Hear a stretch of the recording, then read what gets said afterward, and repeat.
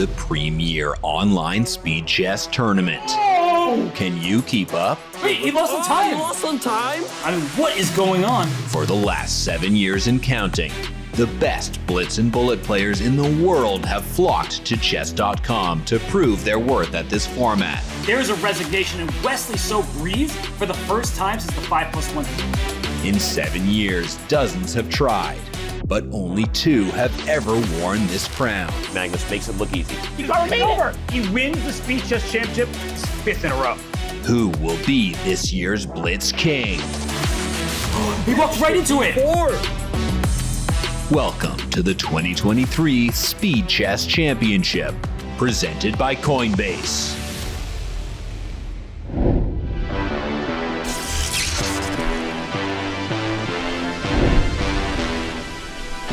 The 2023 Speed Chess Championship is brought to you by Coinbase, and we have a lot to go still, even though we sit in the semifinals alongside Danya Naroditsky. I'm Danny Wrench. And Danya, are you pumped for Magnus Carlsen versus Wesley So? No, Danny, I'd really honestly rather be anywhere but here. Magnus against So. Could Chess.com have come up with a real way to entertain people this afternoon? You know what? I should have known if I preempted you with such a slam dunk, you would totally take it. But we know how excited you actually are. You're like a kid in the candy store, like all of us. And let's remind everybody that this match is going to start in just a few minutes. Magnus Carlsen is taking on Wesley So in this semifinal matchup. Danya, this is going to be a battle of heavyweights, and I cannot wait to get into it. We sit with 4 players left in this year's SCC. Fun fact, Danya, those 4 players are the only 4 players who have ever reached the finals of the Speed Chess Championship. Your thoughts? That fact honestly speaks for itself. It just demonstrates the hegemony that these 4 players have demonstrated, the way that they've lorded over online chess for the better part of a decade now, Danny. Pretty incredible stat. So much to their careers. A lot of people maybe forget that to get to the finals, Maxime Vachier-Lagrave eliminated Magnus Carlsen himself in 2020. There's a lot to these 4 players, but we've talked about the 4 players who are the only ones who ever make the finals. Let's take a look at the 2 players who have won the SEC. The only 2 players to ever have done such a feat. Who might it be, Dan? Danya, that's a young-looking Magnus Carlsen there. Your thoughts? I mean, 2016, that was a completely different time, with different people, different Magnus, younger Magnus, and then Hikaru Nakamura. Absolute domination, 5 years in a row.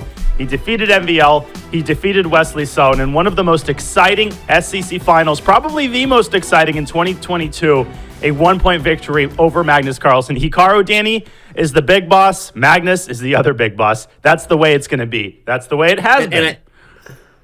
No, sorry, go ahead. I was going to say, and if we take it from the angle of Magnus's legacy, because we're talking about him here today before he throws down against Wesley So, I don't think Magnus is too happy about that, right? It was a thrilling match against Hikaru Nakamura, but he doesn't want this Nakamura facial expression train to continue. He'd like to put an older Magnus, maybe even a Magnus with a beard and some long hair at the end of 2023 as we look at this card here.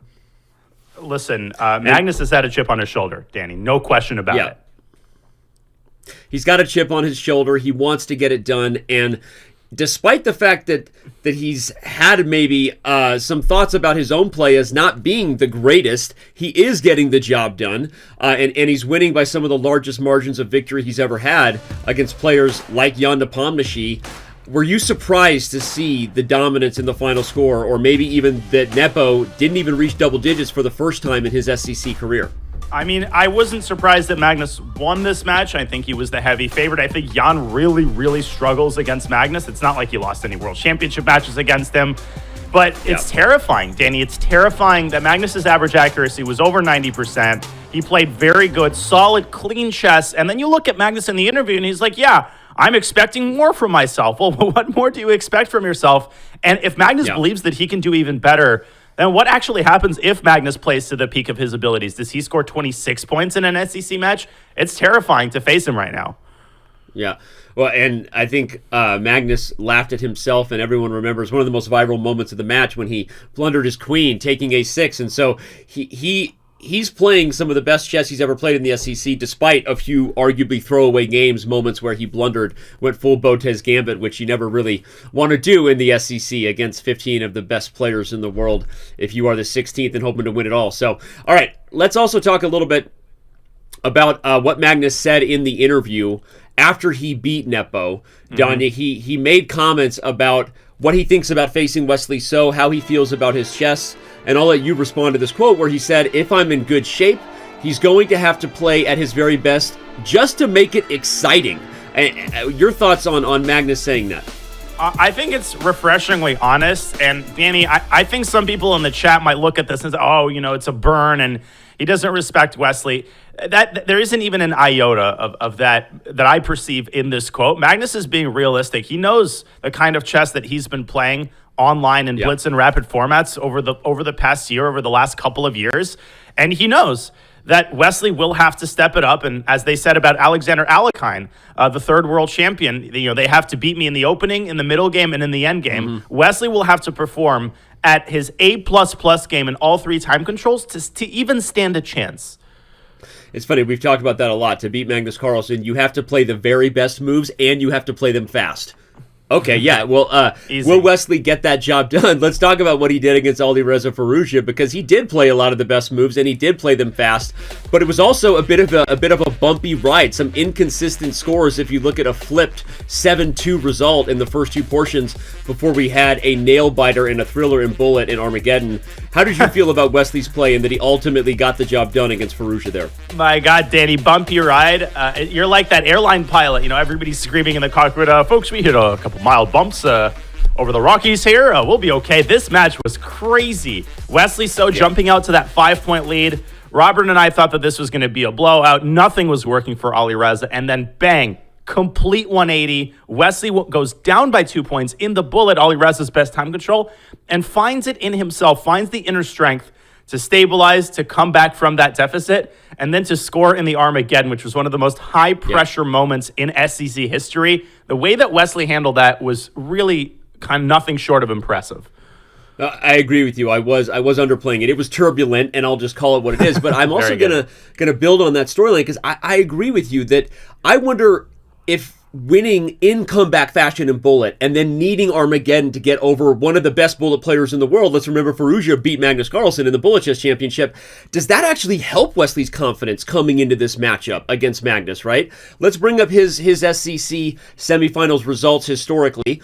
We know that playing Magnus Carlsen is one of the few names he hasn't seen, but your thoughts on how confident Wesley So is heading into this matchup versus Magnus Carlsen? Well, we were talking before the show, Danny. I'll attribute this to you. Confidence is a huge component of Wesley So's success. We have two different Wesley So's. We have the Wesley So of this year's SEC of the Chess.com Global Championship. When he feels that he's capable of scoring, he's incredible. Yeah. He can go an entire match. He can go an entire tournament without losing a game, as he did in the CGC. When he feels that he's not quite in the best form, he's making some blunders, his play slows down a lot. And that's not the kind of Wesley So that his fans want to show up today against Magnus. Well said. And we see a confident Wesley So. You mentioned the CGC. I've mentioned the Fisher Random World Chess Championship in Norway where he beat Magnus. We know that he can get it done. And as we saw there in his SEC record, he's only lost in the semis to one person, Hikaru Nakamura. And Wesley, by the way, has only ever lost to two people historically in the Speed Chess Championship. Those are Magnus Carlsen and Hikaru Nakamura. And so I think if there's a confidence factor that might have been missing, this is the best storyline Wesley could have asked for. He beat Firouzja. It took focus, it took thrills, it took nerves being under control. And will he be able to maintain that now as we look specifically at the head-to-head? We've hyped it enough. Now let's start comparing these players side by side, Danya. What speaks to you in regards to their history in the SEC before we get to their stats on the board? Well, what speaks to me is, again, just to continue that narrative about the two different Wesley So's, right? I mean, you look at 2018, 2019, runner-up, and he came very close in the finals of both of those years. I mean, to keep it within 5 points against Hikaru Nakamura is an accomplishment in itself. Magnus is the more consistent online player, and that's the scary aspect of this for Wesley. So Magnus hasn't had the kinds of performances last couple of years in the SEC. We saw the kind of chip on his shoulder that he had during the World Cup, Danny, and I'm sensing the exact same vibes for Magnus Carlsen this year. Listen, I'm tired of not winning this tournament. This tournament is prestigious. Everybody watches it. I want to make my mark on this event this year, and Magnus Carlsen, when he's on a mission like that, is pretty terrifying. It's terrifying. Of course, everyone already thinking about what would that look like if Magnus and Hikaru had a rematch. But Wesley So would like to say something about that before Yes, we just consider another epic match of these two heavyweights in Nakamura and Carlsen. Let's look at our Deloitte game analytics. Remember that Deloitte is industry leader in their world, partnering with Chess.com to bring you these insights and the game within the game. Let's talk about the stats as we compare Magnus Carlsen and Wesley So. I'm just going to jump right to the punchline because I think it relates to the Firouzja victory Wesley had.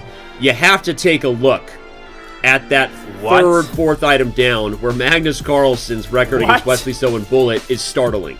What? 22-0 with only 2 draws, Danny? And we verified this is real. Yeah. I'm looking at this. I knew this stat before the show, and I still can't believe it. Yeah, it's wild. It speaks to the things we've talked about, that when things go off the tracks for Wesley, they can really go off the tracks because no one just loses 10 games like that at this level. But it's the reason I said, if that ends up being the storyline and Wesley So can build on the confidence of beating Firouzja in Bullet, who beat Magnus Carlsen in the Bullet Chess Championship, do we see that line item in Bullet change big time and Wesley So reverse his fortunes against Magnus Carlsen?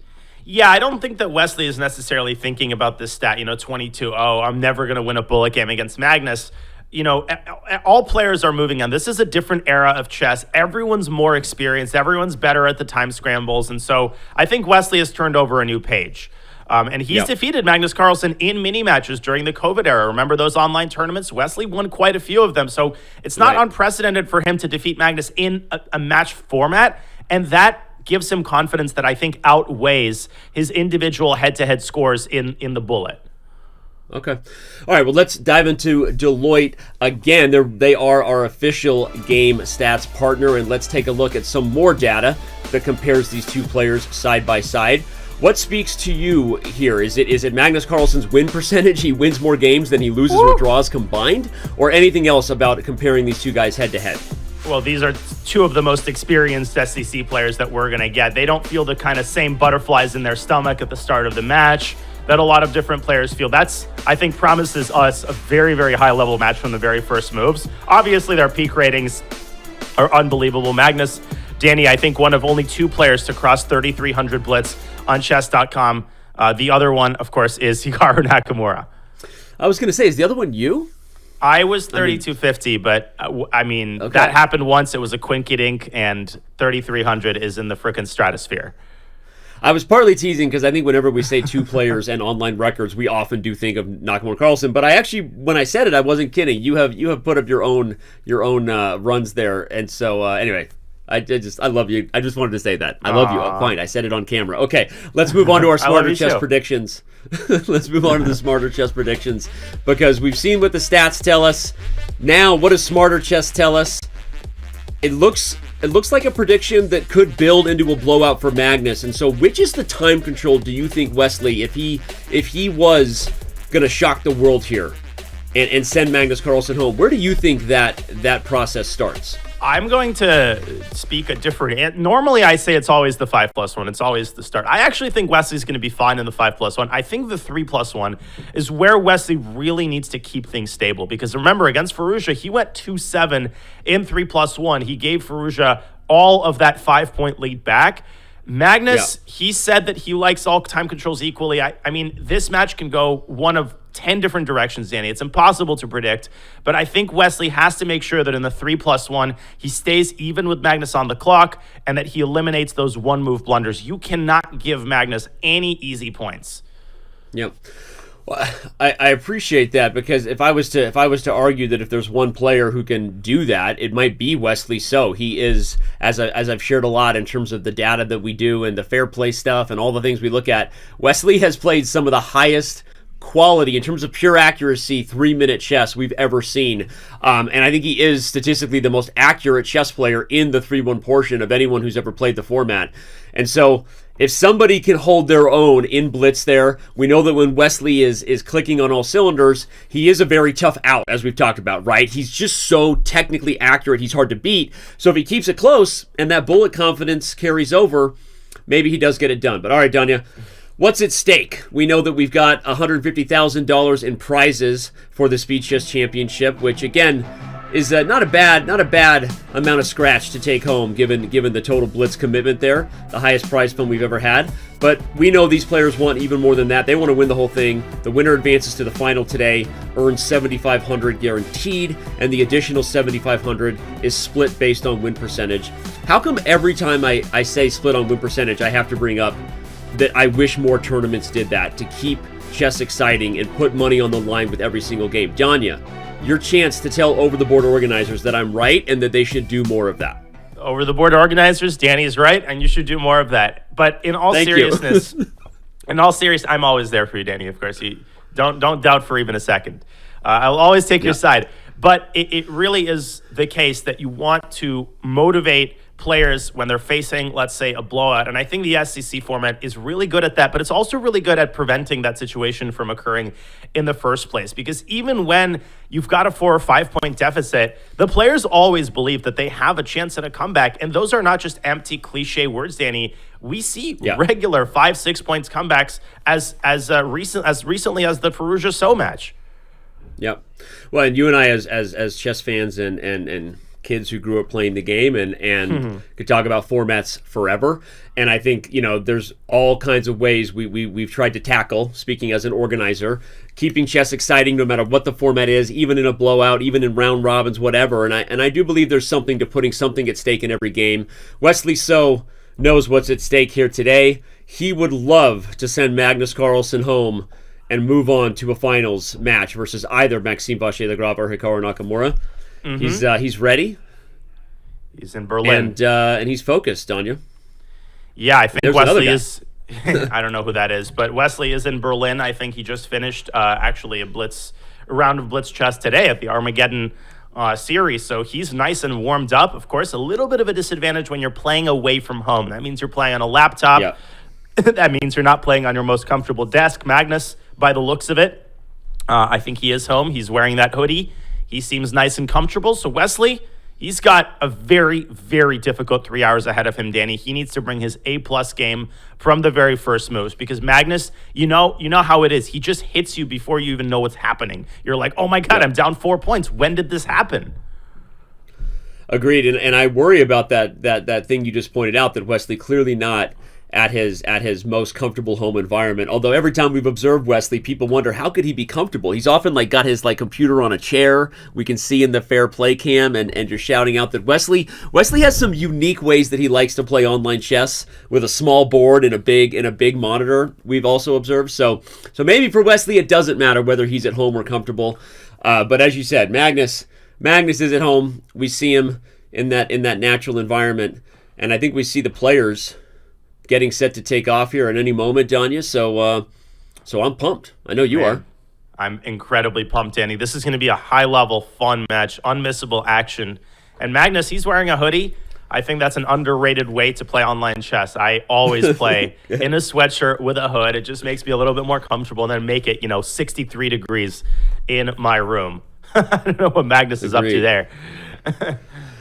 Well, here we go again, everybody. It is again the Speed Chess Championship. It is again presented by Coinbase. We've already got about 5,000 plus of you on YouTube, 3,000 on Twitch. We know that's going to build throughout the day because guess what? We have liftoff. It's Magnus versus Wesley. And we have, what do we have here? Are we going to get a Berlin? Bets on the Berlin.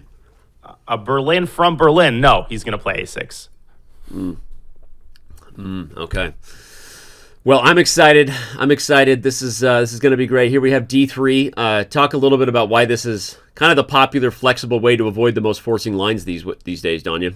It's been called a sideline, but I don't think it should be referred to as a sideline anymore. I mean, D3 is essentially as popular as the main line short castle, and short castle allows the open Ruy Lopez where black takes on e4.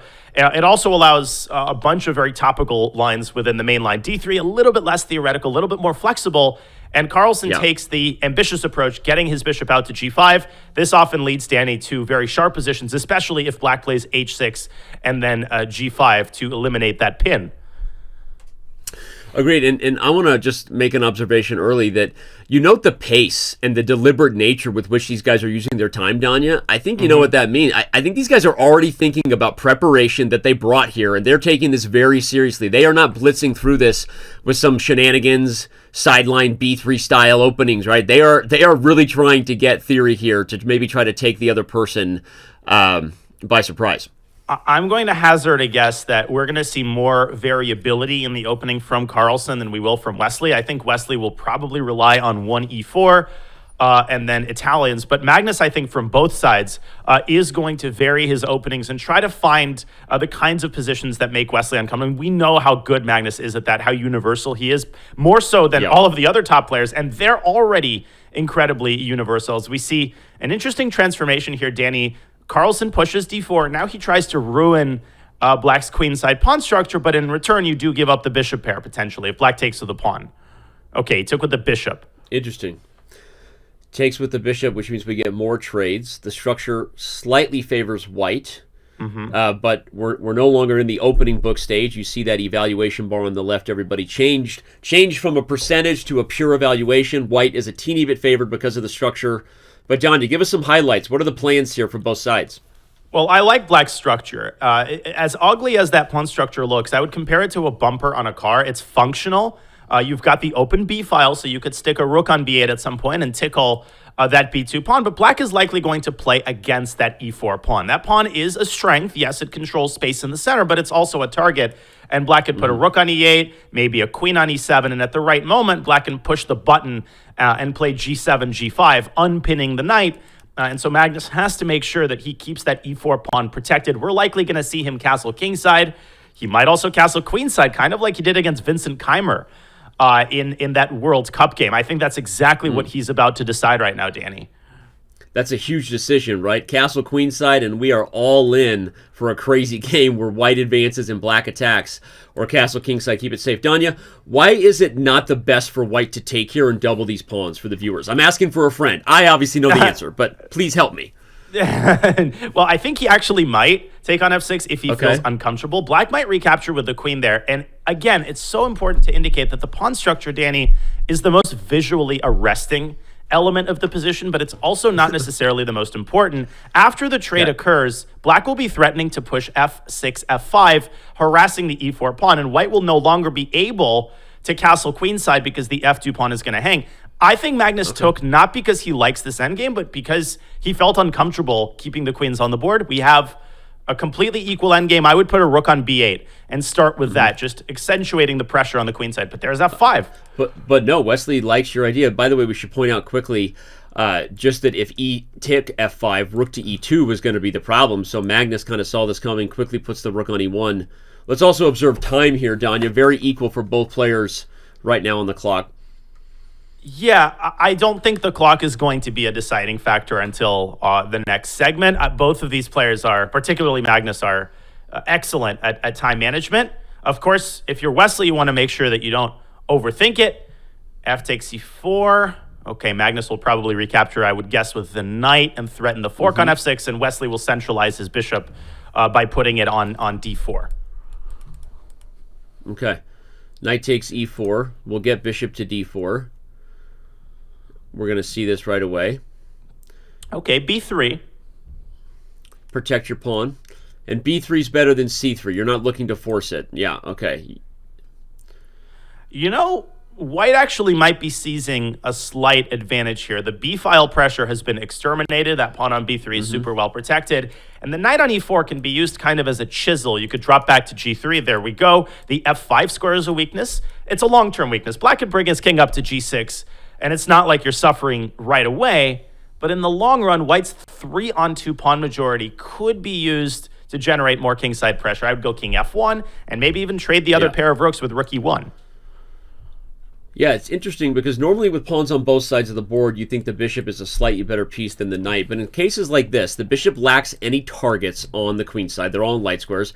And the pawn weaknesses kind of afford the knight some flexibility to kind of poke and prod, right, Danya? So, in fact, he's doing exactly that plan. He's kind of saying, look, maybe my winning chances aren't great, but I actually like my knight versus your bishop in this endgame. And you and I often say that the knight is the peskier piece to deal with low time, right? Even if objectively the bishop is doing fine. So what kind of chances are you giving Magnus to squeeze this one out potentially? Major chances, especially if the rooks come off the board. Black will no longer have any chances to create a passed pawn on the queen side. That's the big problem. It's not that the queen side pawns are weak per se, it's that it's very, very difficult to counteract white's pawn majority, which is a healthy majority, by creating a passed pawn on the queen side. I really like Wesley's decision, though, to keep the rooks on the board and play for active counterplay. He wants to push a4, open up the a file, and activate his rook on the second rank. Practically speaking, I think it's a better chance than trading rooks and suffering ad infinitum. Yeah. Okay, sorry, I lost my focus there because it was a funny comment in chat. Oh, chat, you're distracting me again. But okay, a4 for black makes sense. a4 for black makes sense, and then we get an open a file. But here we see rook g4, and the king has a big decision to make, right? Because if you back up, you're looking at tactics like this, and if you come toward the center, you're actually split from the pawn. And I don't know if there's an immediate way to take advantage of that, but white has weaknesses to poke at long term here. Yeah, and how do you do that? It's hard to coordinate your piece tandem if you're white because a4 is looming large. You want to make sure that your pieces can defend the c2 pawn in the long run. So king e2 comes to mind, but king e2 maybe walks into a check on e8. He brings the knight back to e2, tossing the bishop back. C3 and the bishop and f4 traps the bishop. Oh, bishop I think e5, this is the idea. So wait, which line? Bishop e5 is what I would do here with West. Try to induce f4. And Danny, f4 would have been a terrible move because it would have sectioned off the rook, which now laterally moves to a4, pressuring the a5 pawn. Good move by Magnus. Yeah, pressuring the a5 pawn, but also stopping black from getting any counterplay. You never want your rook defending a little guy, and that rook is stuck defending that weakness. Though I think we should watch out for some ideas of this bishop getting out of the comfort zone or lost in the woods. It's not clear yet, but all right, g3 is played. Magnus just playing flexibly on both sides of the board, also preparing maybe an entryway for the king. Yeah, what's infuriating for Wesley, he's got weaknesses on both sides of the board. a5, of course, but also h6, so the rook could trampoline from one side of the board to the other via the fourth rank, on demand. You could go rook h4, rook a4, so black is essentially at white's command. And speaking of rook h4, I think he's trying to garner the f4 square for his knight, but he's saving that check for a rainy day. Yeah, I like that. Patience. Not just for a rainy day, but also for time pressure. You never want to play forcing moves when your opponent is clicking down on the clock because then they have a forcing response. Playing poke and prod chess, I think, is one of the last skills people really develop in chess, Danya. Being very patient, because look what happens. People make mistakes when you leave them to their own devices rather than forcing moves. And I love this patient approach from Magnus. And they make mistakes because they're sick and tired of defending passively, but the moment you try to make an active move, the medicine is worse than the disease. Rook h5, chiseling at some of these weak squares in the center. Now, knight d3 is a huge threat because you won't be able to defend c5. I think Wesley's only chance is to push a4, essentially close your eyes, and try to create queenside counterplay at all costs. But with 30 seconds on his clock, I'm really worrying about Wesley's practical chances here. He might be losing this first one, but there's a4. He plays a4. Magnus going to think about the right way to... Yeah, knight d3 was the other real threat here because that c5 pawn is going nowhere. c4. And if you play rook a5, there's b4? I would play c4 and rook a2. And Wesley finds the only series of moves that guarantee practical drawing chances. 14 seconds, though, and he's got a long defensive road ahead of him. What a nice idea. Create a weakness, go after the c2 pawn. Unfortunately, still tough. Ugh. Knight b4 is a fork on the a4 rook and the c6 square. Magnus pops in with check. Can't go back. You get mated. Have to go forward and give up d4 with check. No, rook takes d4. It's over. Just two extra pawns. The pawn. That was a sneaky problem there that the knight was forking a rook and a square that led to threatening checkmate. And this is This is a very Magnus-esque game. Look at that game mark bar below, Danya. I call that the Magnus measurement tool stick. I just made that up. Because look at the game, Danya. It's stick. Even. No, but Danya, seriously, look at it. It's even, and then what happens for Magnus's side? It's almost magical the way that he's able to create these chances out of nothing. I mean, he traded on f6 as he wins the first game by taking f7. That'll be 3 extra pawns. Wesley resigns. It's equal. No problems for black. Boom. In the span of 5 moves, suddenly the position is unpleasant. Then suddenly you're dead lost. And you didn't even make a perceptible mistake. How does he do this? How does this happen? I know that Magnus measurement tool stick doesn't roll off the tongue like the Ammonometer does, which was the nickname I gave it today. But that game mark is something we're going to see. The Magnus measurement where he takes you into the woods, to use the Tal quote, right? The deep, dark woods, and he just gets you lost in there. Are you pouring yourself coffee? I have 2 beverages, actually. One is coffee. Okay. And one is a green beverage, but I will maintain the suspense by not revealing what it is. I hope it's not absinthe. I'm just going to say that. No. Worry not, Danny. I take my commentating duties seriously. The absinthe is for after the commentary. Okay. All right. Well, there aren't many green drinks that you have. Besides AG1, which is a fantastic daily drink to help boost your overall health and wellness. AG1, one of the official whatever sponsors of, hey, I just rolled off the tongue. Danny, here we are, game beautiful. 2. That transition Wesley was amazing. Wesley So gets a knight on e5 in his b3 systems. You said, is this what you thought Wesley would do in the first stage? Or is this a result of losing the first game? Or you think he'll poke and prod a little bit?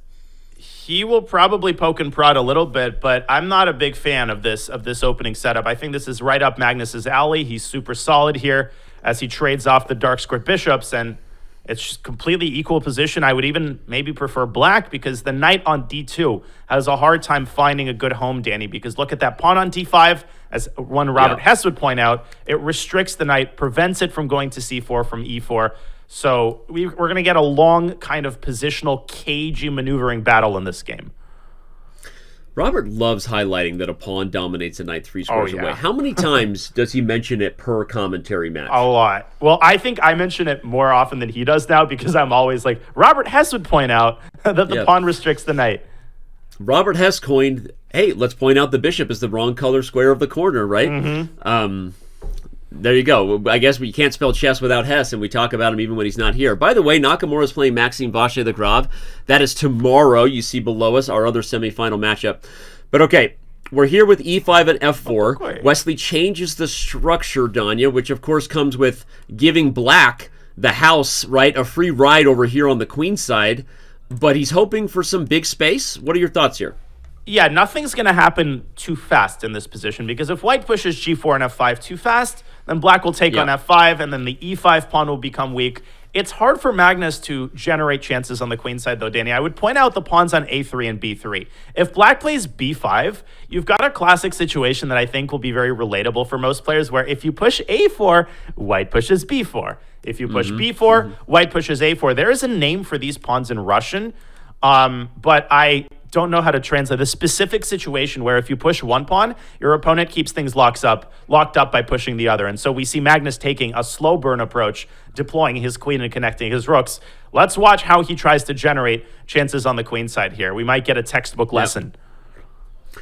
I love that. And it is a very common defensive maneuver to put your pawns side by side to lock it up just like this. But note that Magnus pushes it first so that maybe now when c5 comes, it's maybe a little harder to keep it locked up. And in fact, Magnus does it justifying his queen on c7 and not allowing white to have fully locked up the queen side. So I get that answers your question, John. That's how he was going to do it right there. Yes, but now he's got that weak pawn on b7, and Wesley can say, wait a second, 2 can play at that game. You're not the only, you don't have a monopoly on the queen side, and you've got a really bad bishop on h7 that's biting on granite. So whatever you do, keep that pawn chain healthy to keep black's bishop out of the game. I would even trade queens here and either stick a knight on d4 or maybe play this cagey move rook to a2 and then knight d4 to make sure that your pawn is well protected.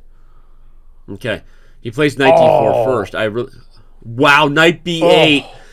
You put the knight back on its original square so that you can come to c6 and get rid of the key centralized defensive piece of c2. That's the reason the eval bar switched, by the way. The computer suggested knight b8 is the best, and by the way, Magnus found it in just a few seconds. He found it instantly, and now after b takes c6, which I think we're going to see, both bishops are out of the game. White's bishop is facing the same plight as Black's. It's also going to be staring into a pawn chain. Black could also put that rook on c3, and much like the last game, remember Magnus's rook on a4, it's the same type of thing where Wesley is the one tied down to that weak pawn on a3. I think it's still equal, but I feel like Wesley's going to get a little bit uncomfortable here because he was better going into that endgame, and he missed this brilliant knight b8, knight c6 maneuver. But let me play devil's advocate to that, because Wesley has the only open file. You can put the rook on a2, and this bishop, you pointed out, is still deadlocked. Like, what exactly is stopping White from improving the king? I guess the problem is when I get there, where do I go next? If I go too far, I can get myself in trouble. But I'll ask it this way: what is Black's plan here beyond just the improvement of rook c3? No, Danny, your point is very well taken. I'm starting to change my mind about this position. And I think the reason Magnus didn't put his rook on c3 is precisely because if the king reaches d4, the rook literally was going to be trapped.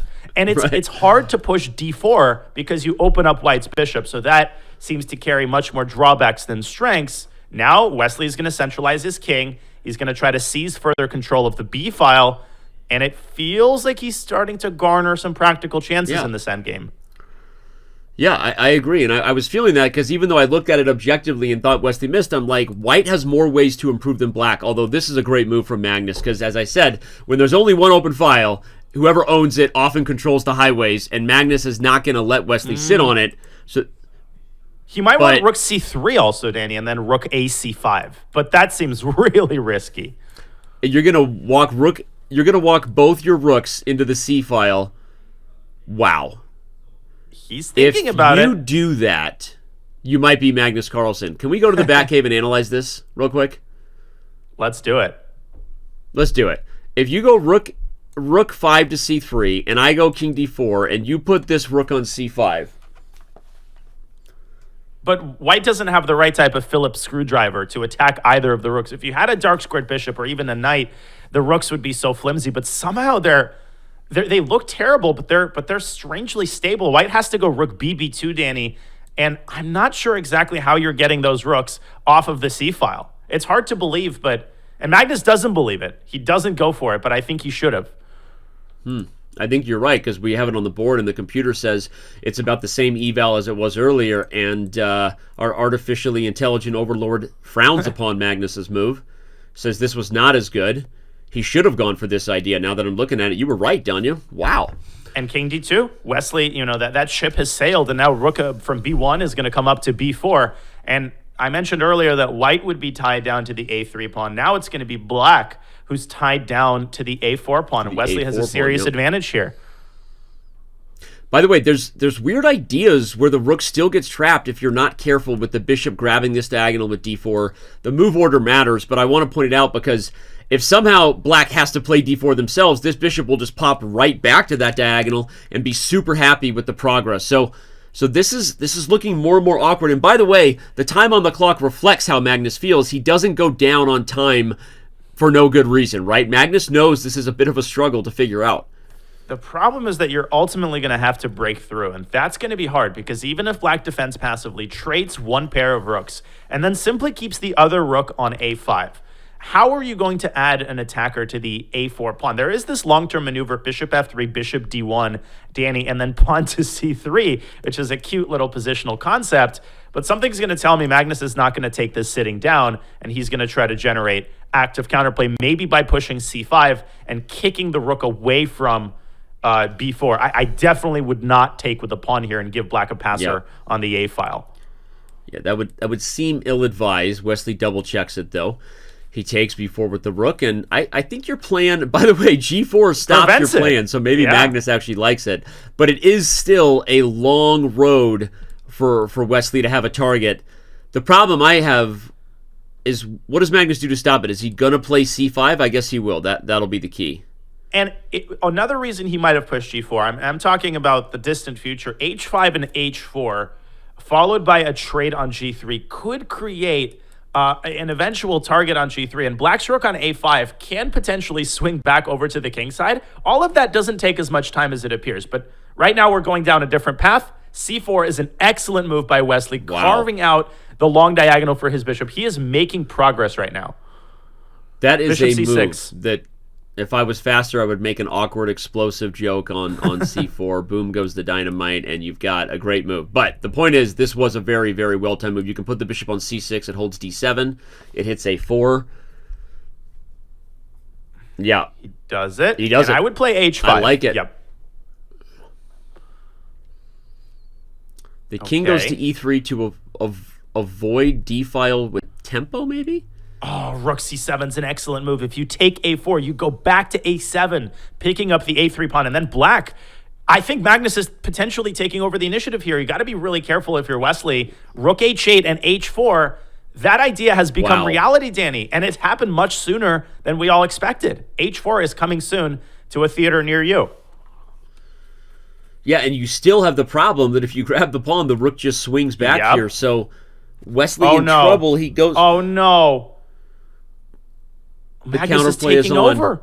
Magnus is taking over the game. Rook a2 if you go to the third rank. Rook g2 or rook a2 are next, yeah. Oh my gosh. Bishop takes a4. Rook takes a3, forking the bishop and the g3 pawn. It's like a knife through butter how Magnus's rook is operating in this endgame, and black is now winning. This is just fascinating here. And again, not exactly the Magnus measurement yardstick thing we normally see, but it did eventually turn around. We see that he kept it equal, and he's put himself in a position to maybe win. Wesley is also way down on the clock. That turned around fast. And again, where was Wesley's mistake? Now, let's not bury him yet. He's still trying to hold the draw. Rook c7, but bishop takes c4, bishop a6, there was maybe possible. Now Magnus is likely to push g3, and your issue is that you can't move the king up to g2, Danny, because the bishop from c4 moves back to d5 with check. That's why Wesley got his rook off of the c-file. Still some chances for white. Magnus has to find the time to bring his king up to g6, but now that's hard to achieve. I was going to say, but the problem is that rook f2 comes, and Magnus found it. Okay, now Wesley holding on, but the mating net now starts to feel very real the moment this rook flips around. Okay. There it comes. No, pawns are just falling. He's going to win the e5 pawn, yeah. Yeah, I don't think he's got chances Wesley here. is living on the increment here, which is never a place you want to be against anyone, and certainly not the highest-rated player of all time in Magnus Carlsen. Good try by Wesley, though, targeting the f7 pawn. Magnus down to 1 second. He's got to keep an eye on his clock. Whoa. That was a panicky move. He got back with his king. He goes back to d8 now to kick the bishop out. He's going to offer the trade. Okay, the rook ending, I guess, also would have been losing. God, Wesley holding on. Bishop e8, and he's going to make the draw. Bishop takes f7. What a stellar defensive move there from Wesley to get that pawn. Okay, I don't know that the draw is in hand just yet, but it should be a draw with best play. Now, in a classical game, Danny, white would even contemplate taking on e6, but imagine defending rook and bishop versus rook on the increment. Magnus is still trying to weave some sort of a mating net, but this is going to be exceedingly hard to achieve. Rook f4, I think, wins the pawn, and Wesley will save the game. Wow. Huge boost of confidence for Wesley So there. Even though that got away from him where he was better, the fact that he was objectively lost and somehow snatched stalemate from the jaws of defeat, that's the confidence you need. And we've said from the beginning, for those of you who were with us, we previewed the bleep out of this thing, and one theme remains consistent throughout Wesley So's career. When he's confident, he does things like win the Fisher Random World Championship, and he does things like win the Chess.com Global Championship. When he's not confident, Danya, he does things like lose 11 games in a row to Magnus on Chess.com. And so that's a huge moment that he didn't lose those first 2 games to start today's match. And Danny, you took the words right out of my mouth. We really complete each other's sandwiches or sentence. I mean, I'm into whatever you want to complete. I'm here all night to complete sandwiches. Go ahead. I would love a sandwich right now. But Wesley, he didn't win that game. And, he did get that lost position out of an endgame where he seemed to be playing for 2 results. Although you're never playing for 2 results against Magnus. You can lose any endgame to him. But this does grant you a lot of confidence. And Wesley might be telling himself, wait a second, I actually can save some of these endgames. I can compete with Magnus in the endgame. And that was a big practical boost as we see an old school line of the Najdorf. This used to be popular in the 80s and 90s. this weird opposite colored bishop middle game with 3 pawns on the d file. Yep. Yeah, this is funny stuff because opposite code bishop endgames, super drawish. Opposite code bishop middle games, if white gets going on the light squares, this becomes a very, very dangerous position for black to hold. And they have a lot of time on the clock here, which tells me both of these players at least know something about this one, even if they haven't looked at this theory in a while. Yeah, this bishop g5, bishop takes f6 line, I think Vladimir Kramnik pioneered some of the ideas in the early 90s, and it's always kind of stuck around as a good backup system to the more topical responses to the Najdorf, like bishop g5, and now, of course, the English attack and 6h3. I think the position is dynamically equal.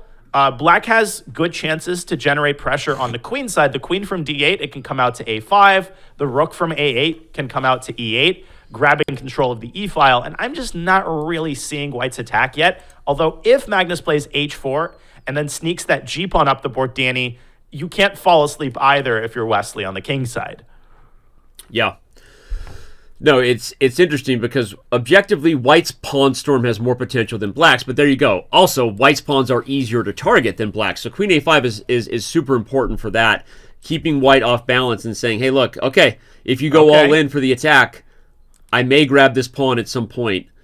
Note that it's not a thing you really do right now, but if one example is if you take with the queen, I think that white can just trade and win material back, but okay, rook e8 instead, which is the move you were calling for.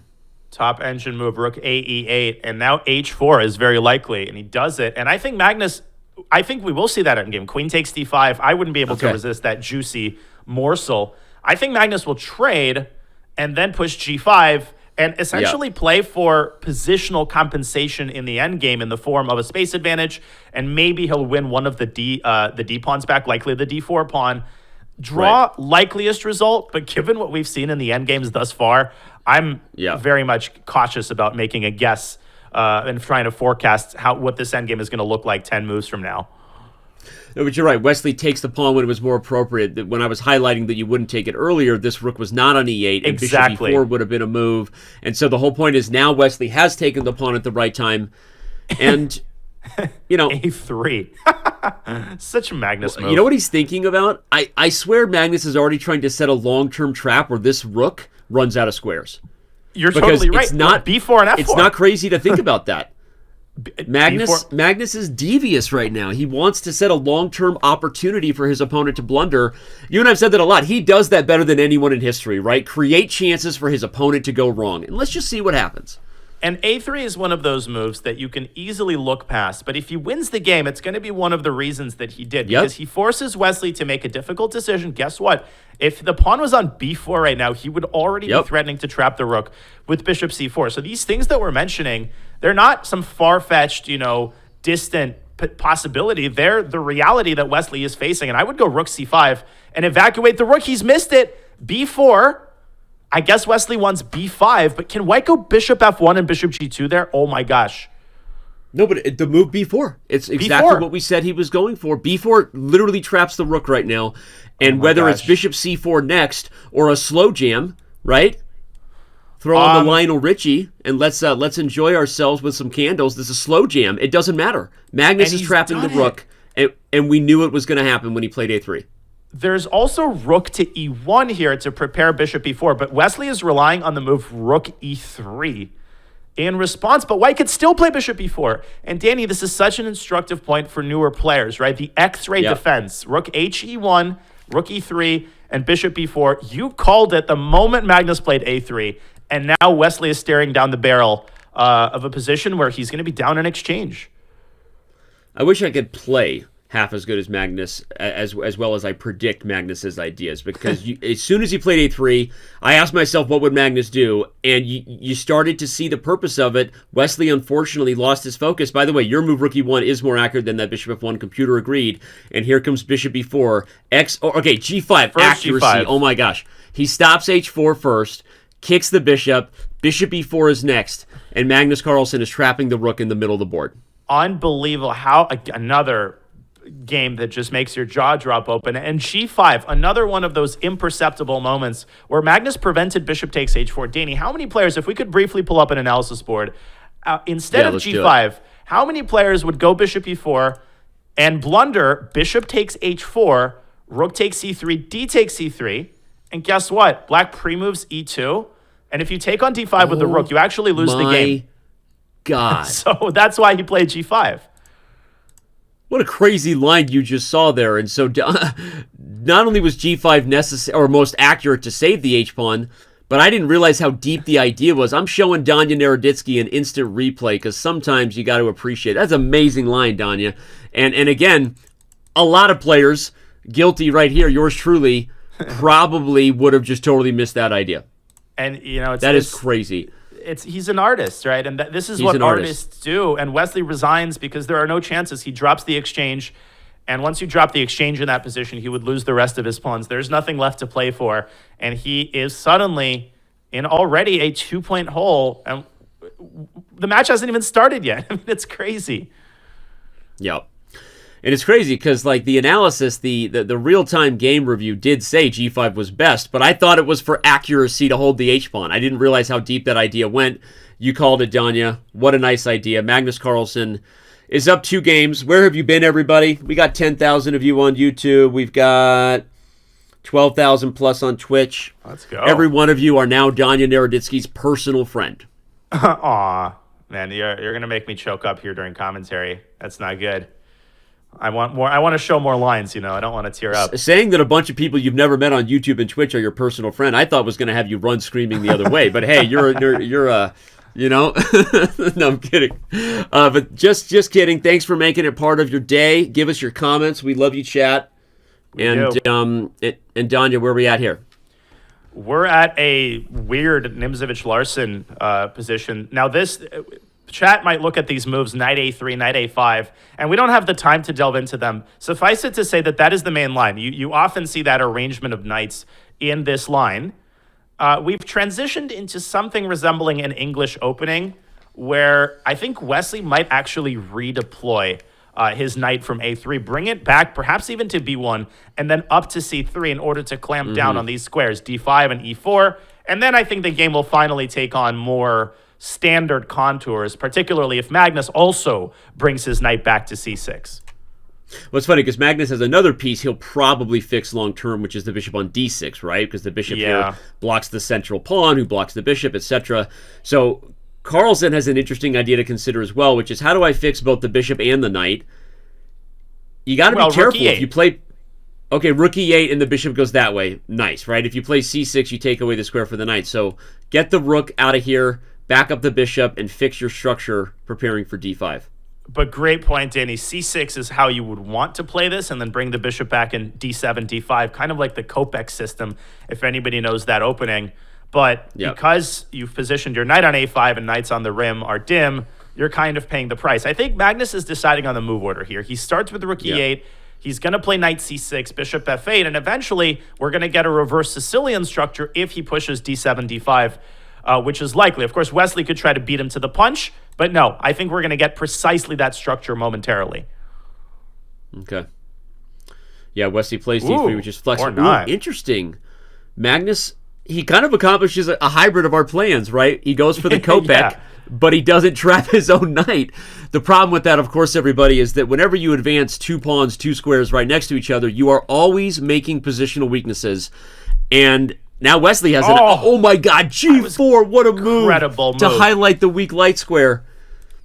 And this idea, oh wow, Danny. Yeah, go ahead. No, I was just quickly going to add that this idea in the English was popularized by Shakhtar Mamedyarov 10 years ago or so, where he started basically pushing G4 in these quiet positions. And guess what? G5 is not just a paper tiger. It literally traps the knight. And if black plays H6, H4, and you've merely thrown oil onto the fire on the king side. But go ahead.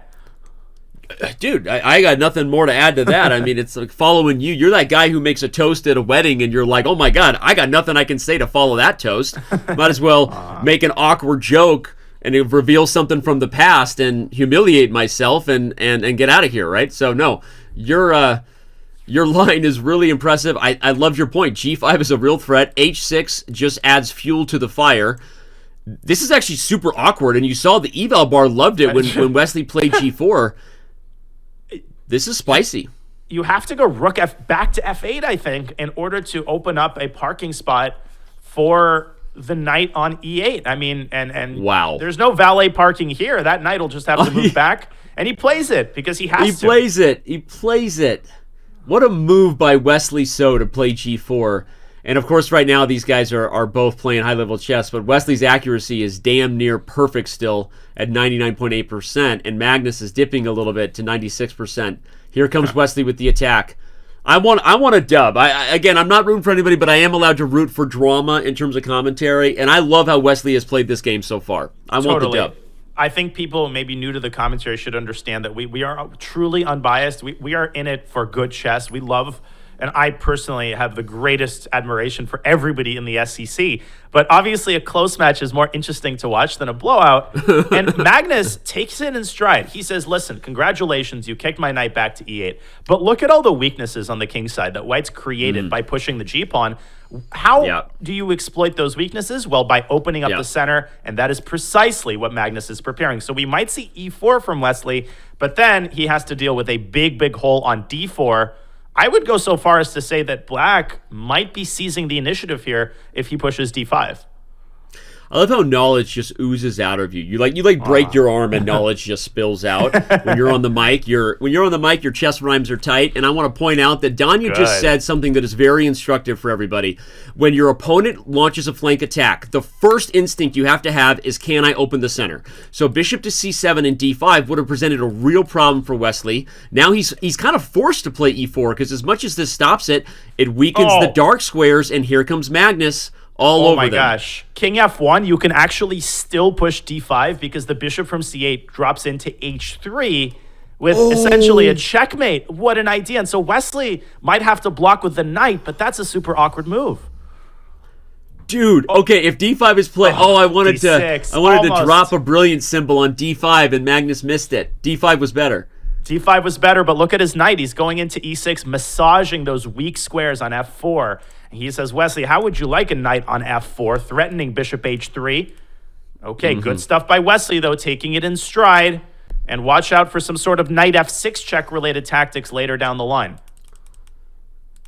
This is some spicy chess, though, regardless of who wins, and I'm loving it. H4. Okay. No, but this is horrible. Yeah, this is getting worse for Wesley by the second. Here comes the knight. Here comes the F5. bishop. Ugh. Uh-oh. Whenever Danya starts making sound effects instead of words, we all get a little antsy. Ugh. Yeah, it's not going in the right direction for Wesley. When was the last time you dropped a whoop? It's been a while. I'm saving it for, the right occasion. I think we're close. Yeah, okay, good. F5 is played, you called it. The F-file will open up either by en passant or by the old-fashioned way, and Magnus is going to bring the house over here to the king side. Okay, but what now? It's very much in Magnus' style to play a move like bishop to D7 here. He likes to sit on the position, right? A lot of people, I need to go for it. Magnus, he likes to improve on the other side of the board. B5 maybe. I think he's deciding on his approach right now. Bingo. I'm proud of myself. No, you were right. And I'm sitting here like, where did the game go wrong again? Wesley, E4. Yeah, I guess he panicked there and allowed this bishop E5 check. Sorry, I'm just like, how did this game get away from him? Not that it's over by any means, but he's down under a minute again. Magnus is on the grind here. The F-file is crying, if you're looking at it from White's point of view. The F-file is crying. And, yeah.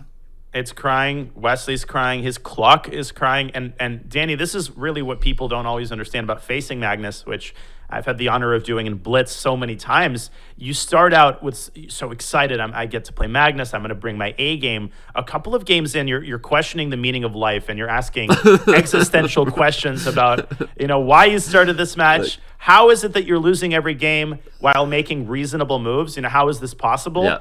And then you come to the conclusion that Magnus isn't human. That is the path that you always end up taking. Yeah. Why do I even play chess? Unfortunately, is how that can feel. Oh my God, he takes with the ED. e-pawn. I wasn't even thinking about the e-pawn because it's and he just opens up the e-file. Wow. It's so funny how that's the obvious move, but like a little bit counterintuitive to the first Totally. eye meets brain, right? Danny, taking away from the center. Why? Because the queen on e7. Look at the way his Yep. pieces are in such perfect harmony. It's like a symphony of each piece fulfilling a very specific role, and the boa constrictor is winding its tentacles. I don't think a boa constrictor has tentacles, but you get what I'm saying. Hey, you get it. We're inventing new animals here, like the liger. Okay, my favorite animal just happens to be a liger. Bishop e8. Bishop e8, the queen will have to back up. The bishop might even just come to... Oh, yeah, Wesley just throws just in the towel there. resigns. Which, by the way, if we back up and just appreciate, this is not over at all. Wesley's played really good chess. He just also has played Magnus Carlsen. And that's probably the right strategy. Like, why take another 3 minutes off the clock? Psychologically abusing yourself because you're in a bad position. And two, look at the countdown clock. You just got below 50 minutes for the first time today, right? 48 minutes plus. You got to get a dub or two here in the 5-minute portion, Danya. And this is what Wesley was doing to Alireza in their match, right? This is exactly what started happening, except Alireza is amazing, but Magnus is Magnus, right? If you go down 5 points against him, there's zero guarantees that he takes his foot off the gas pedal. Most people, they do subconsciously relax. Magnus is almost the other way around. I think Wesley is like that as well, generally speaking. But you get into a big deficit against Carlsen and zero guarantees that he's going to give you a single chance throughout the rest of the match. Yeah. Yep. It can be ruthless. It can be brutal. Wesley Okay. is Ruy Lopez. amazing. Agreed, chat. Sorry, go ahead. No. Go ahead. Agreed town population Just too. reading comments, rooting for both players. Yeah, we're rooting for everyone. We're rooting for a close match. Right now, I'm openly rooting for Wesley So to get a dub, but you have to appreciate what's happening here. As a Magnus Carlsen fan, we've been watching him do this for many a moon, as they say scientifically. It has been many a moon since we've seen Magnus play chess like this, and it's amazing. Well said. And we have another we have another Ruy Lopez where Wesley has deployed his bishop to a7, much like you do in the Italian. And this position looks much more like an Italian than a Ruy Lopez. Recently, we have had a lot of lines that end up transposing from the two openings. And I actually think we do have a direct transposition into a line of the Italian. Yeah, and again, that can often happen in Ruy Lopez when black brings the bishop to c5 versus the, I guess, slightly more traditional square on e7, the archangel development of the dark square bishop. You can have this same structure in a lot of Ruy Lopez's for black, everyone, but that bishop is over here. So this is an interesting change, gets us in an Italian where black kind of hopes for some long-term play, where that bishop is a sneaky kind of spying ninja in the long game. And c5 poses serious problems for white in the center because if you go d5, then black often pushes c4 and reopens the diagonal for the bishop. Magnus takes a different approach and keeps the tension in the center, tossing the ball back into Wesley's court. Now Wesley has to decide, okay, am I keeping the tension or am I trading one more time on d4 and then applying pressure on the e4 pawn as a result? I think it's in Wesley's style to keep the tension with a move like bishop to b7, and then maybe rook c8, just trying to put some heat on the queen side. Yep.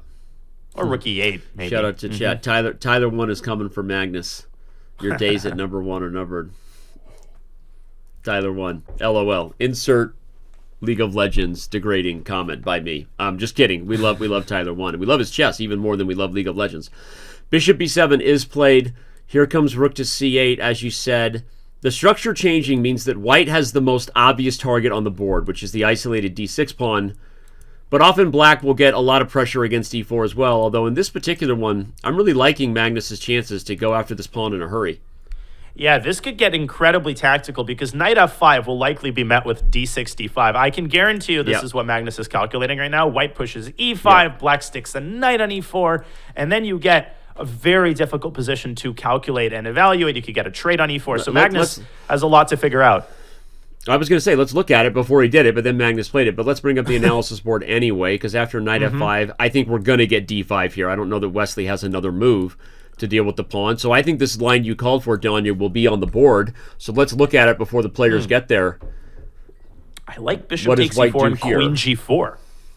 That looks Whoa. sexy. Oh my gosh, I love it when you talk dirty like that. I love it when you talk like that. The Prophet strikes again. By the way, speaking of the Prophet, where is the Danya Naroditsky emote on this palette? I don't mean to call out my entire team and myself in the process, but this palette of faces has not been updated in way too long, and we need a Danya Naroditsky emote ASAP. Danya, I'm on it. I'm literally going to tell staff right now, clip it and ship it. Where is the Danya emote? Well, thank you, Danny. I'm really touched. I am just like, how did I do this? Let's clip that. Danya emote is a must. I can't wait. Send it to the product room. All right, we got it. We're all over it. All right, Danya. It didn't quite happen. So where are we at in the live game? Okay, we did played get bishop 94. Okay. Which is also a completely reasonable move, just eliminating black's strongest piece. Now Magnus is better here once again, I think. Yeah, a slower move than the bishop takes e4, queen g4 forcing manner. But, it's also a positional one because you're highlighting that this pawn is actually, regardless of a weakness, it's actually not very good where it sits, right? Because it kind of blocks black's pieces and keeps them inactive. The one question I have, though, Danya, is e5 is a pawn here. And what's going on with that? Like why can't you take it? Yeah, I'm just missing tactics. If you take it here, then there's bishop takes a7 and queen d4, I believe, forking the knight, the rook, and the g7 pawn. Very important, because that's what happens if you drop your knight from e5. If you play bishop takes e3, knight takes e3, which he did, by the way, the position on the board currently is takes queen b6. I don't know exactly why he couldn't take on e5 there. Maybe also queen d4. Whatever it is, maybe Wesley didn't even know, but Magnus gets in your head. He gets under your skin, and you start to trust everything he does is the perfect move. And that's what you really, really want to avoid. Now, Magnus can send his h-pawn up the board. He can eliminate the knight on e4 at any moment, but then you're opening up the d file, and you're giving black's rooks better prospects. So it's a committal decision to take on e4 here, as tempting as it is, and he does. He does. He does take queen it. d6, maybe, yeah, but okay. But okay. All right, bishop takes e4. Oh, he goes for the end game. That's a little surprising. Queen d6. He wants the d-pawn. I'll point out that this knight may not be traditionally dominated by a Robert Hess obligatory three-pawn away, but the knight doesn't feel very good there if you trade on d6 and take. He lacks a lot of squares, and this d-pawn is dangerous.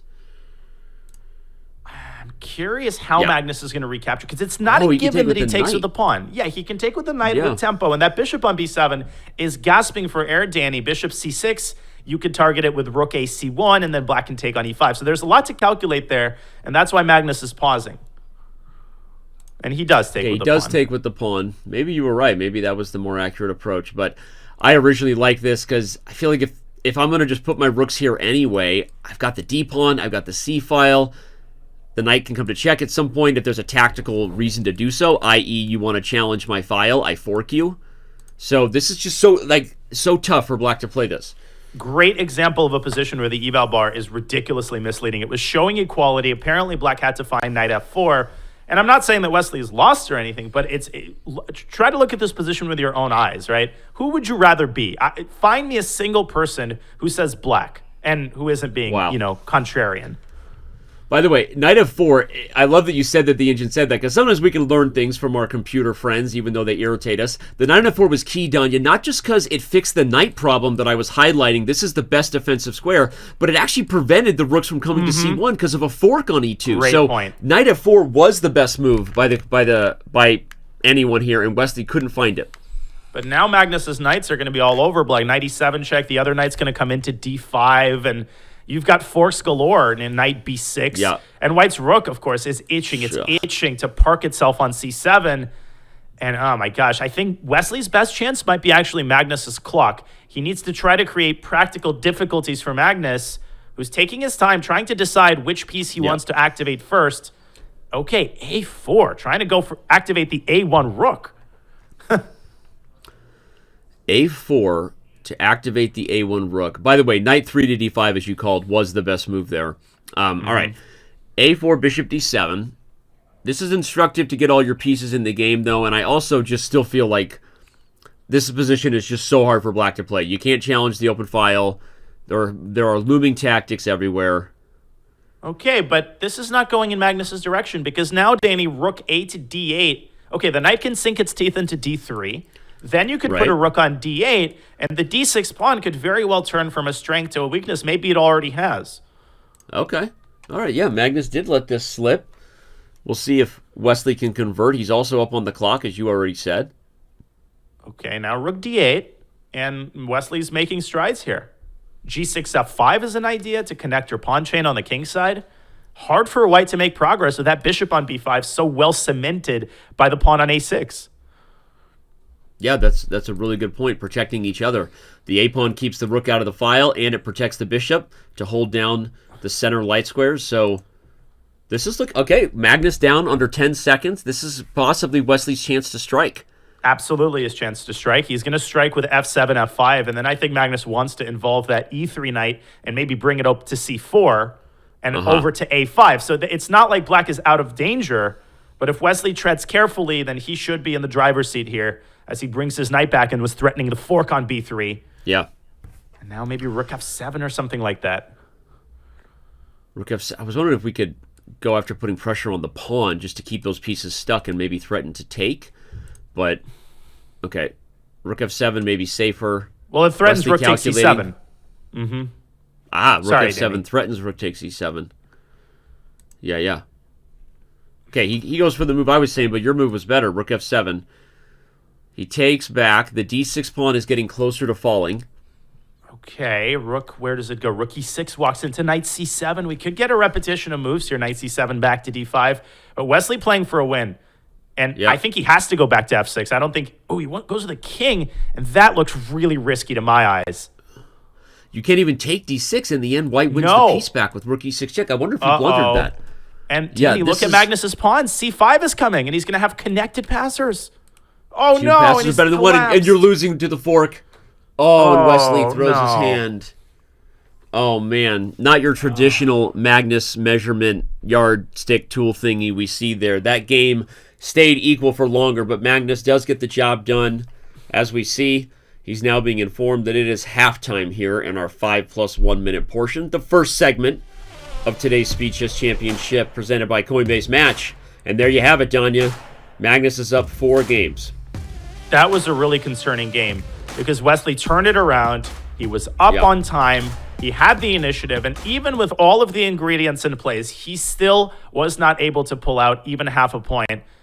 Big changes need to be made by Wesley, but let's not sugarcoat. This is a really, really difficult situation after the first half of the 5-minute portion. Magnus just doing Magnus things.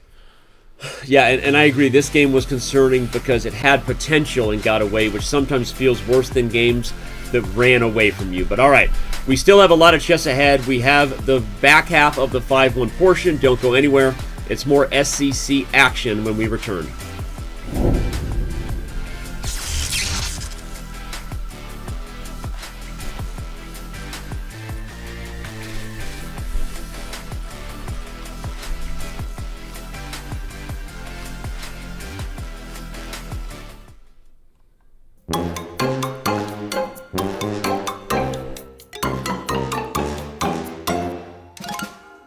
I take AG1 almost daily. I love them, honestly, because they taste great. I know that sounds silly, but not everyone wakes up looking forward to taking a supplement, and I legitimately do because they're tasty.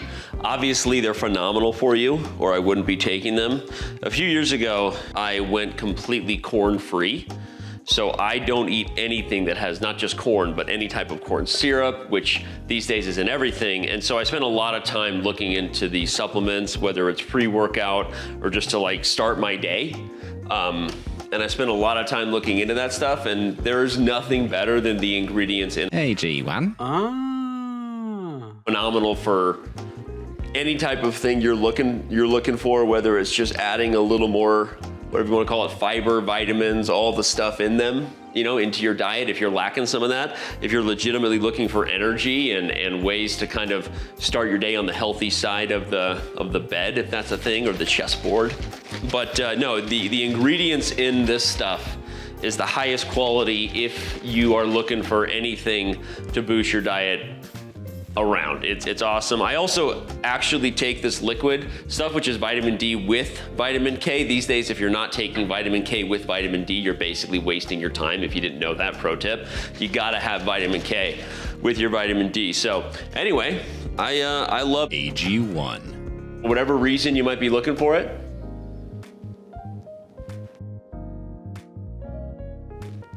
It just tastes so good. Like, honestly, I have to be careful not to drink too much, because then that can be too much for your tummy. But it's phenomenal. Tastes good, good for you, good energy, makes you feel like you're starting the day fresh, and I recommend it. Check out AG1 right now.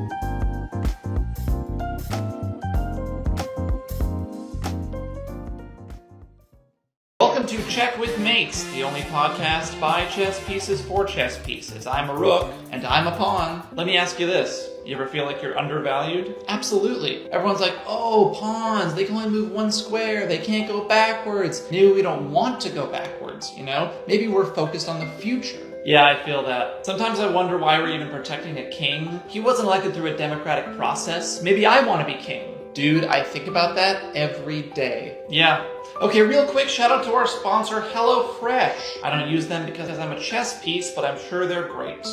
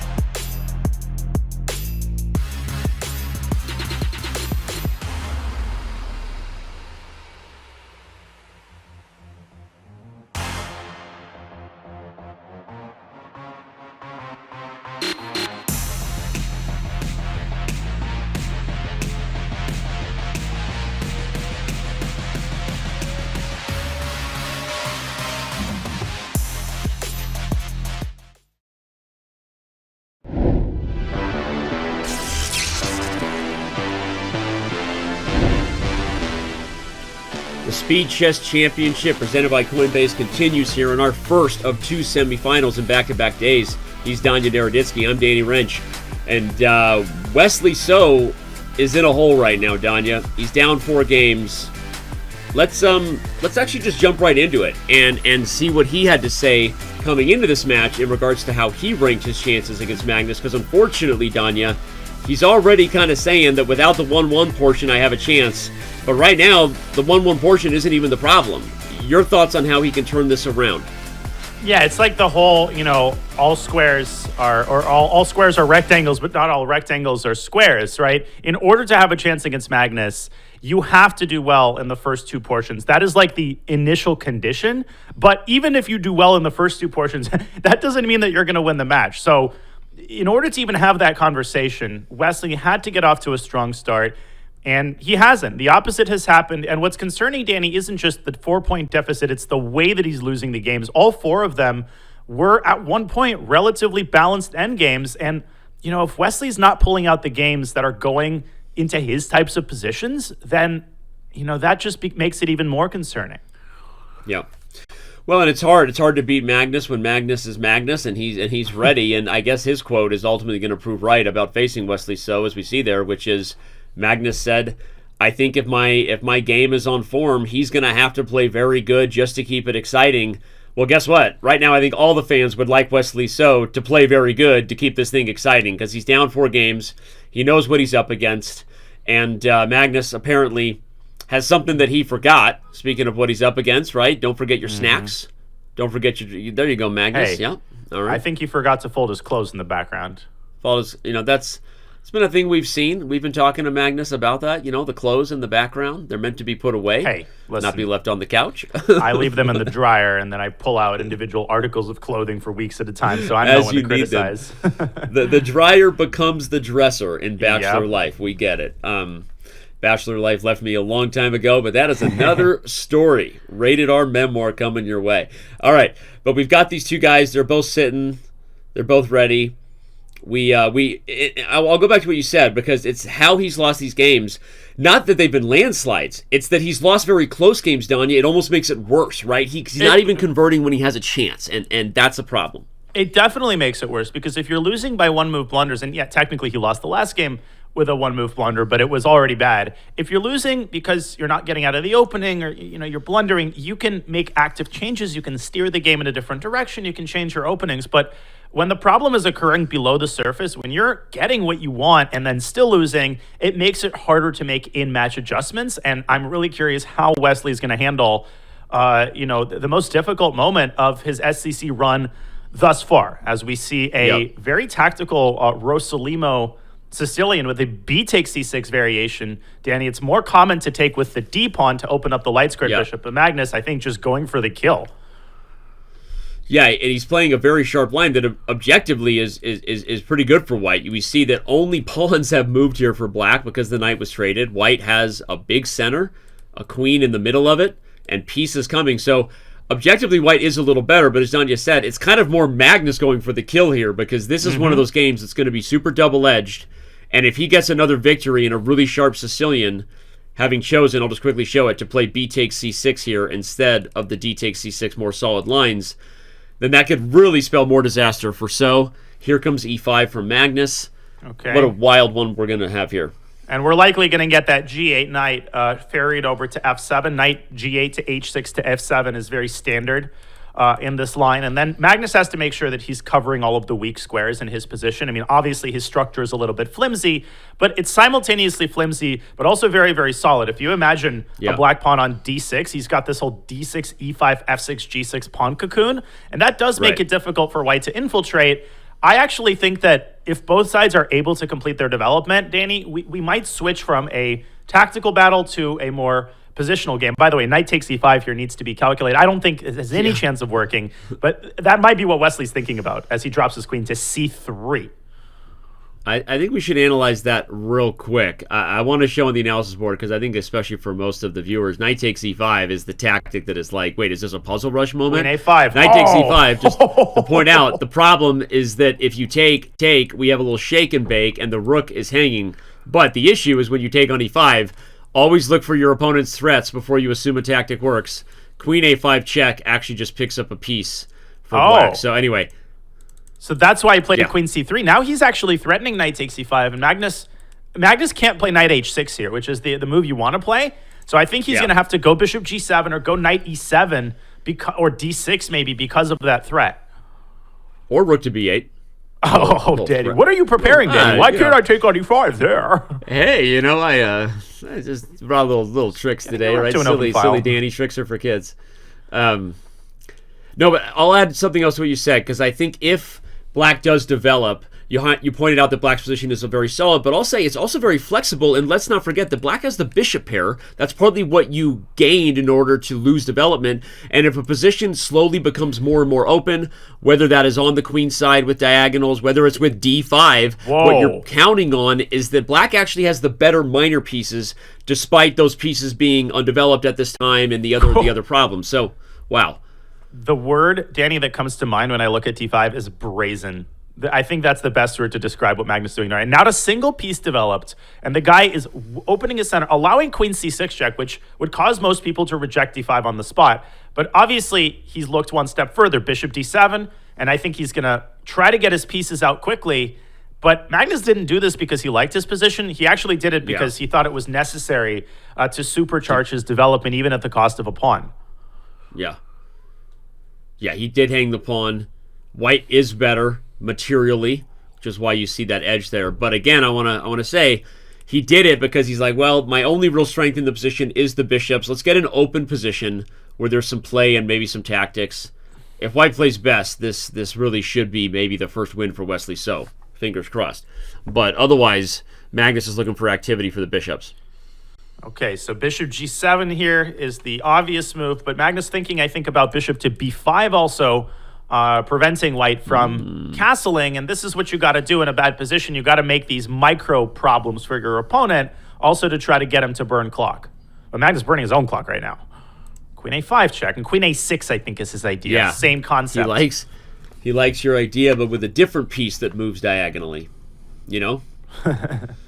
Which one would that be? Not the bishop? I was going to say, actually there is three. One that captures diagonally, but the scientific breakthrough is that they have combined the rook and the bishop together, and it is called the queen. Ooh. Interesting. I like the way you're thinking right now. And when will this piece make its debut in modern chess? I've heard it's coming your way to a chessboard near you. Rook and bishop have combined together. Fun factoid, Danny. Really quickly before we analyze this endgame, the queen used to be the weakest piece on the board in the old Persian and Indian form of chess called shatranj. The queen would move one square diagonally in any direction. And the Russian word for queen is firz, which is not actually a Russian word. It only means chess queen, and it comes from the Persian for vizier, because the queen actually used to be a male figure. In ancient Persia, the king's closest advisor was called the vizier, and that is why the vizier was weaker than the king, because the hierarchy had to be preserved. And then when chess came to Europe, partially due to the influence of Queen Isabella, the queen became the most powerful piece on the chessboard. Okay, we have a game to analyze. I apologize. That was an amazing chess history lesson, and I knew those things, but it's fun to hear someone frame it in a different way. And Queen Isabella changed the game for the queen, and now she's the most dominant. This is great. The knight on d5 is dominant. Not knight on d5 is dominant. Wesley's up a whole pawn. Like, this is not even a pawn with compensation. As Yasser would say, it's a pawn and the compensation. It is a 2-on-1 majority. You convert this game now, or Danya walks out of here, Wesley. Let's go. You have to convert that. I mean, this is a You have to position. convert this game. And Danny, step on the gas pedal. Play. I don't like b3. I thought rook ac1 might have been almost winning on the spot, because that rook was infiltrating to c7. You gave up b2 with check, but the king would have dropped back to f1. This gives Magnus the tempo. He can use it to try to cover all of the holes in his position and ultimately jump to b4 with his knight. If he can eliminate Wesley's d5 knight, the technical task facing Wesley becomes all that much more difficult. Yeah. No, that's totally true. This was a defensive move rather than best defense as a good offense.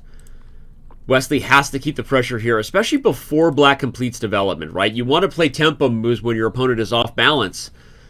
And you got to keep the pressure here. By the way, rook ac1 still just has to be what the doctor ordered here. Let's get our pieces actively making threats. But I'm still harping on that moment where Wesley could have played rook c1 2 moves ago and gotten his rook to the 7th rank. Now I think we're going to see knight b4, and we do. Wesley wants knight c4, perhaps, and we're going to get some sort of transformation if Magnus takes on d5 and then maybe goes rook d7 and starts going after the d5 pawn. Mm-hmm. It's still a good position for Wesley, but I agree. You hate having those games where you keep saying things like, that's still okay, but it's not as good as it could have been. Oh, you're still winning, but maybe not as winning as you were. Those are not words that you want to have come out of a commentator's mouth. No, definitely.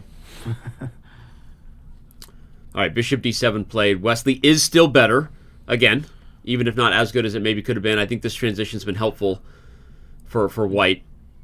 Yeah, he should win this game. Knight a5, knight c6 is a big idea. I think I wouldn't be able to resist the temptation. Knight a5 also opens up the pathway to this c7 square. Magnus might respond with a check on b5, but then the king has actually the f3 square, which is very important. And we bring it. Hide on g3. The king is safe, and I think he's also going to push a4 on the queen side. I think Wesley back on track here. Agreed. a4, knight c6 a move, even d6 a move at some point where you're threatening rook c7 and just kind of getting straight forward and jiggy with it over there. d6, rook c7, a7 will fall at the end of a line. So there's a lot of pressure coming to Magnus, who now is under 40 seconds on the clock. From a distance, I think Magnus might have been relying on g4 check, and it's kind of a cutesy move. You can't really take on g4 because of the fork on e2. But the king can hide amongst the trees there on g3. And black is way too slow to generate kingside counterplay. I think we might see g4 just for good measure, but that's not going to create a counterplay that seriously countervails what's going on the queen side. I think this might be Wesley's first win. Okay, e4, but I think you can actually take that. Yeah, I think you kind of need to, because it's harder to hide in the trees if you don't take it. Yeah, no more trees. You might get in trouble. Yes. Yeah. Speaking of trees, don't get yourself mated. So bishop comes to e2. He can just move the rook, I think, to attack the what bishop. is- He does. Yeah. Okay, now knight c6. Get the e7 square so that there's no nasty little check with the rook. I would go knight c6 Yeah. prophylactically. I was looking at, there was a way to punch the pawn. There really isn't tactically yet. You don't want to do that. So yeah, the king is in danger. Knight c6, I love it. It also, by the way, does threaten the a7 pawn. But watch the clock. This is exactly what Magnus wants. If it gets into a time scramble, black has practical chances. Rook c8, an excellent alternative. Knight c6 now, and I think Wesley a couple of accurate moves away as Magnus tries to prepare f5 check. Wow. And I guess king Bishop e3. c5. What a simplifying move. Oh, king e3 is so nice. The rook defends the bishop on c5. No discovery. And go back to e4 now after this check. It just sits pretty in the center. I love bishop c5, even if knight c6 was better. What a nice way to simplify the game if you're Wesley So. Just take it. You're eliminating tactics. And that was so nice, Danny, how he took the bishop on c5. You could have also taken the rook, but that the was rook. a lot more complicated. Yeah. This is much Yeah. easier to play. Rook e2. Just don't give up that d5 pawn, and you're golden. Yeah. It's not over yet, but Wesley So converts this. It has been the most complete start to finish game for him in the match, and a very good sign for Wesley So fans out there. Really only one mistake to not play rook ac1 gave Magnus some practical chances, but after that Wesley never looked back and looked at how he finishes the game, counterattacking the rook. The final very blow. Nice move. And we see Wesley So breathing a bit of a sigh of relief right there. If you caught him on camera, he's like, I will take that victory. I'm looking for an emote that expresses it. Is it that one? No, that's an OMG one. Is it this one? I don't know. Maybe I don't know. He's just feeling better about the position. I don't know. That was a big Either one. way, Wesley So. Oh, sorry. I got No. Don't. I can't get rid Whoa, of clicking whoa, it. whoa. Okay. We're okay, everybody. No comment. I can't do all that newfangled emote stuff, Danny. I'll leave that to the younger generation. You know, the younger generation, because you're so old. Yep. All right, well, Wesley So does win, and it is a 3-game lead currently for Magnus Carlsen. Back to, what's this? This is another Ruy Lopez, but a Berlin move order, a little different than what we've seen before.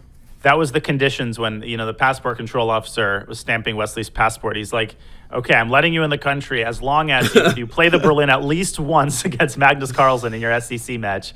And he did, and Magnus going for the anti-Berlin with d3, but I don't think he's gotten much here unless he pushes f4. That might be his only chance to spice things up on the king side. Otherwise, it's just dead equal.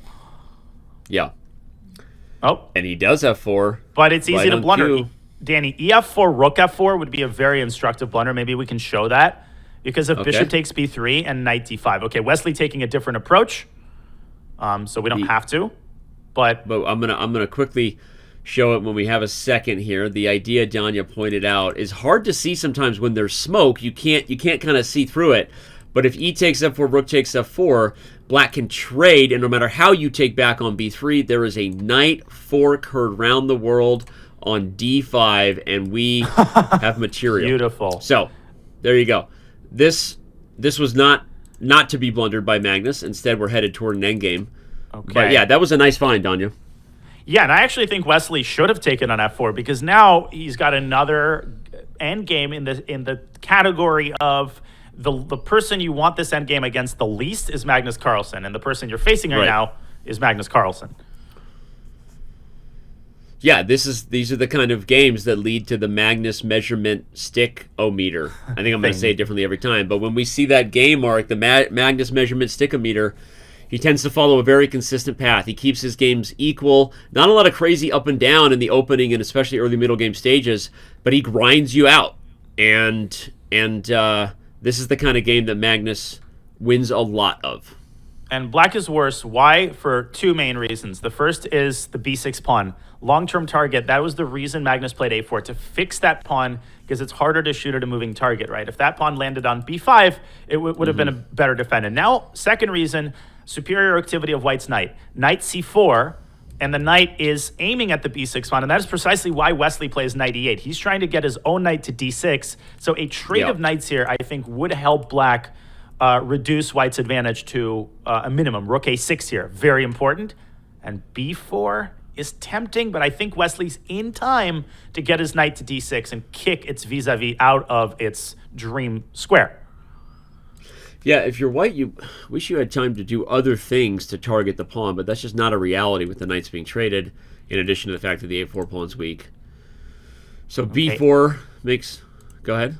No, I was going to propose a5, but go ahead. Yeah, I was just going to propose a5. Like, I'm not kidding. I was going to propose a5. I was going to propose a5. Okay. No, but I really was going to propose it because it was, even though you let black trade the weakness, everyone, the whole idea was that if there's a trade, you end up exposing a different issue, which is that maybe black's pieces are all kind of oddly coordinated with the rooks on the 6th rank.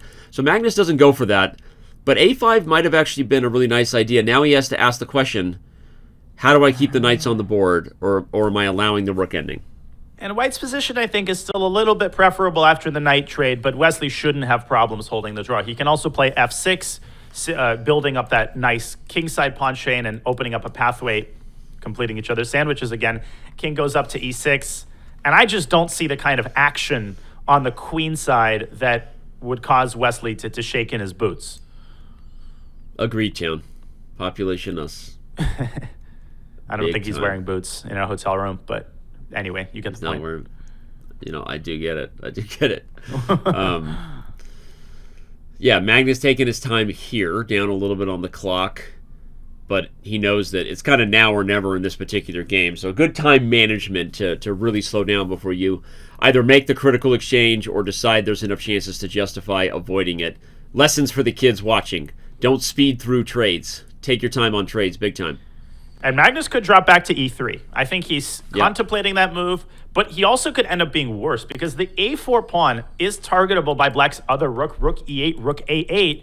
And guess what? Now it's white who's suffering on the queen side. And we saw Wesley lose a game, completely different type of game. Remember that game where Wesley played g4 and he was attacking and it was all great. And then suddenly, when you're pushing your pawns, you're creating targets. And if your opponent kind of repels the initial wave of attack, as Wesley has here, you have to make sure that you're managing effectively the weaknesses that you left behind. And I think Magnus going for the bailout approach here, rook a5 is a super nice move by Wesley, not giving up the a-file. Wow. What a very nice move. If you take, you fix my pawns. I can easily then defend them. If you don't take, then not only am I threatening the b pawn, but I own the file. So it's actually a phenomenal defensive approach there from Wesley that is now more of an aggressive one. He saw this coming. He's up a minute plus here on the clock. I'm just saying, stranger things have happened than the revitalization of Winona Ryder's career in a Netflix TV show you didn't see coming. Stranger things have happened. Maybe Wesley So gets the dub. Okay, I just got that. Took me a while. Did you know that I said the word revitalization? Can someone... Is that a word? It's definitely a word. No. Everything's a word, Danny. Everything. Okay. Revitalization, the action of imbuing something with new life and vitality. Not only did I use it correctly, it was the right thing to say that happened to Winona Ryder's career because of Netflix. I love it when you look up a word. It's like a Ferrero Rocher candy, and then there's that hazelnut in the middle. There's another SAT word that's waiting for you in the definition, imbued. That's a good one as well. Magnus has imbued his pawn structure with a sense of, I have no idea where I'm taking this. What I meant to say is he's defending all of his pawns. And I think we're heading in the direction of a draw here, but not for sure, because maybe g5 happens and the king side opens and things get tactical. So I wouldn't hang my hat on the result being a draw. Rook takes c4, by the way, easy thing to miss. That's actually really key. It's the weird way to use a rook pin emote. Rook is pinning a pawn. Or is that a skewer? I don't even know. But I know it's off the board now because we have g5. There is a threat of taking c4. Hold on. But black has no time because g takes f6, and black could get checkmated on king's side. So I would take once on g5 and actually make sure that my king side pawn structure is well protected with king f7, but then white takes in rook f2, Danny. It's actually crazy. Can we bring up the analysis board? Because Danya just kind of let it slip that there might be a checkmate, but we should actually show that. Like if you take on c4 and there's some sort of take, shake and bake, this rook is coming to g2 and you're getting mated on the edge of the board in shockingly quick fashion. So that was actually really important to keep an eye on there. I just wanted to show that. No, absolutely. 2 rooks are more than enough material to generate a mating attack. Yeah. And Magnus poking and prodding on the king side. He's definitely playing this for a win, but king e6 and rook d7, I mean, realistically, with 90 seconds, this should not be too difficult for Wesley to hold.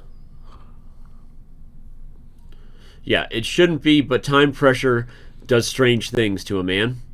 And right now, if both sides get in a mutual scramble, it's anyone's game. Rook a7 is not a happy move to play, but it was maybe the only thing to do. I would have gone rook d7, but I think Wesley actually is afraid to trade a pair of rooks because he believes that in the ensuing position, with all of white's pawns protected, maybe he'll have some trouble defending his own weaknesses on b6 and f6, but I don't think he's got anything to be concerned about, even in this position with that passive rook. Rook a3 now. Well, this was a nice move, too, because you can come back to a3 anytime, and if white tries to get too jiggy over here and maybe checkmate the black king, you get mated yourself. So I agree with you. The more I look at this, I think a draw has to be the most likely result. They're going to continue to play tickle for a little while here. But huge weakness for white. Equally big weak pawns for black means that both players are a dull boy, right? All work and no play. Yeah, Makes Jack a dull boy. Tell me you got that one. I did not. I laughed, but I didn't. I'm laughing almost at my own inability to grasp these references. No, you're great. That's a good one, though. All right, rook e8. The king is now coming to c5, which, by the way, is fun because you get your king out of trouble and maybe guard b6. But the problem is if you go too far, then you got other problems. So, yeah, this is just... We're just playing footsie here. Don't want to turn into Icarus here and fly too close to the queen side because... Okay, but Wesley's playing for a win. I think he's feeling lucky after that last game. No, he's not. He's like, no, he's am not. I playing for a win? No, I'm not. I love how you were trying to set the tone. Wesley's playing for a win. It had to be rook d6 if he really was. But no, he might lose it, as you said. Icarus flies a little too close to the sun. You regret it. So let's stay away from that. He decides to tuck his tail between his legs and settle on the draw. And no, I've read The Shining. People in the chat say I haven't seen The Shining, but I have read the book. I'm a huge Stephen King fan, so my brain is just too puny to hold all the literary characters I've read about in my mind. As we see our first draw of the match. Or we wait, get second. It's our second. Yeah, remember game 2 was that actually very impressive game where Wesley held that end game, which we thought at the time was going to be super critical. Wesley did go on to lose the next few, but I think that a draw is still not a bad result for Wesley. He has officially stopped the bleeding in the last 2 games. And who knows, maybe he gets a win as white and keeps this thing close. Okay, Caro-Kann. We haven't had a Caro-Kann yet. I always like new openings in the SCC. And Wesley responding with an ultra solid exchange Caro. This has been very, very popular. It's a good way to fight for the advantage. And this structure also occurs, as some people in the chat will know, in the London system. In fact, you could get a direct transposition from the Caro-Kann exchange line to the London. Yeah. And you know how we feel about the London. We do. Not very positively. I tried to delete the London from the game of chess in a video we did last week. Unfortunately, turns out it wasn't a good idea. But all right. Sorry, Eric. Yeah, there you go. Although today there was something huge on social that there's like a Rosen score, which ranks the possibility for tactics and weird ways to trick your opponent. So shout out to Eric Rosen and his ability to break people's hearts with obnoxious chess. Did I say that right? I think you said it perfectly, Annie, as you always do. You know what else is perfect? Right. That knight on e5, which can't be captured because you get forked. That is a unicorn of a pony. And if you take it, white takes back with the pawn. You get kind of a new square at times for the other knight potentially. At this point, of course, it's not even an option because you would lose a piece. But yeah, that is a beautiful knight. And black's arteries are kind of clogged here. The way you play here with black is you work around this knight, but it's not pleasant. Now, if you really want to eliminate it, then you need to drop your queen back or your f6 knight back to d7, which we might see, and that directly challenges the knight. I actually would have dropped the queen back to c2 in order to prevent the f6 knight from moving back. But I wonder what Wesley cooks up against knight d7 here. Maybe it's f4, but f4 is always a committal move in such positions because you are weakening the e4 square. But, Danny, with that knight on d2, bishop on d3, and rook on e1, I absolutely think Wesley can get away with f4 if he wants to. Right now, there's no real necessity to play that move. Yeah. It's a great point. I'm also trying to anticipate what was the idea of a3. I'm trying to imagine opportunities where the queen comes to b4, because if that trade happens, the a file opens up. So maybe Wesley was sort of prophylaxis thinking about that idea down the road. Otherwise, it is a very kind of strange, not very aggressive move. And yeah, I don't quite know. Magnus played rook c8. Great move. You might say, why is he putting the rook in a closed or semi-closed file? Because queen c2 there was impossible due to knight takes d4. So the queen on b3, very weirdly, is almost stranded on the queen side. Can't go back to d1, can't go back to c2. And instead, Wesley banking on his other pieces, preparing to double rooks on the e file. I still like his position, but I think Magnus is doing a great job of working around the knight on e5. Yeah. You called it. Working around the pony. Now it should. I was going to say it should be noted for the first time you could take it because you're no longer getting forked. And before I could even complete the sentence, Magnus does take it, which is interesting, right? He gets rid of the strong knight. After takes, he will put his knight on. Wait, is he just going to go back, or is he going to? Going to get spicy in here. That's what's giving Wesley pause. 99% of the time you recapture with the pawn automatically. Here you have to calculate knight g4, and Magnus is going to pause here as well. It's more up his alley to play knight d7 and bishop g6, but if he's feeling brave, which he's not in this position, he would have gone knight g4. This definitely feels like the human call. This is a very scary move to play. It might have been the best move, actually. But all right, knight d7. Now you're going to put the bishop on g6 quickly. Wait. Queen b4, queen h4 is a really nasty idea, Danny. Sorry to interrupt. If the h file opens. You can interrupt any time if you're talking about sweet nothings on the king's side. I love that idea. That is a mating net that I am happy to see. And I think Magnus has to take back with the f pawn. Again, this is if he plays bishop g6. That would be so painful. Knight takes c5, by the way. Bishop takes h7 check. Talk about painful. Yeah, let's bring up the analysis board because we got some critical ideas to show in this moment. First of all, if bishop g6 takes, Danya's pointing out that you kind of have to take with the f pawn, because if you take with the h pawn, I think the first thing white does is defend the pawn, Danya, but this h file is going nowhere, and you are in very, very dangerous territory. So if you take with the f pawn, that is ugly AF. Yep. I think I'm allowed to say that. I think you are too. And instead, knight takes c5, let's just very quickly show. Counterattacking the bishop, runs into bishop takes h7 check, king h7, rook h5, forking the other knight. It's so aesthetically pleasing when you do this. You take one minor piece, and then you fork another in the process. And Magnus, with a drastic g6. Wow. Holy fork balls. He's in trouble, and he knows it. He plays g6, and now rook comes back to e3, which I love this move from Wesley, especially that he played it quickly. Maybe there was something better, Johnny, but he quickly knows just how devastating this move is for black.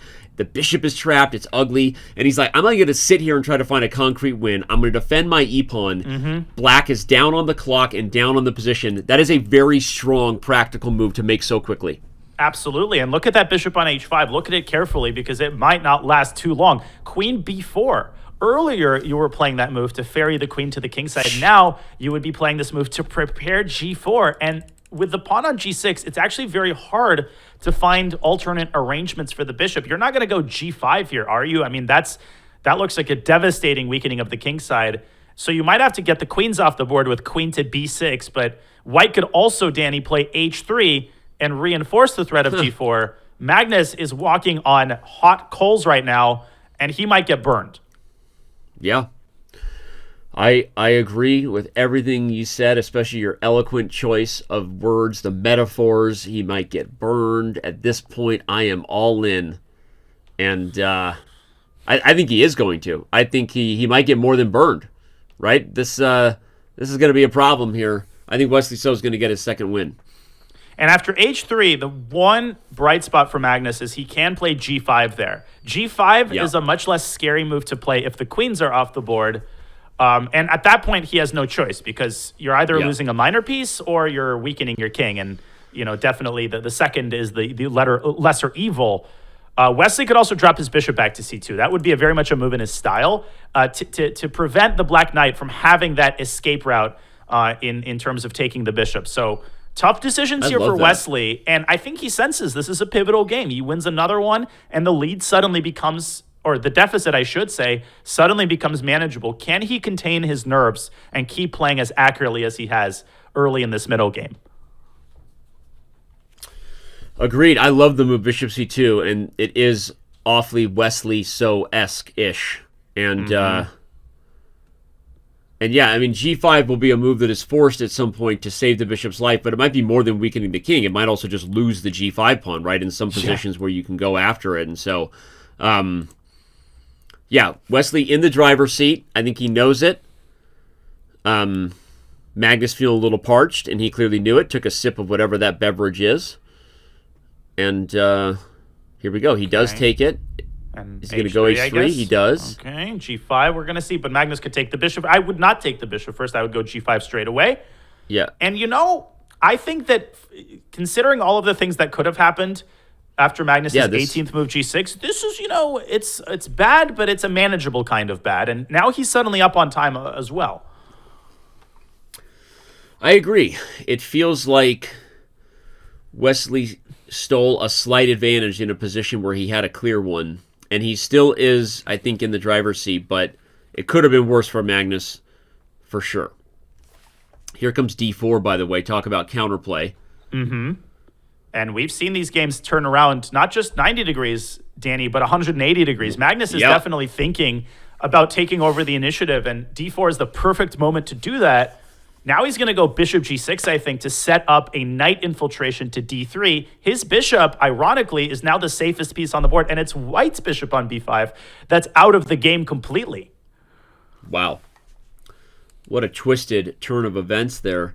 Poetic description from Danya. The bishop is self-trapped with this move c4. Very nice move. You're going to put the knight on d3, maybe even right away. Maybe you take back first. But, okay, he does. There's all kinds of problems here for white. All sorts of problems. Rook e2. Black has a draw in his pocket. Magnus could drop back to f4 with his knight and keep repeating moves. He's going to do it at least once, I think, and then decide, do I want to go for the win here with something like h5? I don't think so. I think Magnus should go for the draw and take what he can get here. Half a point is great, but that's why Magnus is sitting at that chair and playing and not me. Magnus goes for it. He's like, I appreciate the caution, Danya. I'm going to go for it. 94. How about going after the b2 pawn, Danny? Yeah, why can't you just take b2? I think that's a problem. And in D3, fact, Magnus D2. does it because this pawn is out of control. It doesn't matter what you win with check. Your bishop isn't playing. It's blocked by your own pawn. The d pawn runs. Dancing Donna, baby girl Donna on d1. Bring on the lady. d1 can be used also as a transit point for the knight. Knight d1 back to c3. Try that on for size. How about them apples? How you like them apples, huh? How do you like them apples? 4 seconds for Wesley. He's losing control of the game again. Knight c3. Knight c3. And Danya, unfortunately... Knight e4. Knight d2. Fork! It's a double fork. Here. I got to grab the emote before they rematch. I did it. Boom. Boom. And just like that... Oh my gosh. By the way, fun fact, fun story. The other day I was in a hotel room by myself in Paris, was there for a little event with Clash Royale, Supercell, and I decided to watch Good Will Hunting in French. It was on the TV. What a wild experience that was. Great movie. How you like them apples. Watching it in French when you know every line. Just wanted to share that. Pretty incredible story. That is an amazing scene. That is my favorite scene from that movie. And I How you like them often. apples? Unfortunately for for Wesley So fans, Magnus Carlsen loves them apples, and he gets a victory, one that he really shouldn't have had necessarily, but he increases his lead once again back to 4 games. And I don't know what's going on in this game. We've got some sort of ridiculous amounts of trades in the center. Wait, d4? Oh, and I guess black moves the knight back from e5 and saves the minor piece. Man, I'd have to change my pants before I did that. But looks like Wesley is going to get out of the opening here at least. But this is so debilitating, Danny. It's so difficult to bounce back after a game like that because you do everything right. You play a great strategic game. You outplay Magnus in the middle game. The moment the queens come off the board, it's like a switch comes on, and within 10 moves, Black suddenly has a passed D pawn. The position becomes totally unrecognizable.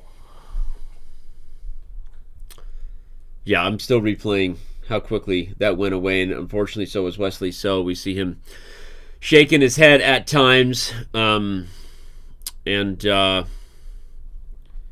going on here? Can I show an amazing line? Yeah. Sorry, Danny, go ahead. Let's bring up the analysis board because I do want to quickly show this. I was busy telling stories about Good Will Hunting in French, but we had a Berlin with Bishop C5. So many knights hanging, so much fun. What can you teach me about this, Danya? Well, there's an amazing tactic here. Bishop takes D7 check. I think knight C6 for that reason was the more accurate retreat because this would have prevented what will be an absolutely sick tactic, and I think Magnus might find it. So if we go back to the current position, go ahead. Yeah. No, what is it? It's bishop takes D7 check. Oh my And you're gosh. taking B7? With tempo. Bishop takes D7, queen takes B7, and you're hitting both the rook and the bishop, winning a pawn, and black is in trouble. gosh. And if you take back with the king, then the king is exposed, and the queen is able to slide over to F5, hitting the bishop laterally. Queen F5 check, king C6, Danny. I think the line continues, and I guess you play queen F3 check to keep the queens on the board, and then you recapture the bishop. What an opportunity that was for Magnus. I think he might have sensed that there was something to be found, but instead he ultimately acquiesces to what it is still probably a smidge better position in the endgame because he's got the slightly more active pieces. Oh, And, wow. Bishop what a takes tactic that would have D7. been. Fascinating. Bishop takes D7. I always love it when we're analyzing games, Danya, of two of the best players in the world before move 10. And guess what? There is new information on the board, right? Regardless of how we got there in awkward openings or with computers revealing tactics that otherwise humans might miss, including humans like Magnus Carlsen. I think that's one of the most amazing parts about the game of chess, right? It is so rich with new roads to travel. Even before move 10, we saw a potential crazy new idea in an opening we see all the time. It's like that, that Robert Frost poem, The Road Not Taken. It's not just what we see on the board, but it's also what remains behind the scenes that lend chess its beauty. And, you got to Berlin. You never expect something as tactical as we got in this game. But, chess always throws you in for a loop. And speaking of getting thrown in for a loop, I wasn't expecting Magnus to lift up his kingside pawns like this. I mean, has he forgotten that the queens are off the board? He did it. He was rushing the pawns, but maybe not with the intention of a checkmate attack. I quickly highlighted before Wesley played H6 that G5 was the threat. Okay, now Wesley's offering a trade. No. But this... Danya, this bishop is in trouble. If I keep this bishop on the board, I don't know where I move it. But there's weird ways that bishop runs out of squares here at some point. Bishop G5 is like me coming up to a food court in an airport and, looking at all the establishments and being like, nope. But Magnus says, yeah, give me that greasy pizza on G5. I don't love that decision from Carlsen because now Wesley can play F6. He can solidify the position, and I think he's on the path to stabilizing. I still think he's slightly worse. He's very passive. And maybe Magnus is just coasting. He just says, I want to chill in this endgame. I want to mitigate my risk. This is the last game of the 5-minute portion. Let me make sure that I don't lose it. By the way, I think you're right. Bishop G3 was better. So just in the future, if you're ever questioning yourself, should I engage in the greasy food buffet or not, keep making the decision to not engage in the greasy buffet, Danya, because even Magnus shouldn't have taken there. All right, but as you pointed out, we are done with the 5-minute portion. After this, a short break and the 3-minute portion, ladies and gentlemen, so don't go anywhere. Wesley So has been objectively the best player in 3-minute chess in Speed Chess Championship history. This is his time control. If he can shake it off, right, Taylor Swift style, we may still have a match, so don't go anywhere. Don't go anywhere. Wesley has shown signs of life, Danny. I mean, as I said, it's not only the fact that he lost the previous game, but the fact that, yes, he had some momentum. And he was close to making this a 3-point match. Suddenly, it's up to 5, and that sounds completely different. Magnus, by the way, he's not just sitting there and making a slow passive draw. He's still playing this endgame for a win, trying to get his knight over to g6 and really clamping down on Wesley in the center and on the king side. Yeah, Wesley trying to stop knight g6. You could still go forward, but I don't know that Magnus will. I think he'll sit on the position because f4 is also a great home for the knight, not just to keep poking at g6, but to open up e6 as an opportunity. So yeah, I think this makes sense. Doubling rooks on the e-file, another easy, low-hanging fruit way to improve your position. And black has to get that rook off of e8 until it gets pinned by white's doubled e-rooks. Yeah. The one thing you have to be careful about if you're Magnus is Wesley quickly switching over here to the h-file. So Carlsen is pausing a moment for station identification. This is the Chess.com radio network. Welcome to the Speed Chess Championship, presented by Coinbase. Well done. Yeah. Magnus taking that pause, thinking it through. I like knight g2, knight f4, and I like it for the reason you highlighted, because it covers the h3 square, and it ensures the stability, the long-term stability of the king on g3. I wonder what Magnus's other candidate move is. I almost think it might be c4. Like, the fact that he's thinking as long as he is tells me that he's considering some sort of very committal option like knight g6 or c4, and he's weighing the pros and cons. Yeah, he could play rook e2 and try to... I thought this was the idea. Rook e2, rook h8. I actually go here with tempo, Danya. And if you move the knight, maybe I can put a pony on g6. You check me, I don't care, and I pop in, and I got mate and bake. All right, it didn't happen, but I think that was rook e2 was also interesting. You were right, though. Right. c4. C4, yeah, because logically, why is he taking a minute? Well, because he understands that c4 is a very committal move because it potentially changes the structure. I think Wesley, keeps the tension, rook eh8, rook h1. So Magnus, this is what he was thinking about. He self-pins his knight, but he is potentially threatening tactics with like knight g6 at the right moment. Yeah. This is going to get very tactical. Oh my God, something has to exist here. This is so crazy. Rook h2 like, maybe. What is it? I think just rook h2. Start by bringing the rook onto a square such that you can either double on the e-file or in an emergency, drop the knight back to f3 and make the water landing. Okay. I like that. Wow, good call. The prophet lives. We're going to get that emote of Danya on Chess.com soon here. Rook h2, you were right, sir. I love this threat. I keep waiting for tactics where I take e7 and check, and by the way, when you take Danya, I take on h8 instead or something. I don't know. I'm just having fun right now with a coloring book on the board. Man, Wesley can't move. The g6 square is hurting him big time. This is a real problem. I don't know what to do. Rook h7. But okay. b4.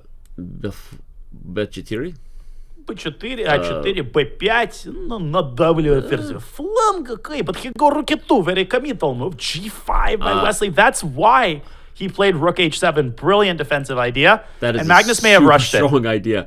And I don't think Magnus saw that. We're looking at a facial expression from Magnus where he goes, wait a second, I didn't see that coming. Should have kept the tension. And if en passant, by the way, you're just taking it. Everything's safe. That's the key. Take and take back. You got to drop your knight back to f3. Magnus down to 9 seconds, and maybe it's Wesley's turn to turn one of these games around. Stick that knight on d5, stabilize in the center, and look at that bishop on e7. Danny, I almost called you Wesley. How it holds the two infiltration squares, e6 and e8. It's a team effort. The rook on h7 holds the 7th rank, and he's safe as houses here. You can call me Wesley, just don't call me Shirley. Right now, Wesley, so maybe he turns around. Don't let that knight land on f4. Okay, yeah, Magnus trades it off before it goes to the mating net square. Have you ever been in a Turkish prison? What's your vector, Victor? Over. Rook e7, and this game might be over pretty quickly because I think we're going to get a draw. It's going to be a draw. Nicha. Draw. Unless there's some weird blunder where the bishop gets behind the pawn chain and we've got light square problems, but that normally doesn't happen. Yep. No, we're going to get repetition of moves, I think, quite quickly. Bishop e2, but okay, you're not attacking anything. You might get your bishop track. speaking of, Exactly. of what you're doing, I mean, this king is going to... Okay, the bishop has e4. I'm sorry. There was never an idea to trap it. White can play b5. And you're advised not to put the pawns on attackable squares, but because they're all defended, it doesn't matter. It's a moot point, right? Okay, a5, and we're going to get some sort of a repetition momentarily. And Wesley's playing with house money here in terms of the match strategy, because if you look, again, the 5-minute portion is over, so it's not like trying to win in a position where he can't really, is wasting any other opportunities as far as the overall meta strategy here. Remember, everybody, we're going to have 60 minutes of 3-minute and then 30 minutes of bullet, and Wesley so accepts the draw, but he tried his best, didn't really lose any other time on the overall match clock. And what is our match score on that note? It is a 4-game lead for Magnus Carlsen. Danya Naroditsky, your thoughts? Danny Wrench. I think the second half of the 5-minute portion was encouraging for Wesley. He did not cut into that deficit. It's still at 4, but the deficit did not grow to 6 or 7, which it absolutely can when Magnus is feeling it. Wesley scored his first win of the match. He was in control of a lot of these latest few games, Danny, but in the 3-minute portion, he's going to actually have to capitalize on these somewhat or clearly better positions. Yeah, but, you have to crawl before you can walk, and so I just want to build on that point. I do think he's carrying a little bit of confidence, a little bit of momentum here into the 3-minute portion, because as you said, he was controlling those last few games. Maybe one got away from him. He did get his first victory as well, so you got to be happy if you are Wesley So, and you got to be happy if you are a fan out there who's using Coinbase for all of your crypto needs. That's what I mean, because Coinbase is as fast and as smart as the Speed Chess Championship, and if you've been doing anything else with your desires in the Web3 crypto world here, you've been messing up. It's time to update your system. Go to Coinbase.com/update the system and use them for all of your needs. We love Coinbase around here. We appreciate their support. And real quick, Danya, I want to ask you, if we're right that some momentum is building in Wesley So's corner, what can we expect from him in 3-1, and how would you come out of the gates trying to strike? Well, first of all, I would keep a very close eye on the clock. That's where Wesley struggled against Alireza. He started getting into time pressure, and that time pressure turns into bad results. You can't afford to go down to 5 seconds in a middle game against Carlsen. So quick play, try to control the game out of the opening, and try to make sure that the first 15 minutes of the 3-minute portion go your way. Set the tone with an early victory and keep that confidence up. I love that, especially because setting the tone means more than just getting a game or two. It means keeping up with the pace, because remember, the SEC, you have 2 enemies, your opponent and that clock that's counting down above your head. 60 minutes. Will Wesley So have enough time to at least make this thing close before we head into the bullet? We're going to find out. Don't go anywhere, fans. It's the 3-minute portion in the Speed Chess Championship presented by Coinbase, and we will be right back.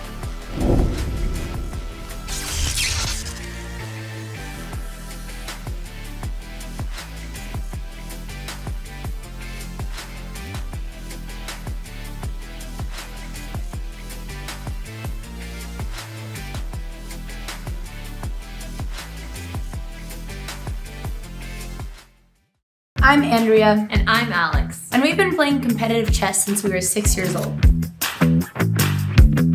We started by focusing on classical chess, but later we fell in love with playing Blitz and Bullet online.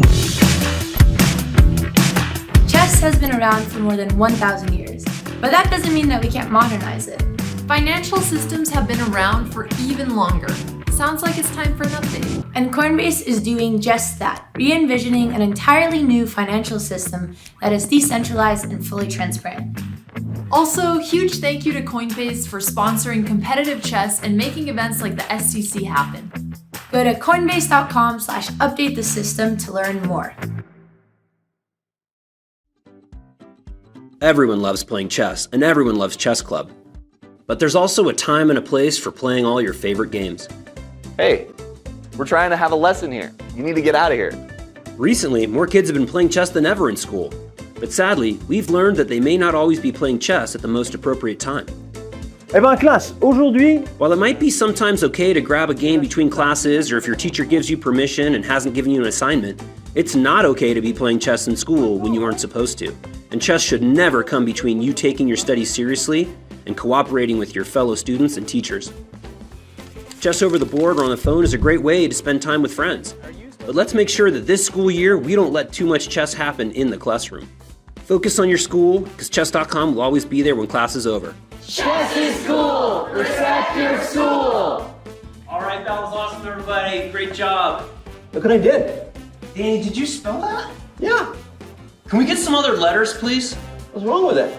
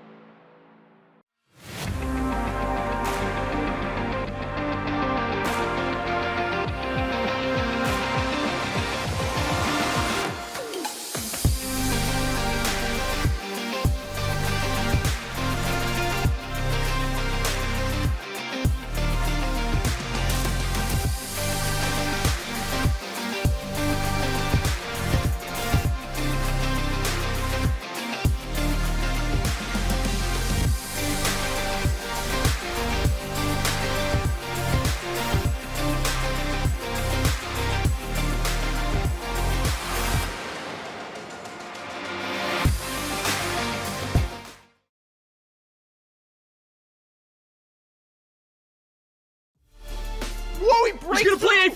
Oh my gosh. He's got trousers. Where's the mate though? I don't know, but it's gotta be there. Oh, he got my god, he made him Oh on C6. Oh my gosh. Yeah. Oh, he's pre-move GF. Okay, you have Rook D1. Oh my god, that was sick. Oh my god, that was nasty. Rook B1, he wanted a piece. Oh my goodness. Goodbye. One, bang, bang, Bishop bang. F7. Wait, Bishop Pin the F7 rook, is pin a the mate. bishop. Yeah, Bishop F7, Gosh. Rook E6 is a mate threat. Oh. He's lost. He's positionally But does he have enough time? Oh my gosh, Magnus has to show off the mouse speed right now. This could be over if Hikaru can bleed another minute off the match clock. Here we go. Oh, D5. oh. No, he doesn't have enough time. Hikaru made it's over. it. It's over. Magnus gives a little bit clap for Hikaru Nakamura.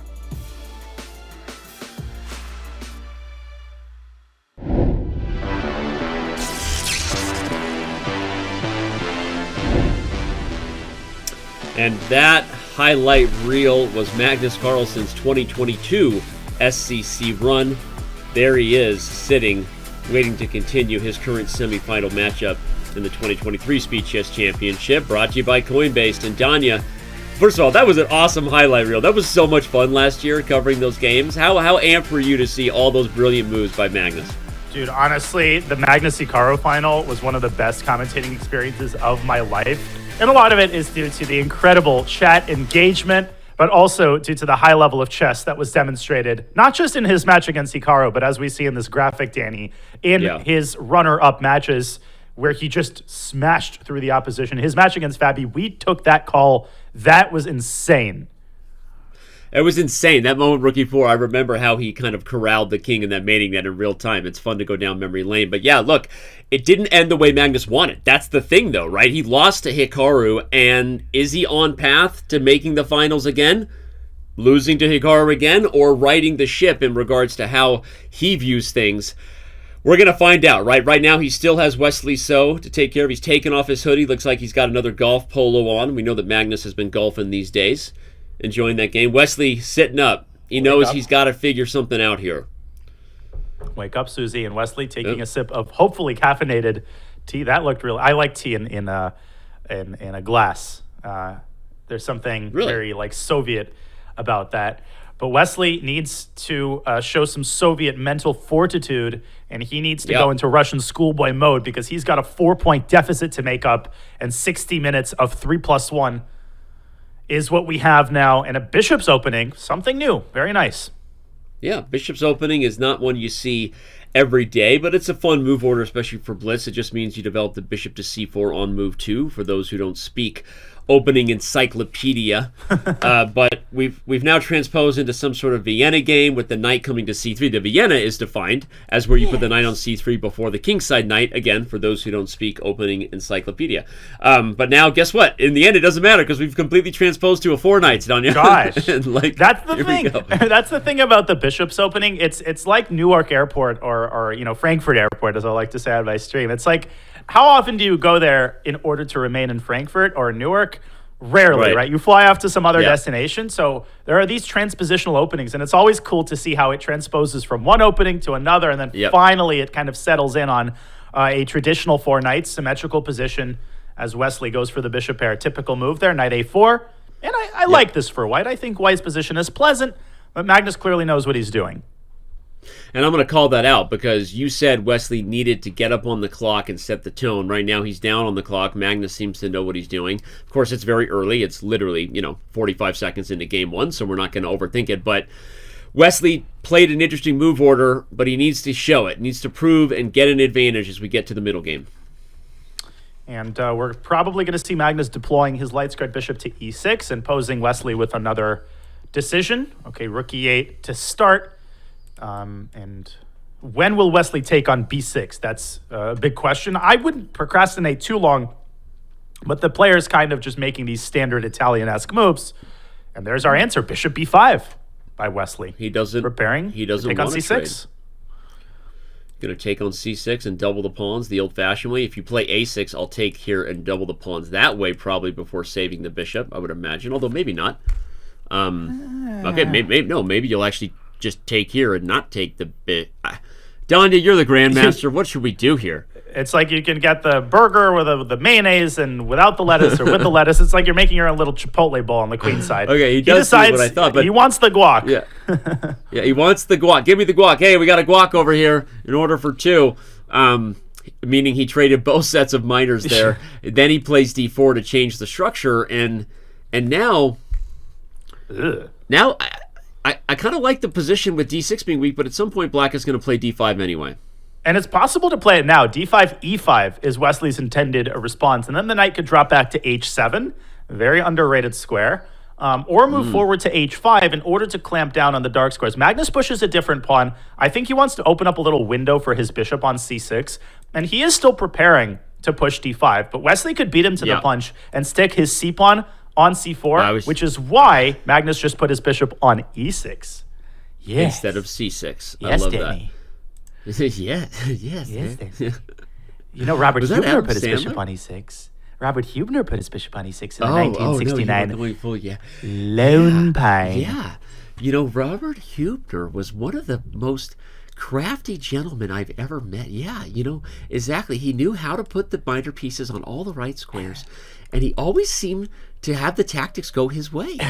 And then, just when the game reached its critical point, he would push his glasses up, and in that fake German accent of his, he would say, "This is a very good bishop." Queen f6. And what's funny? Knight f4. Did you just blunder queen f6? OMGs or snaps. Forktown population, Wesley's rook on a1. And Morgtown population, Wesley's rook on a1. Nothing like being ripped out of an amazing Yasser Seirawan impersonation experience to someone blundering. I was like in a trance, and then before you know it, I got a blunder on the board. Knight takes c6, queen takes a1, Danny. And if you pick up the knight on d5, Magnus picks up the knight on e6, and then he can trade queens by lifting his queen back to d4. This is just lost right off the bat. Knight f4. That is not something that Robert Hubner would have been happy about. No. Exactly. Robert Hubner would resign here, and Wesley might as well. Yeah, it is a fork. The piece on f4 is double attacked. The rook on a1 has a single attacker, but nothing you can do about it. And that is what happens when you put your pieces on loose squares in the open board. Wesley scratching his head, frustrated with his play right now, as we can understand. That is unfortunate. Oh, man. And, yeah. I said it at the start, Danny. I mean, of all the ways that you can lose to Magnus as Wesley resigns, that's it. He just loses the exchange, not a premature resignation. The way to lose fastest is these one-move blunders. Magnus has a 99% success rate at finding easy tactics, and you can't hand these things to him on a golden platter. Not the way that Wesley wanted to start the 3-minute portion. A loss of the white pieces and an immediate adjustment with black as he throws all caution to the wind and plays a dwarf, also known as a the knight. Sicilian. The dwarf is live, right? But note that Magnus goes right in for some of the most aggressive rook g1 with g4 ideas in the Najdorf. That's sometimes called the Perenni attack. And this in this world, the Chess.com encyclopedia is saying the freak attack. Did you know that rook g1 is called you like that? I prefer lines named after people, but I've heard it perennially referred to as the freak attack as well. And the reason, the big reason that it got popular is a chessable course on the Najdorf by Grigor Gayevsky, who was, I believe, a second to Vishy Anand. And rook g1 was pulled out of the dead because it was popular, it flared up in popularity in the 90s with Vasily Ivanchuk. Yeah. Then the popularity died down, and then new ideas were found by Gayevsky. But the way Magnus is playing this is kind of weird. He's mixing two different systems. So remember, he played that bishop e2, bishop g5 line? But he's kind of transitioning the game into those types of Sveshnikov-y structure. It's awfully Sveshnikov-y, and even this idea of relocating the bishop to this diagonal, but I like it even more for so than the normal Sveshnikov-y because there's no castle and king side here when you've moved your rook. We're going to make sure that the king stays in the center. Magnus is like, all right, no problem, bro. Yeah. Wow. What a freaky looking position here in the freak attack. You know? Yeah, the pawn on h5 is just a freak occurrence, isn't it? It is. And it was freaky when Grigor Gayevsky also brought back saggy pants from the 90s. He brought back rook g1 and he brought back saggy pants. And people are like, we're doing this again? We've got no, apparently not. Girl, that was a freakishly accurate description. Bishop to e6 is played. The thing about black's position that is to be preferred is that there are still more options with the king. You can actually go both ways depending on what happens. But white is up in development. Don't be surprised if, the knight goes immediately to d5. You're threatening to win the bishop. Yes, and take d6 pawn, but usually it's sacrificed in this position. I would castle kingside, and that's, I think, for newer players, total anathema because you're taught never to castle if you have, a pawn on h5. The thing is, black can push g6, which is often what happens in the Sveshnikov, and the kingside is actually a much safer place to be than the center. Is it perfect? Is it, a villa in Malibu? No, but staying in the center has its own dangers. Yeah, I hear you. But Wesley is open to those dangers. He says, ha ha ha ha. I laugh in the face of danger. Here goes Harry. Here goes Harry. He wants counterplay. Harry, the h-pawn advances forward, and the benefit of keeping your king in the center is that your rook on h8 could ultimately infiltrate via h2. What is Magnus going to do in response? Bishop e2. Whoa! Kyle, the king! King d2. He castles by hand, and he already has the plan because C2 is available even if you threw in a check for good measure. I thought he wasn't going to castle queenside. Someone's about to walk up to this board, Danya, in a few seconds, right? They just got done taking out their garbage for their mom on Twitch. It's like, Mom, can I go watch the SEC now? Yeah, honey, you did your garbage. And they're going to be like, Magnus castled queenside. That's what they're going to say. It was not a bad Southern accent, Lane. I didn't know you lived in South Carolina. King C1 and just sip on your iced tea because my king is safe as houses here. That is, of all your accents, we've been meaning to talk to you about this. This one is not your best. I want to be honest. We've got about 30,000 people watching here between Twitch and YouTube. And it's not your best policy. I'll work on it. It's okay. I'll work on it. It's okay. Maybe a couple more years in Charlotte will help. All right. No, but seriously, Magnus heads up play, finds a way to confuse the kid at home with his mom on Twitch. Everyone looks at this position, says that White castled long, and look at the advantage. White's up. Now you're going to put the king on B1. D6 is going to be weak. And guess what, Danny? Wesley will pay the price for pushing his H-pawn. Magnus can actually say, hey, you want the open king side? I'll give you an open king side. There we go. G takes H4 was possible. F4, same type of idea, trying to open up the G file for that rook on G1. I knew he was going to play a 4. I saw it coming, but you're right. G takes H4 was almost as spicy. This is getting crazy. He's also up 20 seconds on the clock. And I think Wesley either missed King D2 or clearly underestimated it because it really was, jokes aside, a really crucial idea because all these things you're doing as White right now don't work if your king is on E1, everybody. Magnus got the king to safety. Oh, wait.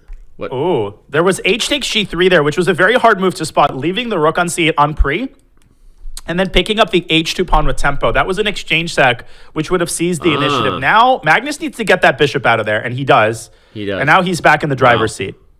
That's a heads-up play. Wesley missed a huge opportunity to get 2 pawns and interest for the exchange. Now get that knight from B3 maybe to E4, putting more pressure in the center. This is a Magnus type of position. I think, there we go. He's going for it, relocating the pony. Both C4 and E4 are open for business, depending. Ooh, speaking of business, Wesley means business on the king side. Finally reaping the benefits of opening the H file. And now striking at the other side, bishop takes C3 is something to watch out for. And bishop takes C3 might even be possible. Yeah, let's get fancy here.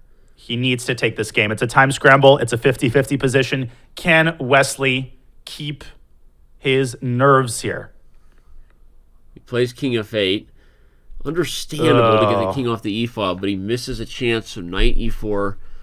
Once that bishop goes, all of your attacking chances on the queen side go with it. That's not good for Wesley. Exactly, and the position becomes a lot more clearly defined and easier to play. Magnus doesn't have to rush with knight takes F6, but he does. He doesn't want to play with fire, and his bishop is obviously superior to the knight on G6, which, of course, as we've been pointing out, is restricted by that pawn on F4. So the position is not terrible for Wesley, but it's hard to navigate this in a time pressure situation. Your king is also very weak on F8. Yeah. Okay, but Magnus trades away enough pieces that now Black not facing nearly as much pressure with the minor pieces gone. The major piece endgame can be held. There's even rook G1 coming. That's the point. That's what Magnus missed. He should have put his queen on H2. If he had put his queen on H2, he would have had rook H1 in that position. Now Wesley can trade rooks and make the draw. Yeah. I think Wesley will hold this. They're both under 5 seconds, though, so again, weird things do happen when you're under time pressure. Let's not... okay, look at Wesley. He goes B5. He wants a mating net. He's Queen D4. He's the king of pawn ending. Oh my god! King D4. I lost my headphones. Oh my gosh! Hold on, I'll hear you in a second. You're hilarious. But look at Wesley. He's advancing his king to G4. He's gonna flag. He's giving up his pawn. Magnus is king. No. Magnus is king. Danny went from the king side to the queen side to the center to black side of the board, and Magnus wins. Oh man! Oh my gosh! Oh my gosh, Lynn! Oh my gosh, Lynn! I'm a god. Wow. That was so crazy. Wow. That was a backbreaker. It was funny, Donna, when B5 was first played in the eval bar, which reveals all went crazy, I'm like, why? And then Queen D4 check, and like, oh my god, you always have to anticipate the transition from the current endgame to the more simplified one, fans. And I know I'm saying things that Wesley so obviously knows, but it is instructive because even grandmasters of this level push pawns carelessly when under time pressure, Danya. And one of the first rules you learn is don't just evaluate whether your pieces are working now, but always anticipate the evolution of the position. And that was an example. Drawn queen and pawn ending, Danya, lost king and pawn ending is what happened there.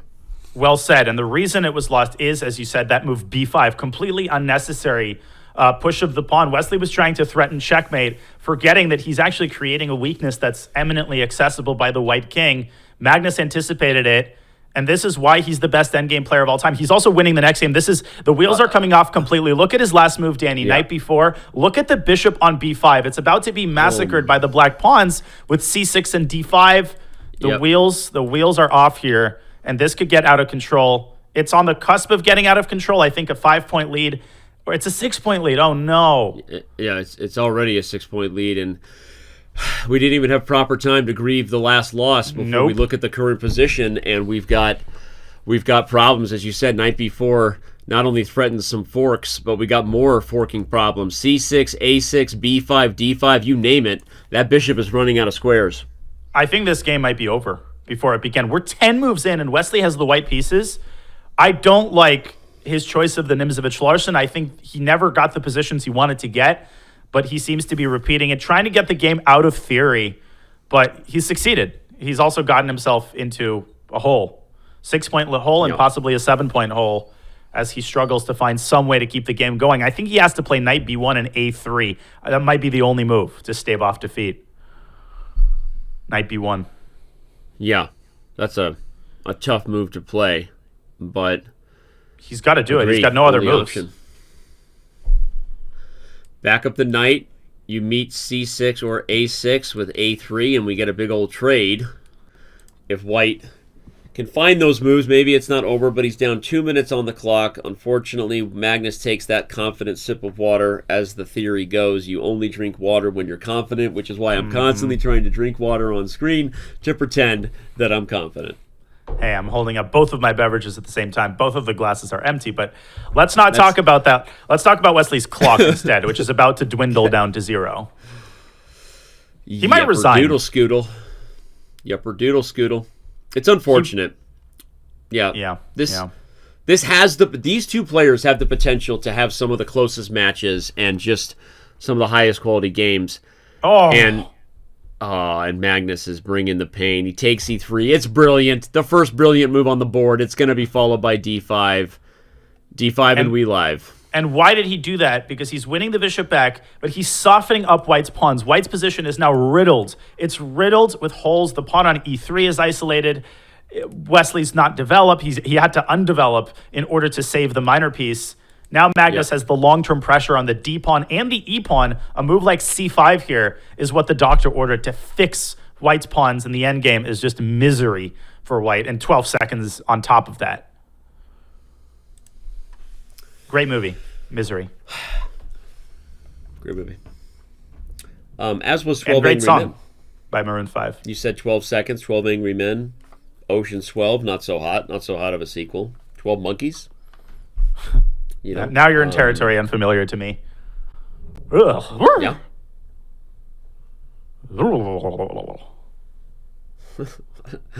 Sound effect Danya has entered the room. Okay, still some chances, maybe e4, knight d5. I think Magnus maybe underestimated this idea. Yeah. Uncle Sasha, what do you think about that? Maybe some sort of e4, knight d5, rook f1, and I have some chances. That is a great Wesley So impression. Everyone knows it. It's a great one. Your old Uncle Sasha is very proud. But I'm sitting here thinking, like, how does this turn around if you're crawling in Wesley's mind? It's tough. I mean, you just got to embrace the suck. I mean, whatever cliche whatever filler phrase you want to tell yourself, if you're Wesley, you got to tell yourself that phrase.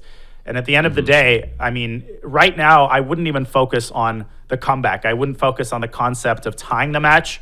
I always say that when you're facing a deficit this big, your only chance is to break it up into bite-sized pieces. Right now, keep the deficit to 6 to 7 and try to reduce it to something like 4 going into the bullet, because in the bullet, you've got the biggest chance of any time control to actually develop a streak, because in bullet, you can get tilted. Even Magnus can get tilted in the bullet, and he has in the past. So keep this to within relative striking distance. That's your only goal right now if you're Wesley, and he's not succeeding in that either. He's losing game after game. Can he hold this one? I don't think so. Gets forked on F2. That's a forking way to lose. And 94 rookie 4 he wants, and then knight c7, but interesting. That is but little relief. 94 rookie 4. Oh, you could have taken on d5 intermezzo that Magnus missed there. I think that might have actually been better. Magnus banking on his e-pawn. He might want to go rook d1 or something crazy to throw Wesley in for a loop. Rook d1 and e3, great move in time pressure. Mm-hmm. Not sure it wins, but yeah. Rook d1 and e3. This position is spicy here. Only 3 seconds for Wesley, but Magnus maybe joining him in the time scramble here. He's calculating rook d1. I can guarantee he goes for it. Wow. He's going to do it. Nice. Goes all in for this idea. Bishop f7, and Wesley could guard his rook by dropping his king back to b2, and suddenly the position sharpens up again. King b2, he's got to find it. No time on the clock. Bishop takes c4. That's the problem, though. And but 7 seconds. Move! We gotta move. Time! Wesley's frustrated. I think he kind of had a bit of a smile because he was happy with how he played, but then it it didn't matter because the clock got away from him. Living on the increment will do that to you. And but let's Magnus be real. Carlsen extends his lead. Let's be real. That final position was virtually indefensible. Even if he had made a move, it was only a matter of time before he would have lost. Hey, sometimes I was trying to think of a way to turn sometimes into the time that we inserted unnecessary puns about time into a show like just now. But, okay, are we going to get an interesting, most exciting chess game of all time we commentate on? Magnus has played Bishop 4 again. There's a chance to repeat moves. Oh, no, it didn't happen. Never mind. Didn't happen. What on earth are we getting? What kind of a London is this? Do they realize that they have other pieces? Wesley, Carlsen, you have other pieces other than the dark squared bishop. Wesley, other than your g8 knight. F6, anybody? Don't play F6. Kramnik would, but... yeah. Sorry. In protest. And then his opponent would play... Resigns? What would he play? You know what's a funny line? Line? Resigns, F6, bishop takes c7. And after queen takes c7, black wins because you've got the d8 square for your king. That is funny, actually. All right. Well, Wesley is unfortunately feeling a little bit on tilt. For those wondering why you would play knight f6, knight h5, a little bit of tilt. But at the same time, it's a dynamic position at the very least. There are still multiple results possible. Probably not the best way to mount a comeback, losing this one. At this point, though, I think Wesley is trying to just look to change the pace, right? I don't know. You got to do something to throw things off. But he's changing the pace from at least maintaining the deficit to basically dropping games out of the opening. And this is not the way... You can't play like this against Magnus because when you play this type of unconventional chess, far from getting thrown off, Danny, Magnus embraces and he says, thank you very much for a winning position out of the opening. We're going to see e4. Right. Bordning and I were talking about this yesterday. One of the many things that makes Magnus such an incredible blitz player is that it's like he drives a manual and he can shift gears at a moment's notice from grinding out a long endgame to bang, bang, bang, taking en passant, opening up the center and sacrificing pieces. Yep. I agree. As we always say, he doesn't have a lot of weaknesses. He's pretty good at winning all types of positions. To beat Magnus Carlsen, you have to play the best moves and you have to play them fast. And I don't know what else to say, right? It's a tough world going up against the highest rated player in history. And you said also early in the match that if he did get a lead, he wasn't going to let up. He's often ruthless. And it is a funny thing that you don't talk a lot about. We have a moment to do so because there's a big lead here, Danya, that part of Magnus's greatness is I think he really does appreciate that when he wins a match against someone, Danya, it's more than just that match. If he dominates and really leaves a mark psychologically, you know how much harder it is for people to beat him in the future? And I don't think I don't think he doesn't think about that. I think Magnus, appreciates the opportunity to leave a mark, if you will. I completely agree. I think we can think of him as a scientist. It's not, he wants to be perfect, all right? For him, the game and the match is surgery, and he wants to perfect his craft. He knows that, he can probably take his foot off the gas pedal, and realistically, he's probably going to win the match, but that's not the Magnus. That's not how he's become Magnus Carlsen in the first place. He's become Magnus Carlsen by holding himself to a ruthlessly high standard, regardless of the situation in the match or in the tournament that he's played. How many times, Danny, has he basically bagged a tournament after the first half? And rather than coasting with a bunch of draws, he actually extends his lead. And he plays the second half of the tournament like he's in must-win situations. Knight A7, Knight C6, by the way, is I going was to just end about it. to say, Knight A7, Knight C6 is freaking... Oh, he does it. Oh, my God. Bro. I salute him. The queen comes to A5. We're checkmating each other on and A6. H6 Only one falls. person is really doing the mating, but... Wait. H6 fell, Danny, and that's the reason that Wesley is losing. It's that H6 knight, which Magnus picks up at the end. Look at the whole board awareness of that sequence. Yep. Okay, well... Welcome to the Speed Chess Championship, presented by Coinbase. Welcome to Magnus Carlsen. Welcome to the Magnus Carlsen Revenge Tour. He wants to win this year's event, making up for his epic, it was epic, but it was a finals defeat to Hikaru Nakamura. And yeah, it doesn't look like he will be denied today. Again, we still have another hour of chess total on the game clock. 30 minutes of 3 minutes above Magnus, 30 minutes of Bullet. And we're going to have a lot of fun in the meantime. We're going to learn some things. We're going to make some really awkward jokes. Danya's going to slip in and out of accents. We're going to have some puns. So don't go anywhere. But this is the Magnus Carlsen world, and I am a Magnus Carlsen girl or boy. That's Damn, it. girl. That was smooth. It is his world right now. Oh, my lands. And not to bring up, to dig up old skeletons, Danny, but remember that Carlsen Caruana match that we mentioned at the beginning of the segment, 22-4, was the final score. And if somebody hasn't seen that match, you can wonder, well, what is the anatomy of speaking of skeletons, what is the anatomy of a 22-4 match? How does that even happen over the course of 3 hours? Well, I think now you're beginning to see how it happens, right? He just, at some point, he just starts to win one game after the other. And as big as a 16-point lead sounds, it's actually not that big when Magnus is in machine mode as he is right now, and when his opponent is as debilitated and as demoralized as Wesley so is. And can you blame him? It's like, no matter what you do, you're going to lose. That's the feeling you start getting, and that's when the tilt really sets in. Yep. And it's funny because I mean, you and I commented on that match last year where Magnus beat Fabiano, and we saw some highlights of it before the break. If you're just getting here, where have you been? But I remember now, as you kind of jog that conversation back into my head here, Danya, that we were also talking about Magnus's ruthlessness in that match, and that he was leaving a mark in Fabiano's brain to make sure that if they're ever in the SEC again, remember what happened last time? Remember, right? He was going full John Malkovich here. He's gone full Teddy KGB, right? He's reminding him what happened the last time they played.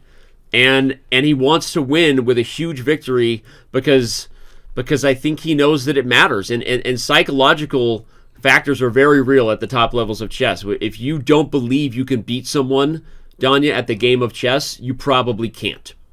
Magnus's improvement in the sphere of online chess is actually pretty amazing. And I know it's crazy to say Magnus's improvement in one sentence, because how much can this guy improve? He's already this good.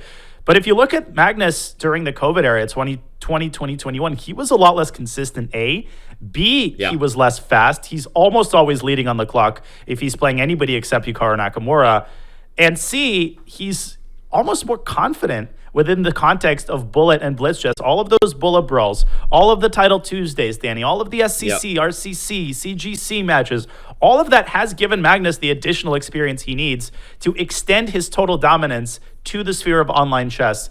And it's an amazing, amazing opportunity for us. It's a privilege, honestly, to watch Magnus Carlsen shifting his focus from over-the-board chess, which he will continue to play, to online chess at exactly the right time. Yeah. And I agree with chat. Let's go, Wesley. Come on, Wesley. Let's go. All of that said, let's go. Openly rooting for Wesley So to knock a few games his direction. The improbable only happens if that happens. And as you said, you got to have whatever cliche is necessary in your head. Mm-hmm. One game at a time, one position at a time, one move at a time, right? You got to just start with one thing at a time. It's like those post-game basketball interviews, which are just like platitude after platitude, but you can't blame the player because he's like totally out of breath. All right, we just down the stretch, on the defensive end, and coach just put me in and just had to hit a couple big shots and, just up and down the floor and defensive effort and resilience. Wesley needs to repeat all those words to himself and find you forgot it in to himself say, to it is what it is. It is what it is, and it is we're what putting 100% out there. Very good. All right, A3 is played by Wesley. That actually is a good move here. You're taking care of the lack of development you have. Magnus will probably play A5 and say, no, he doesn't. He goes B3. He wants the B2 pawn. A little bit of kicks and giggles here. I was about to say Wesley has more time than he started with, and then I realized we're not playing the bullet yet. We're not playing bullet. No. Although he is up on the clock. So again, a single victory starts right now. To answer the question from the chatter earlier, no, just believing you can beat Magnus does not get the job done. But you do have to start with the belief. If you're a top-level player and you hang your knight. No. And then bishop D3. And rookie one is coming. The rook is trapped. And Wesley loses another one. Problem. Your old Uncle Sasha has this memory one time in Siberia when it got away from me, and just like that, I was riding a bear in a Siberian prison. Okay, very nice. Back to the show. Wesley now has been informed it's time to take our halftime break. Magnus doesn't look too thrilled with his inability to get his hand completely down his shirt. He's going to continue to work on that at the break. And in the meantime, we're going to remind you all of where we sit on the scoreboard. Well, my gosh. Where do we sit on the scoreboard, Danny? Remind us. How big of a lead is it? It's a 9-point lead? It's an 8-game lead. 8-game lead. I apologize. I'm jumping the gun here. 10.5, 2.5 is our score. But the 3-minute portion, Danny, we're in Mick adoption territory. Yep. No, it's a 9-point lead. 5-0. Okay, it just hadn't been updated yet. There you go. It is a 9-point lead. You are right. I don't know whether we're in the 10-game territory yet. For those who don't speak online chess fluently, the term adoption was coined. When you win 10 games against someone, that is all it means. And right now, Magnus Carlsen might be en route to doing just that with one of the greatest blitz players in the history of the game. So, Danya, I'm going to just leave you with the floor. You want to comment on how Wesley does psychologically keep this together, what you do when you're facing Magnus here, and or talk about the greatness of Mr. Carlsen. You have the floor. Well, we've rehashed and rehashed the greatness of Mr. Carlsen, and it cannot be rehashed enough. It's one of those things that you need to keep talking about it because newer and newer aspects and elements of Magnus Carlsen's greatness keep coming onto the surface. And for Wesley So, I think there's a Lana Del Rey song, Summertime Sadness. I think that's what Wesley is experiencing right now. He's demoralized. You feel for him, but he's got to keep fighting. Part of the prize fund is determined by the points that you score, Danny. And this is what chess professionals do. Even when you're down by 50 points and your opposing team is hitting three-pointer after three-pointer, you need to keep your legs churning and you need to keep fighting. And that's what Wesley is going to do because we know Wesley. He is going to keep doing that. There is enough cash to justify, I think, doing it. $7,500 up for just pure win percentage every game. And as the prizes remain up for grabs, let me remind everyone viewing that it is September, so it's still up for grabs for you to hit that subscribe button and save up to 30%. Real quick reminder, too, that if you are a subscriber to the Twitch channel, it means no ads on Chess.com, whether you're a premium member on Chess.com or not. You may not have known that. All you have to do is subscribe to our Twitch. In fact, throw us your Prime because it's easy. It takes you a couple clicks. Connect your account at Chess.com, and you will have an ad-free experience over there And again, your subs really do help. If you didn't know it, you're missing content at every break. We play funny videos and have a fun time. So subscribe and you don't have to see commercials. You get to hear more of Danya and see more funny videos.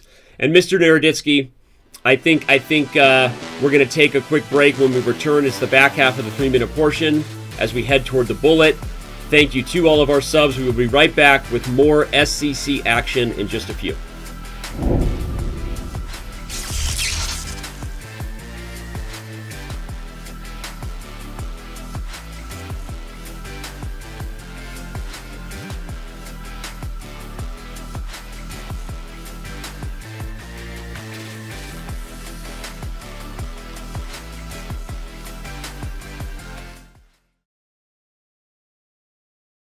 God, it's the same thing every time. Why did you en passant, bro?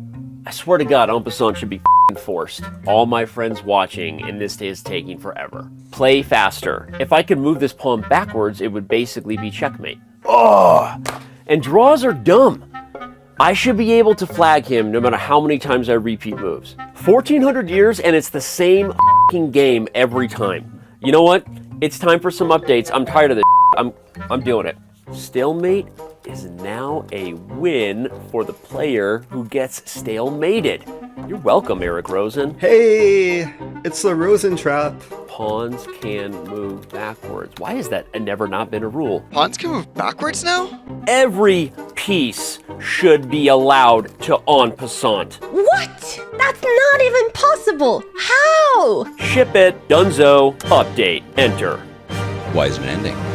There's just 2 kings on the board. What is this purgatory? This is so awesome what we're doing here. Guys, we're changing chess. Why can't people just move however they want, whenever they want? Wait, what? Checkmate? Do I not get to move? From now on, C4 actually explodes. Pawns are weak no more.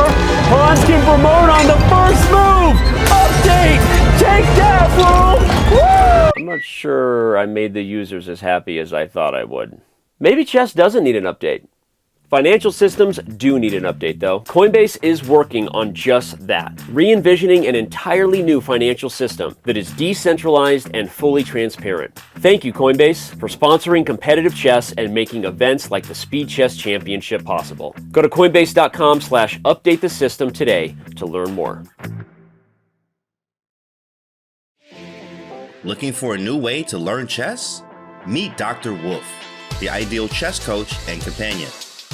Play against Dr. Wolf as he explains everything step by step, points out strategic ideas, and alerts you to your mistakes. Train with him and go over your past mistakes until you master them. Choose from over 35 lessons created for all skill levels. No matter your level, everyone could use a coach. Download Learn Chess with Dr. Wolf for Android or iOS devices today.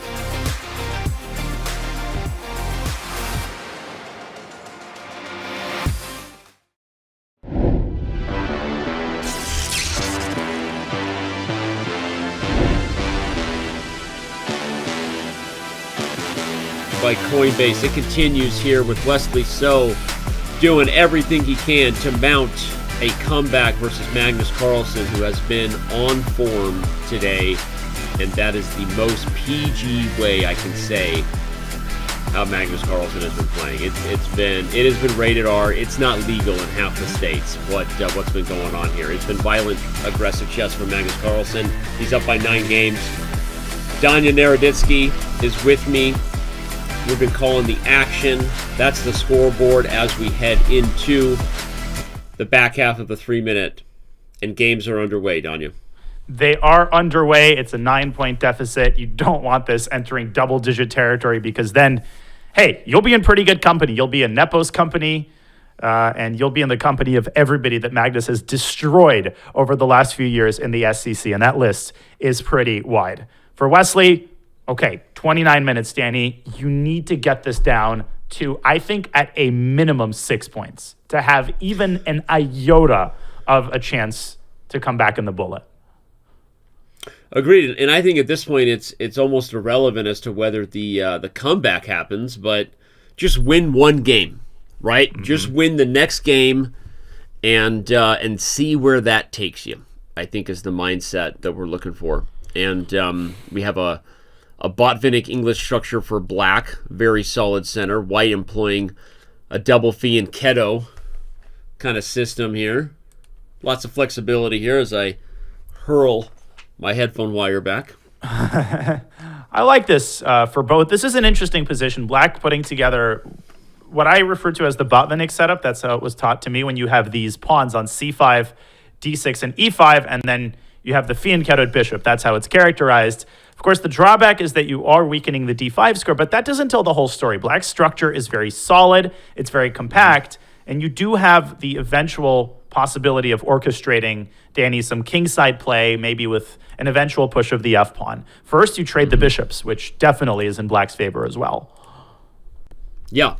No, you said it well. I was also taught that it was the Botvinnik English, just FYI, in case you're like, was I given a name that no one else used? I'm pretty sure it was the same name, so that's good. We're in the same camp there. Yeah, here's White getting some queenside play with b4. And it's funny because you have to be careful. If the Botvinnik structure does get undermined, some things can change quickly, and if this knight stays put, could become a real thorn, even if it turns into a protected passed pawn. Mm-hmm. Great point. So, quick interjection, Danny. Guess at what age Mikhail Botvinnik learned the rules of chess? If I had to guess, it was like 3 or something. It was double digits. It was 12. Wow. I read in his autobiography. 12. Can you believe that? I mean, that's obviously impossible anymore, but back in Botvinnik's time, he was born in 1911, learned the rules of the game in 1923 or so, and just a couple of years later was defeating Jose Raul Capablanca in super tournaments. Not a bad progression. That's a pretty impressive trajectory there. That's a pretty awesome path there. Botvinnik, the father of the Botvinnik Soviet chess school, and a legend. You look at maining world champions in history. If you ever try to test yourself, that you know sort of the timeline of world champions. Mm-hmm. When you get into the Botvinnik area, it can challenge you a little bit if you really are trying to name everyone in sequential order. it gets pretty rough because he both won and then lost the world championship multiple times. And absolutely, it's like when you try to name the presidents and you get into like Tyler, Polk, Taylor, and then Tyler and Taylor and Schmaler and Van Buren. That's when the presidents get less memorable.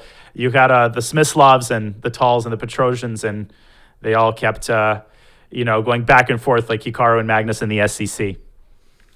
Yep, it was a wild time. Do you like how I brought it back to the SEC, Danny? Yes. Hey, okay. Hats off to you, sir. I don't wear a hat anymore because it rapidly increases my balding, so I don't wear hats anymore. But okay, I tip my hat to you, sir. We have a weak D pawn. We have a B file we're fighting for. Wesley has reinforced it with the A pawn, but overall, not a ton to write home about. If I had to choose, though, I kind of like White, despite the D pawn being weak. I really get worried about the C pawn. I feel like the E5 pawn is a target, also the square. And I kind of feel like if a transition happens here, a trade of these minor pieces, I kind of like the knight. But what do you think? I share your instinct. I like the knight on c4, which could become a knight on d5. In fact, you can play knight b6 right here, and that is a Magnus-esque kind of move. Again, look at that X-ray defense of the rook on b1 to the b6 square. But Magnus kind of deciding, yep, knight b6, there it is. Oh, he goes for it, yeah. Danny, the thing is, once the knight gets to d5, Black can challenge that knight by dropping his own knight to e7, although even that is hard to achieve because there is a fork on c7 that you have to be very careful about allowing. Yeah. Well, he puts the queen on a7, which allows knight e7. So very good heads of play, but note that Magnus is not messing around, playing super quickly with his knight moves, working on those knight moves. He's got. By the way, has any piece besides the knight moved in the last 10 moves? Jeez, what a ring around the rosy. Well, the a pawn is about to move up and seize the b file, even at the cost of the d3 pawn. Worthy price to pay. And bishop a5 instead. Do it. Bishop Weird. A5. Now he plays it. Well, now the Still d pawn good. isn't hanging, so interesting. The a pawn is, but if you take the a pawn, you allow the infiltration, Danny, of white's queen to b7, and the bishop from a5 can challenge the knight from d8. Oh, what about that juicy little move? Yeah, bishop d8 would be a move you regret allowing. So instead, Wesley plays knight to c6. Okay, bishop c3, a slight advantage, no risk, good position. Okay, Yes, what a Uncle nice- Sasha? You have this slon c3 con d4. You have okay, very nice. Now wait. Bring the queen. No, the knight comes back to b6. He loves maneuvering and reinforcing now. Oh, look at that knight. You know how to say outpost in Russian? I used to. I've lost so many of my vocabulary. Go ahead. Forpost. What is it? I think that term is an obscure chess term in English. Well, it's forpost. F-O-R and then post. Your Soviet schoolboy lesson for the day, chat. I love it. I love it. Okay, queen to c4. The queen is inching forward. Wesley So has not played like the Soviet schoolboy you said he needed to be when the wheels started to come off. Magnus is pushing hard in every position, although this one's getting weird.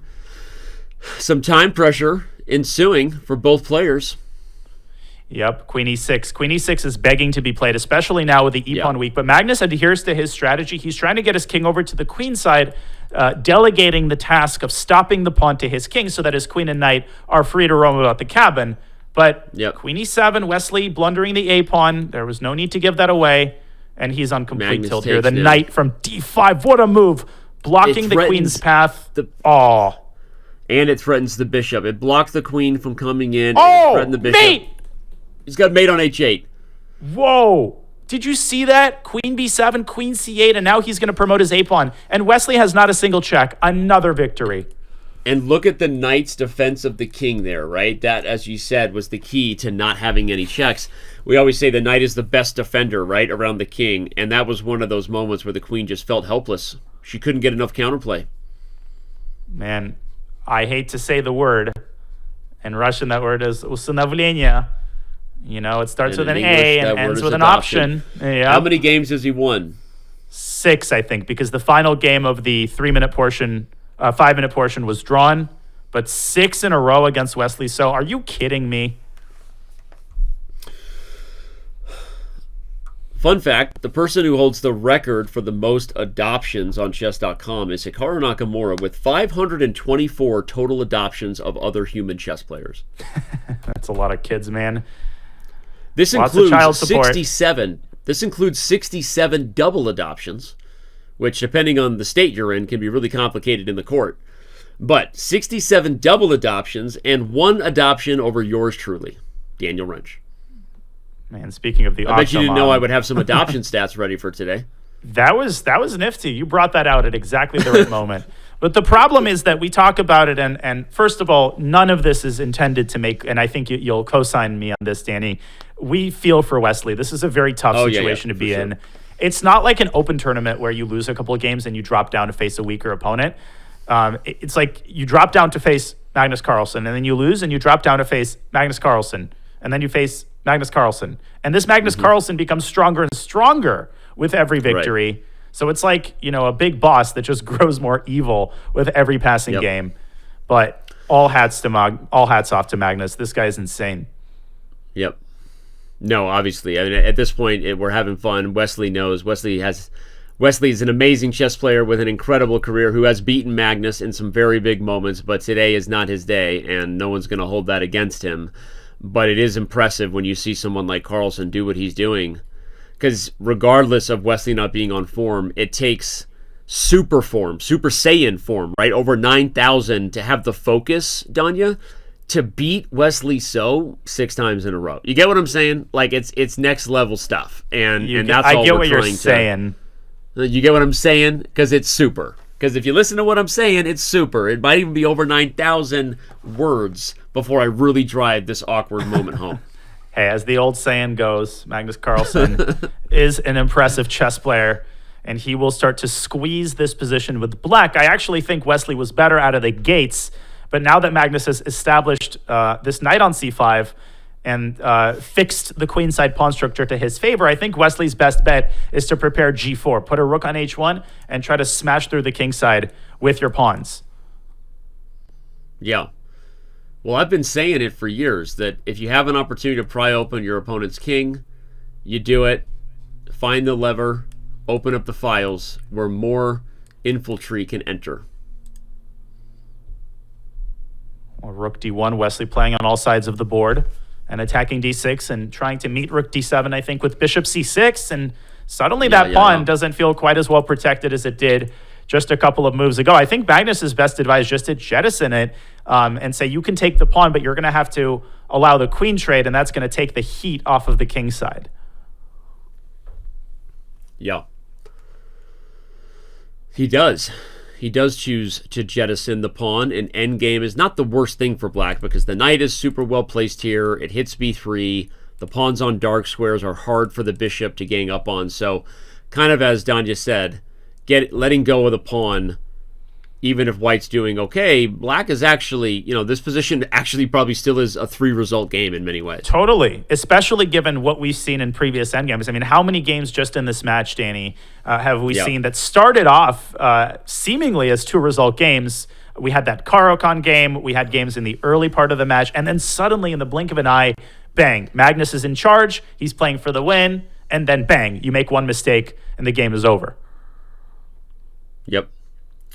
And it's funny because, again, Wesley won the pawn, but black's position has more to improve. I mean, you bring the king out, which he already started. You're going to put the king here. Maybe you can trade rooks, and if everybody comes off the d-file, the b3 pawn hangs in the end. So this is tricky. I guess that's the point.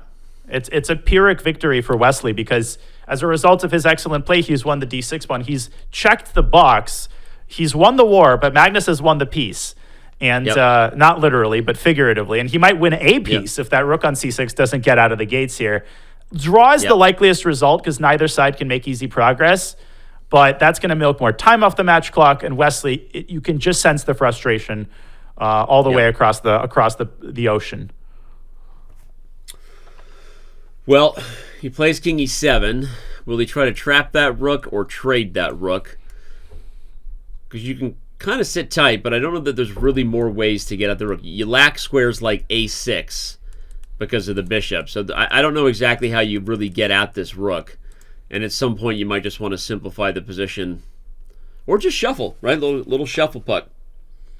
Do you think Magnus is actively thinking about adoption? Is he going to go for the win here and burn some bridges just because he doesn't want to allow a draw? I don't think so. Where do you stand on that question, Danny?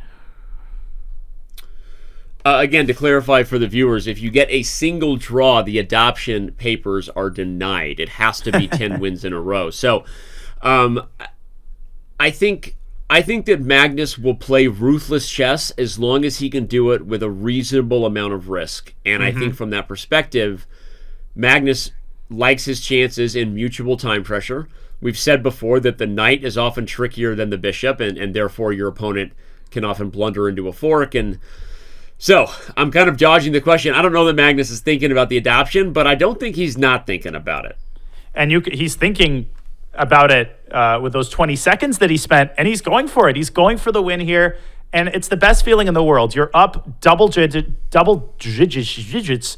So, I mean, yeah, you lose the game. Worst comes to worst. It's not an issue. And that's what makes Magnus so scary. Now he's going to take even more risk than he usually would. And I think he's getting rewarded for it. Suddenly he's got the initiative and a bunch of forks are being threatened.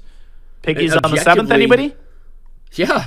I was going to say, objectively, I don't really know that I disagree with it, regardless of the motives. I mean, you have an opportunity to keep pushing, and here comes some tricks. And here comes the knight. Back to F5 it goes. Back to F5 it goes. And he's going to have mate threats. With check. Yeah, you tuck the king on H6. You're threatening rook D4 and rook takes F2. All kinds of stuff. Ooh, rook D7, though. No, but sorry. I think if white can... he doesn't go. Oh, he just blundered the bishop. But it's still a game. Danny, it's still a game. Okay. Rook A8. Oh, man, but he's losing the thread here. Rook A8 and keep chasing the knight. I think he can force repetition. King F6, and he's got a mate thread of his own. He's mating him on H8. C5. No. Oh, he blundered mate. Rook F7. Rook F7. And Rook F5 was mate, but he wins the game anyway. Oh, my God. Magnus missed mate and won. But he's still winning. Rook anyway. Oh, no, he wins another one. What do I have to do to even draw this guy? God, that was such a nice idea to go for the mating net with the king under fire there in the corner, but it backfires. Oh, man.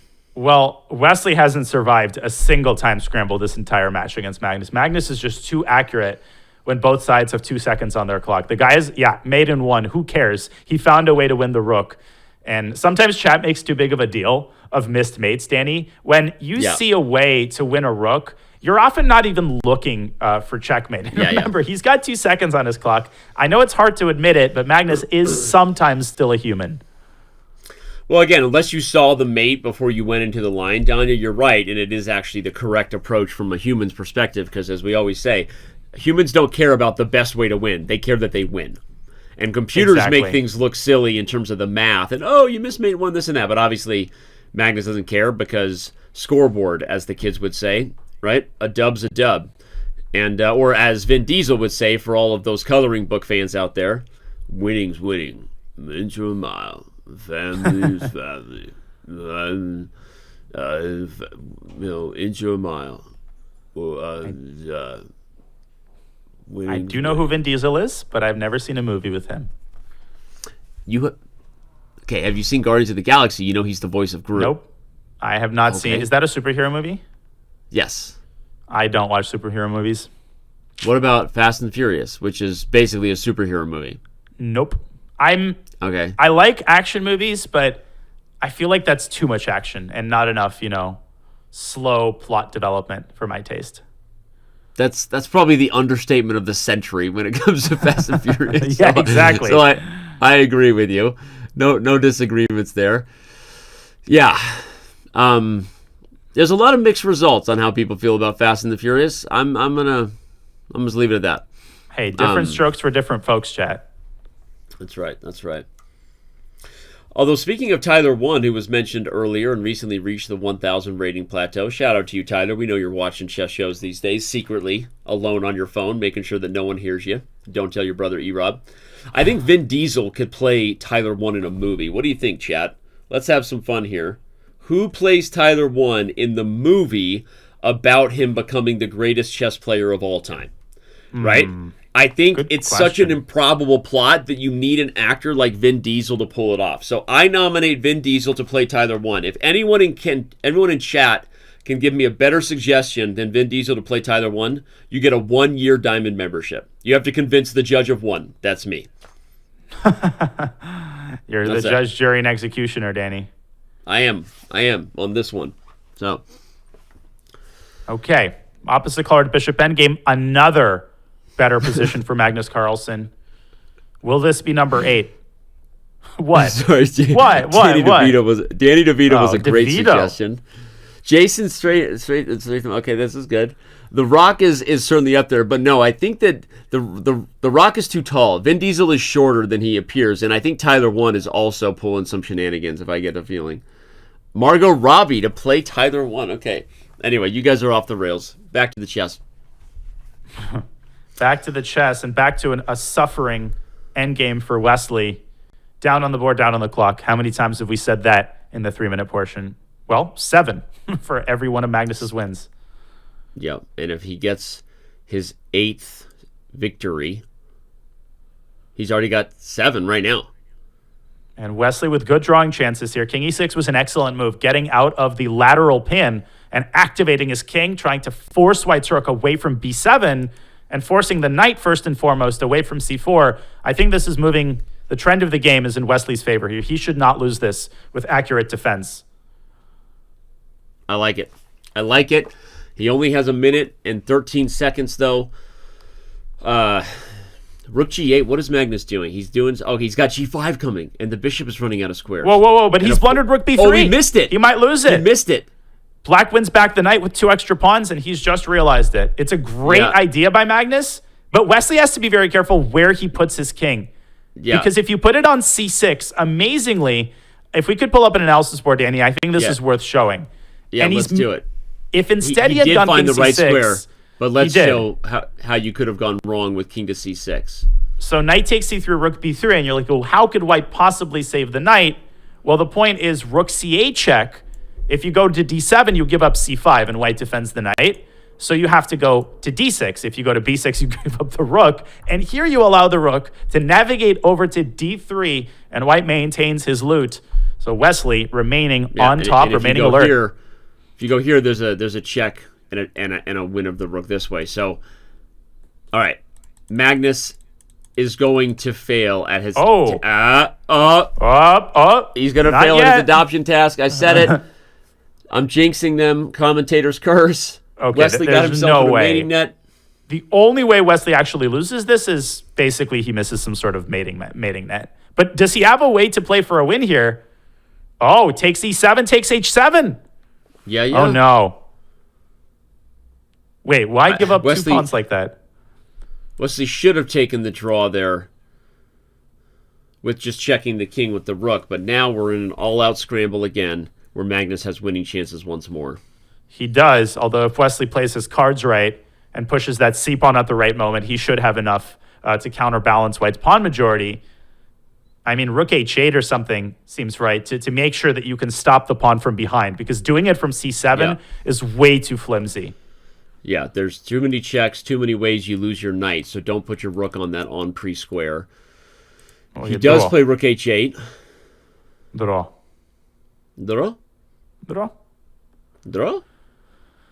Wesley thinking about it, but there's nothing Black can do there here. You go. And he avoids adoption at least. Adoption is over. Wesley So gives a little bit of a smile. Hikaru Nakamura is happy. Magnus doesn't get one adoption closer to his all-time record, as I said earlier. There shall be no new members of the Magnus Carlsen family. Let it be known throughout the land. He's got a lot of mouths to feed as it is. Also, there's no world where Danny DeVito was a better suggestion than Vin Diesel, okay? Like, I appreciate the chat poll here, and I love our community team for trolling me, but I'm not giving a diamond... It was hilarious, but I'm not giving a diamond membership for that. I think I named the best actual actor, and I think it's okay for me to be judge, jury, and executioner on this one, respectfully. So, as judge, jury, and executioner of the decision of whether I deserve to be judge, jury, and executioner over this said topic, I rule in favor of me. Okay? Hey, that's a kangaroo court if I've ever seen one. There you go. All right. Anyway, Tyler won the movie about becoming the greatest chess player of all time, starring Vin Diesel. I think they chose Danny DeVito just because his first name is Danny. No, Tyler won is kind of shorter, and he is bald by choice. I don't know that Danny DeVito was. That's neither here nor there. And I love Danny DeVito. Don't get me wrong. All right. The 3-minute portion could very well come to a close with this game. Mm-hmm. I am very much excited about the idea, at this point it remains an idea, of Wesley So getting a win. That's where I'm at. I'm excited about that, and I love Rook E1. I like the E-file. Okay, stay with me. I like the fact that this knight's a little lost and tender, right? Okay. Come on, Wesley, let's get an advantage here. I like the e4 square. Mm-hmm. He's got the advantage. He's got the, and so does Wesley. So he has an advantage. He had this structure against Alireza a bunch of times, and Wesley struggled in this structure with white. Black has this annoying idea of moving the bishop back and then deploying the knight via h6 to f5. So, yeah, white's got the positional dominance in the center, but black has the long-term possibility of kingside play. I do like that Wesley is up a minute on the clock because he has struggled big time on many, many fronts in this 3-minute portion, but as well as the clock. Indeed. Bishop to g6 is played to use the f5 square, but the knight pops into e4. We're trading knight improvements potentially right now. Indeed we are. Magnus says, I raise you one. Both of our knights are better where they stand. This knight on a6 is kind of a donkey. Mm-hmm. Oh, bishop I h5, didn't nice just say move. that. I didn't just say that to do that. Okay, come on. Damn, girl. Hey. Stop. I love it. Okay, you want some more? Yeah? Some more would be amazing. Okay. I don't know what I'm going with this. Yeah, okay. Queen e8 maybe for Carlsen. All right, bishop h5 is played. And what okay, queen f7. Very good move. What okay. What we have here is very nice. But h5, I don't like this move by Wesley because now h5 and very strong play with pawns on king's side, yes. Yeah. Yeah. h5, etc. Ben Feingold rolls over in his grave, but we do like the bishop coming back to f2. He does it. Yes, and that's why Magnus played b6. We saw Alireza making the same type of move, trading a pair of knights, and now it's black using the queen side to his advantage. I think one of the instructive things about the way Magnus plays is he redefines the concept of pressure. Like you think, okay, in this position, I have to attack on the king side as black, and white attacks on the queen side. For Magnus, he uses the entire board as his canvas. Even if white is the one with the ostensible advantage on one side of the board, he says, no, I'm going to be the one to strike on both sides. I own the board. Knight d4, striking at the center. Yep, I love it. Well said. He creates counterplay over here where there may be opportunities for blunders or attacks. You have to watch out for the A-pawn. It's also scary because if Wesley can parry the threats and pick up a couple of peshki himself, then, you know, some pawns are pawns, right? A peshka is a peshka. A peshka is a peshka. And you've got a nice peshka which is about to land up white's grail on d3. That's fair. That's fair. A past peshka is also one step from becoming a real boy. Just ask Pinocchio. Проходная пешка. That's fun. There you go. All right. Rook d1 happens. We have rook takes a2. Is it rook takes a2? You're threatening things. Then there's white also can trade a bishop. Queens. Okay, he goes for takes a2. You're threatening this. Maybe white has to get the queens off the board. He does. Oh, nice move by Magnus. And you can't take Danny because the bishop's going to land on d4 and then the rook on f1. And let's not talk about that position. Hey, first rule about Bruno, we don't talk about Bruno. And in this case, a back rank mate is the same as a Bruno. And if you don't get that reference, you've never seen Encanto, and I am no longer happy. Man, I have not seen whatever you just said. I didn't even hear what you said. But I hear what Magnus said. Danya, but you got to see Disney movies, and at times are phenomenal. Okay, and I'm not just saying that so I don't get sued, you know, because that's what Disney does. But I'm just saying, like, there's some great films, and Encanto was a great, very, you know, that's all. I liked my share of Disney movies. I loved Aladdin as a kid. I loved Mulan. So, you know, I was at least 5% of me was a normal kid. I mean, the other 95 was the sitting in the basement reading Dvoretsky. But, you know, let's not talk about those 95%. Magnus, by the way, he's down to 5 seconds. It's like it doesn't matter, Danny. When Magnus has 5 seconds, you feel like he has 5 hours. Still playing the best moves on the board. Plays the move rook e4. The e6 pawn will fall. By the way, it is... Well, we are down up against the wire. Either this game ends in seconds, or it is our last game in the 3-minute portion. We see that clock now down to 15 seconds above Magnus Carlsen. And I don't think Wesley is looking to resign and get another 3-minute game in. If this was a closer match, Wesley would probably resign this position, Danya, and try to get another 3-minute game. But it's not a close match. It's not a close match. And you might as well bleed and drink this cup down to its dregs. Looks like Wesley is likely to save the game if he can get that D2 pawn, but he doesn't want to take it and allow a pawn endgame because black is the one with the outside passer.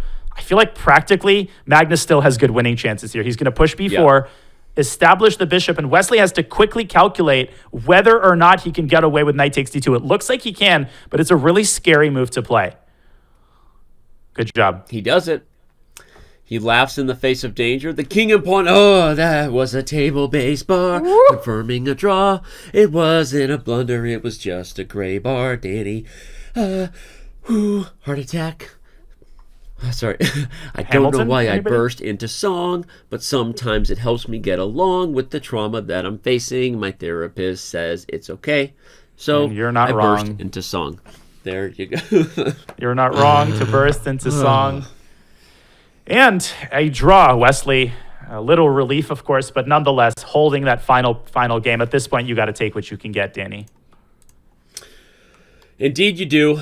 He doesn't lose the last game as we head into Bullet, and that's got to feel a little bit good, right? He is still down 11 games in the match, which is the same score we left at the halfway point of the 3-minute portion.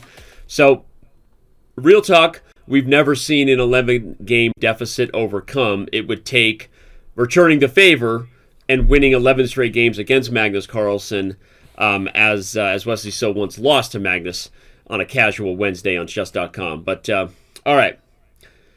It's a casual Tuesday, not a casual Wednesday, but every day is a day for you to feel your best, Danya. You got to take care of your body.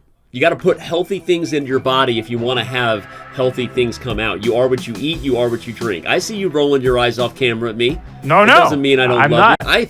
I feel you. No, I know you're not. I'm teasing. I think it adds to the fun drama because I want fans to pay attention when I tell them that AG1 is their next smart move.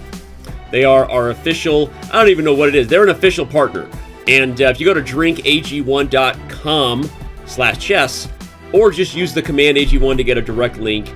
You can use our chess login page to get whatever that is that you're getting. AG1, I do drink it regularly. It is awesome. It is tasty. I do love it. And that's it. We thank them for sponsoring the SEC. Danya, I thank you for being who you are. I just want you to know that. Like, there's no conditions, just who you are. I thank you for that. I thank you for being who you are. This has been such a fun match, not for Wesley, but for all of the rest of us. And we've had courtside seats to Magnus's magisterial display in the first two segments. You don't want to miss the bullet, Danny, just from the perspective of Magnus playing his very best chess, which is by definition unmissable action, regardless of the score.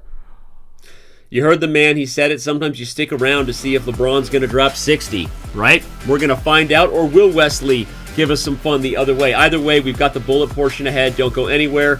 It's the 2023 Speed Chess Championship presented by Coinbase, and it is back in just a few.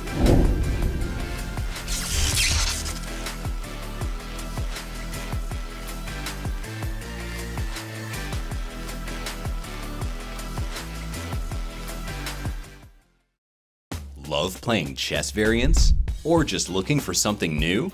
Join us for the Variants Community Series. Every 2 months, we'll be featuring a different variant in a series of events and competitions. Learn a new variant and compete against other players for prize money, or just play for fun. Look for community arenas, streamer arenas, and championship events. 6 weekly arena tournaments held every Thursday will be followed by a championship event with cash prizes, including a $1,000 first place prize. The third and final weekly arenas will be streamer arenas, featuring gifted subs as prizes. Win any of these events to qualify for the championship. The Variants Community Series kicks off on September 7th with King of the Hill, where the first to occupy the center wins the game. But getting checkmated still loses. And join the Variants Club today to learn more about upcoming events how to participate, and much, much more. See you in the arena on Chess.com. Spell Chess is coming to Chess.com. Enchant your pieces with one of two spells, jump or freeze. Players start with 2 jump spells and 5 freeze spells, which recharge after 5 moves. You may cast your spell whenever you wish before making a regular chess move. Jump is a spell cast to one square, wherein if there is a piece on that square, other pieces can jump over the charmed piece. The freeze spell is cast over a 3x3 square area, and the pieces in this area are temporarily frozen in place. Combine your powers of chess and sorcery to defeat your opponent. Come see what Supercell and Chess.com have cooked up in our new variant, Spell Chess, dropping on September 1st.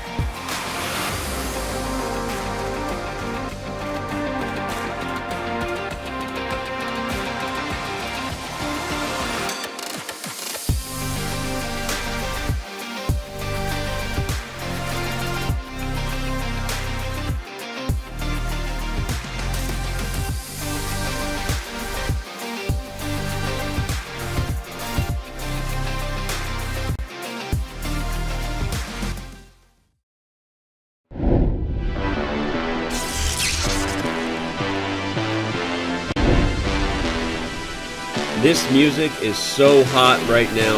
Magnus Carlsen's hair looking like he did it up that way. Shout out to chat and everyone who's having a great time today. Shout out to Magnus Carlsen for putting on a show.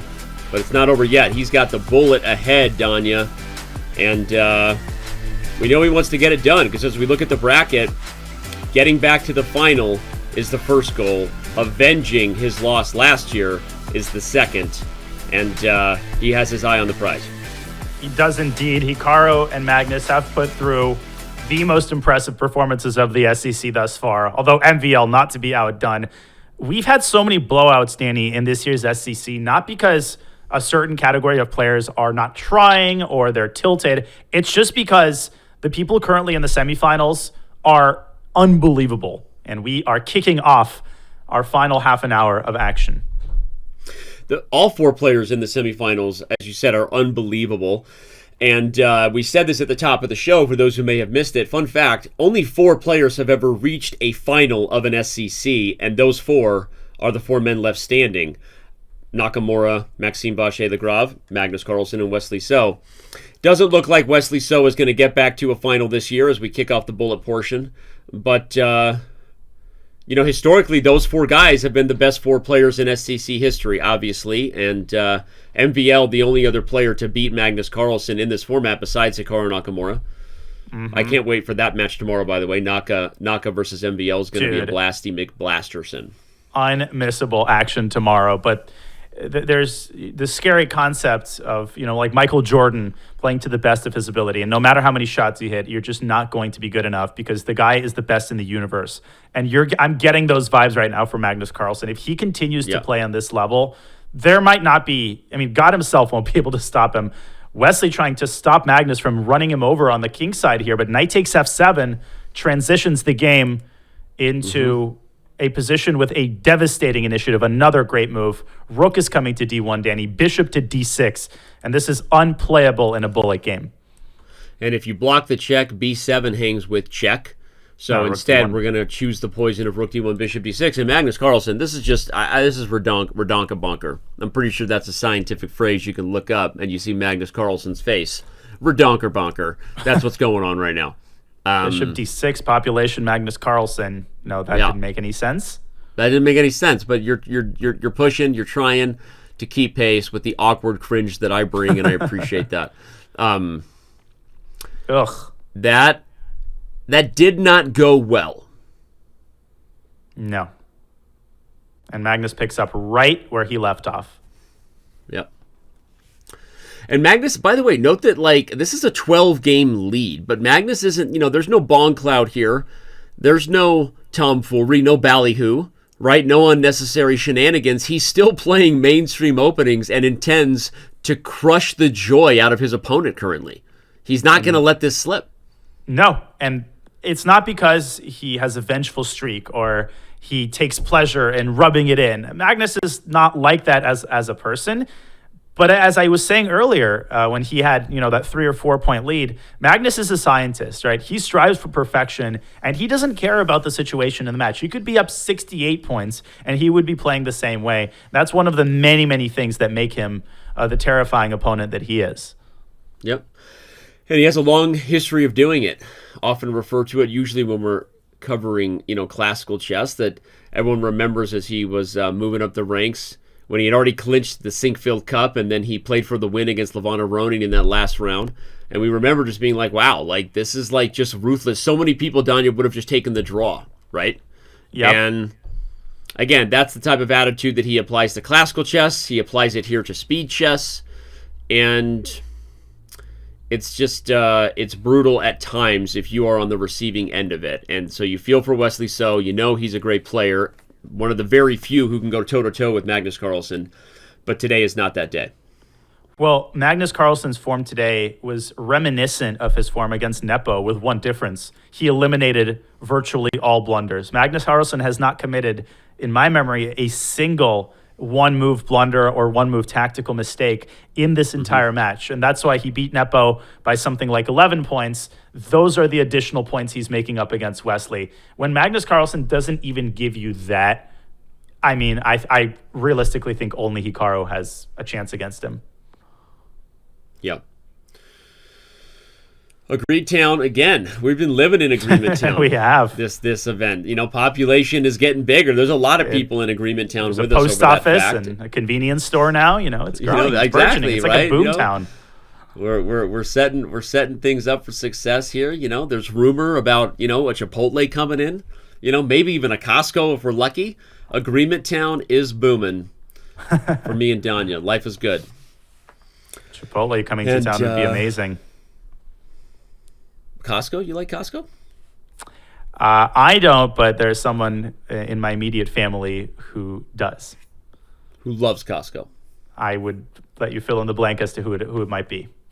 I am a Costco. I mean, Costco is an enjoyable experience, Listen. It's funny because I feel the opposite of IKEA. IKEA, I'm convinced, is the doorway to the underworld. Like, I believe if you take one wrong turn on some aisle in IKEA, you're not setting up furniture. Like, you are in purgatory one step away from the devil himself. So be careful when you go to IKEA. I'm not a fan. Danny, I'm getting some bad vibes from you. I don't like, I think you have a bad IKEA in mind. But I like driving to that other store. But because of all the traffic in the parking lot, it really comes at a big Costco.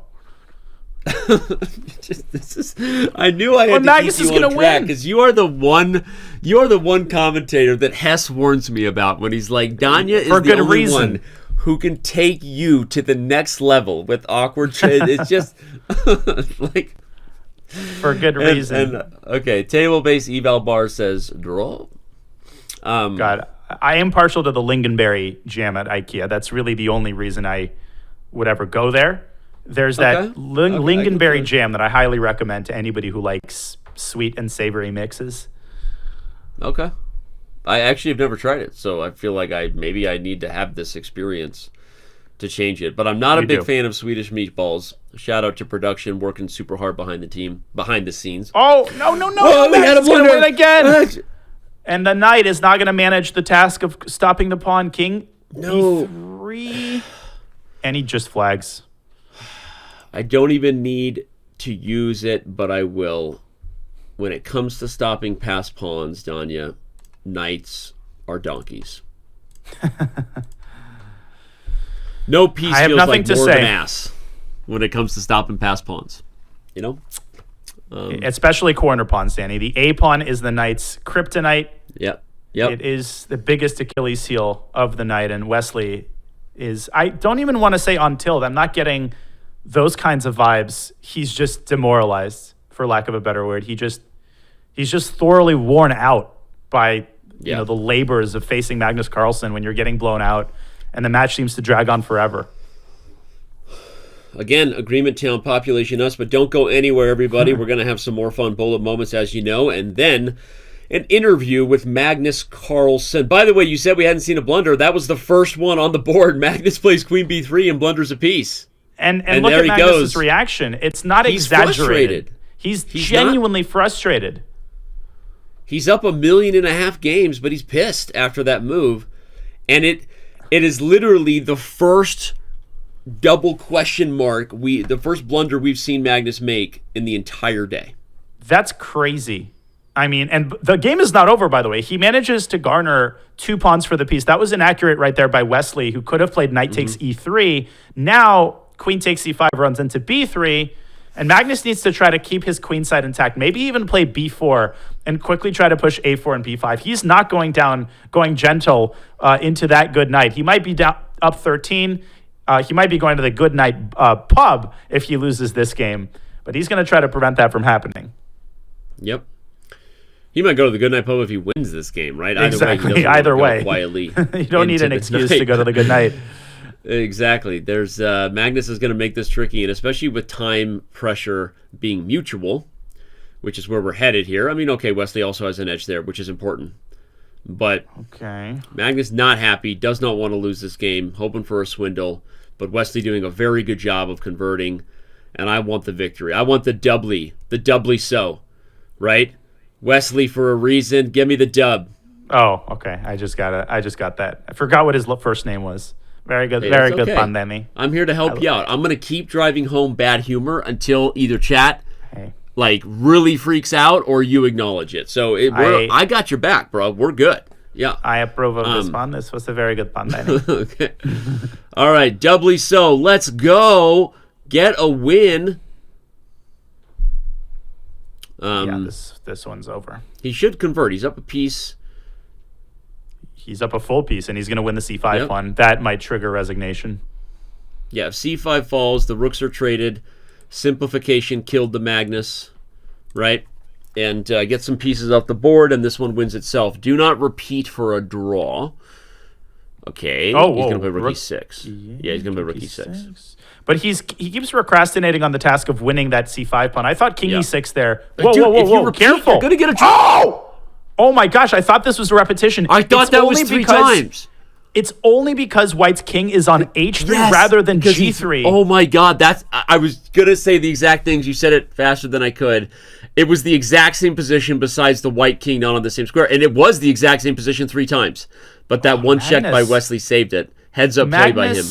Magnus is like that big boss who keeps fighting, even though his head has been chopped. It doesn't matter. He will keep fighting and fighting. Yep. And king g6 there would have given up a piece. Oh, he blundered mate it 2, f4. Oh my god. What? He had f4. Guess what? He missed it. But he's going to make the draw anyway. He's going to win the bishop back. He had mate in 2, but he's still not going to lose the game. F4 was mate. Oh my god, how on earth did he do this? I'm still just as impressed. Dude. Because he's going to make the draw. Talk about a hydra of a monster. As you said, you cut off his head. He just sprouts a new one. That is the final boss, known as Magnus Carlsen.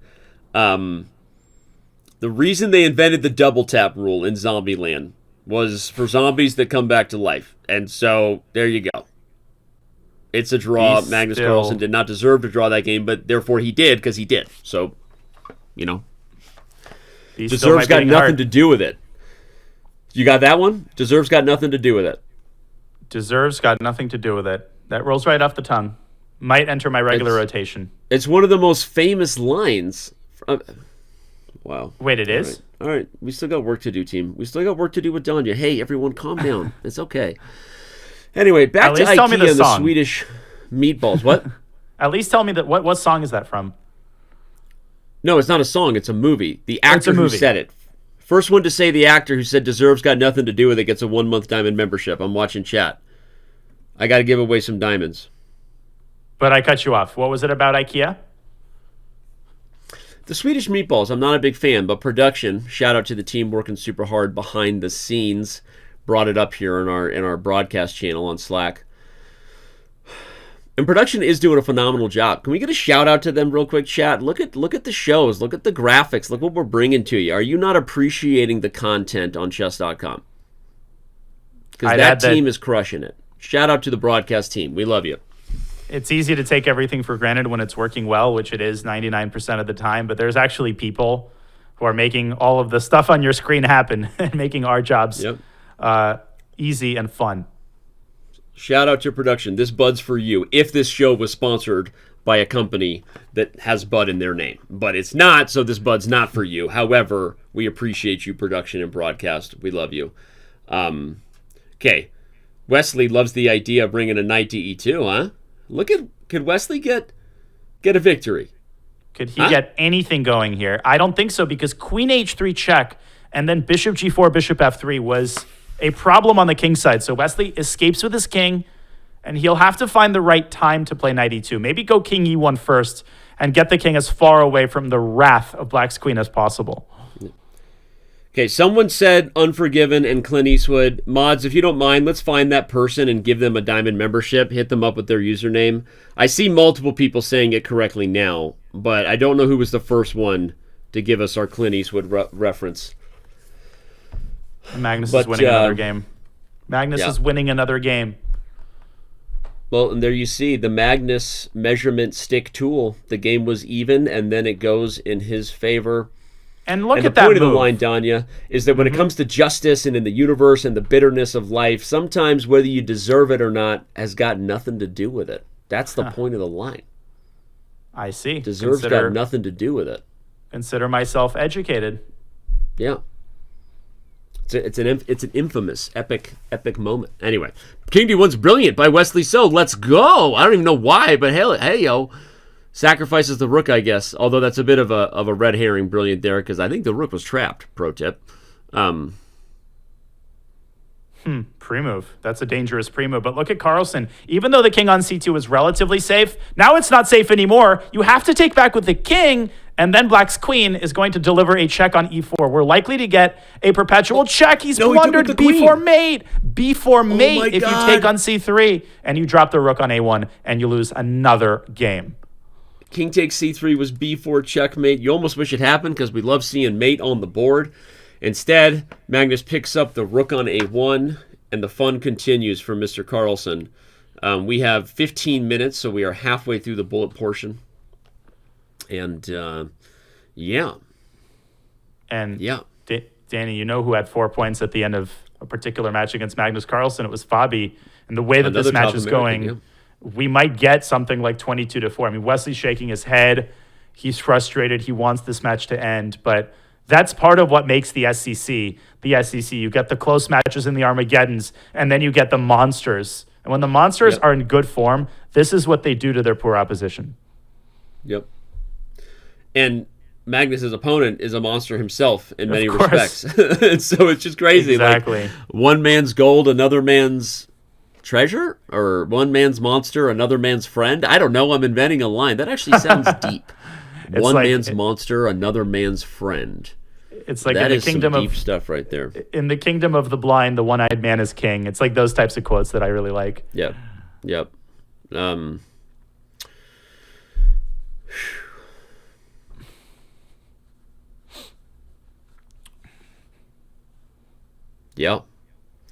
And not on the much note, to say, Danny. There's not much to say, although we will throw out the fun factoid stat that we've officially reached the largest lead of any match this year at this point. 18-4 is the biggest margin. Yeah. This looks like a draw, although Magnus has won so many equal and outright worse endgames that I hesitate to forecast any potential evaluation. But yeah, this pawn endgame is all locked up. We're going to get a bunch of king shuffles here. Unless Wesley plays the move g5. The way to lose this for black is to trade the g-pawn for white's f-pawn and give white an outside passer on the king's side. So if you're Wesley, just stay put. Agreed. Again, agreed town. Exactly. Agreed. He forgot the second part of that city. There you go. We got to find the winner of this Clint Eastwood thing, because I got to give away a diamond membership today. Yeah, there were a lot of guesses, so might be a photo finish. I'm going to guess our audience was young enough or they didn't know it off the top of their head that they probably just Googled deserves got nothing to do with it, and the moment you do, you get your answer. I'm not taking away anyone from their movie trivia, but not everyone's pop culture game is on point all the time, as we've learned with my co-host. I feel like Magnus might play f5 or something. I mean, you actually can play f5, and it's still a draw. In a 30-second game, Danny, that's a classic flagging technique. What you do is you pre-move 10 or 15 moves, and then at the moment your opponent least expects it, you play a move like f5. So you set your opponent up for a pre-move, and then you shove that pawn through. What that is unnecessary in the context of this match. It's unnecessary roughness, right? And you would be flagged for indecent handling of your lead on the match scoreboard is what the flag would be. I'd pull the flag out. Magnus, you're getting a penalty. Unnecessary usage of the dirty flagging technique. Although Bortnick would love that. Bortnick's a pro at that. But it's risky, right? Because if you play those moves with any moment where your opponent doesn't pre-move, then it's over. You lose. So, yeah. It's fun stuff. Yeah. Alireza kind of also pioneered a lot of those pre-move tricks back in the early days of 30-second chess, back when I used to play these nighttime matches with him. I learned a lot of dirty flagging techniques from Reza. But right now, Magnus is, knight c4 resigns, and you drop the minor piece. Yeah, it's just going off the rails. Yeah, Magnus was hardly happy about that himself, or at least he appeared to be slightly dejected. And there you go. The lead is 19.5 to 4.5. Let me ask you this, Danny. Has Wesley won 2 games this whole match? How many games has Wesley won? The fact that we can't even remember, I think, speaks volumes about the course of this match. Yeah. All right, we have our winners. Dubik on Twitch and Factor is here on YouTube. You each get a 1-month Diamond membership. Reach out to Ahmad, give him your username. Yeah, he hasn't won in a while. And again, we know that, and it's hard because you keep talking about it. It feels like we're adding insult to injury. But Wesley knows this isn't his best day. At this point, he's being a professional, which is finishing the match clock. Oh. Queen F4, Queen B4, and you can't touch the rook. B4. Yeah, and you can't touch the rook. Because of the windmill. You take the bishop on C8.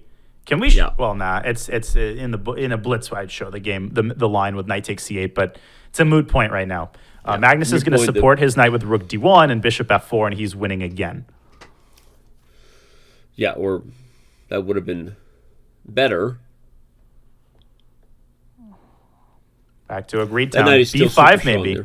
I would go B5 and B4 and try to separate the queen from the knight. I think that's Wesley's only chance. But look at the clock situation. He's down 30 seconds. And, knight. Oh, no. That's not going to cut it. See it. That's another loss. That's a KO. Now knight takes C8 is a threat, which forces the exchange. And with it, the resignation. Another game in the books for Magnus Carlsen. We have 9 minutes and some odd seconds remaining. Yeah, this is going to be very, very similar to the Magnus Fabi match, and I remember feeling these feelings in the home stretch of that match, where, from Wesley's perspective, it just doesn't end. You just have game after game and loss after loss, and eventually you almost become numb to it because you've already accepted that, yes, I'm going to get completely blown out this match, but it doesn't really make it any easier. It's still just as painful. It's still just as saddening. It's not the fact that you lost to Magnus, which is understandable. It's a way that you've lost and all the blows that you had to suffer throughout the match. We feel for Wesley. This is really, really tough. Yep. Yeah, apparently we're updating who actually got it. So don't stress. I know everyone wants those diamond memberships. If it was a photo finish, we'll give away 2 on Twitch. So everyone relax. Our mods are going to find it. I'm sorry, back to this. It's also 1 a.m. for both players, by the way. Local Berlin and Oslo time. So our players are up late to make this thing happen. We appreciate that. Well, Magnus usually plays that second title Tuesday, so for him, I think 1 a.m. is early days. It's just when the Speaking day. Of which, when does the next begins. title Tuesday start? Are we there? Well, it's 7 Eastern. We're not only are we there, we've already finished it. we just finished it, and so yes, there is another title Tuesday that also happened today. All right, 2 of them. Well, this looks like maybe some outside. Nope, no real chances to get anything. I mean, maybe I would prefer white here because the A pawn, black's A pawn, is on a dark square, so it's more targetable by white's bishop, as you're indicating. The problem is bishop A3 and bishop B4, an excellent defensive maneuver for Carlsen. Bishop C5 here would blunder to rook C8. So you can definitely find a way to lose this if you're Wesley. I think he's going to go bishop C5 now, but Magnus can support his bishop with rook to B1 or even rook to A1. Yeah, rook A1 is a fun way to do it, although it doesn't work. Yeah. Little Chekaruski on C8. Okay. Sorry for that. We're just playing lines in our head here, everyone, but that was a fun little way to lose. Instead, we get a bunch of passers, a bunch of queens. This is just good old-fashioned family fun right here, right? And this is just, you lose a queen, you get a new one. NBD. Jesus. I don't think Magnus could lose a game if he tried.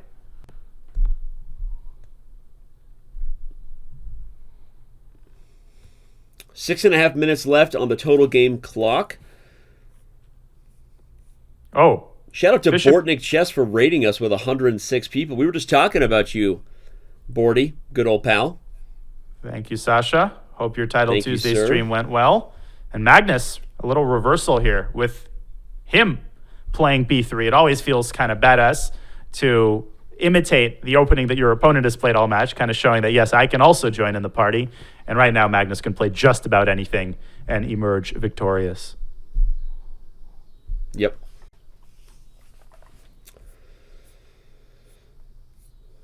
Ugh.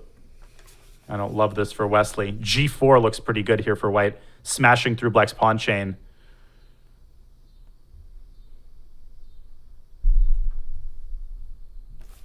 Knight C4. Oh, there's G4. Look at the tactics, Danny. Knight D takes E4 is coming in. Yeah. It's a reverse French, right? We see these variations in certain lines of the Tarrasch with colors reversed, right? This idea, not these variations, this idea.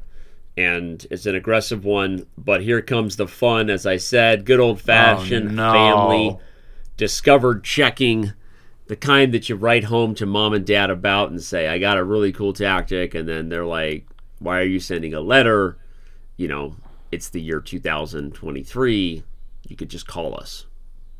This is Bobby Fischer-esque for Magnus Carlsen. There were only a couple of players throughout chess history that could dominate top opposition across all formats, of course, because Blitz was less prominent in Fischer's day. Fischer did this in classical chess in those U.S. championships where he scored 11 out of 11, hence the term Fischer Prize, which is that additional $64,000 you get if you win the U.S. championship with 11 out of 11. Hikaru Nakamura, he's been doing this online for many years, but Magnus Carlsen, this is what I was talking about, Danny. 3-4 years ago, was he winning online tournaments? Absolutely. Was he amazing at Blitz? Absolutely. Was he winning with these kinds of margins and with this kind of speed and accuracy in Blitz and in Bullet? No, right? This is how Magnus Carlsen has reshaped himself. He's entered the Hikaru Nakamura level of domination as we see an excellent move by Wesley, slicing off the connection between the queen and the knight, and Black's queen is going to pick up all that stuff on that diagonal. And Wesley might win this game, finally. I agree with every point you made, and this is an improved Magnus Carlsen, as if that was a possible thing for us to say. He is, we rebuilt him, right? He is the $64,000 man, $1 million, I don't even know, but he's playing incredible chess, although as we say that, and rightfully sing his praises, I think Wesley So, knock on wood, real effing hard. Okay, because I don't want to jinx, and I've done it before. No bleeping coming out of my mouth. Wesley So gets the dub. Doubly so, let's go. That's All right. Gotta feel good, man. At last, he takes the win, and in very nice style, too. Rook E4 was an amazing move. Yeah, Rook E4 was a phenomenal move. That was... The comeback begins. Yeah, total heads-up play to see the opportunity to cut off the queen from protecting the knight, who, as Danya said, was critical because of the B3 pawn. So, all right, 2.5 minutes, 2 minutes plus remain. There's a decent chance if they play this one to the wire that it's the last game, depending on how much increment gives us as far as extra seconds on the clock. But it's been awesome. We've got interviews ahead. And Magnus, I don't know what Magnus it is that is causing consternation, but it's definitely not the match score.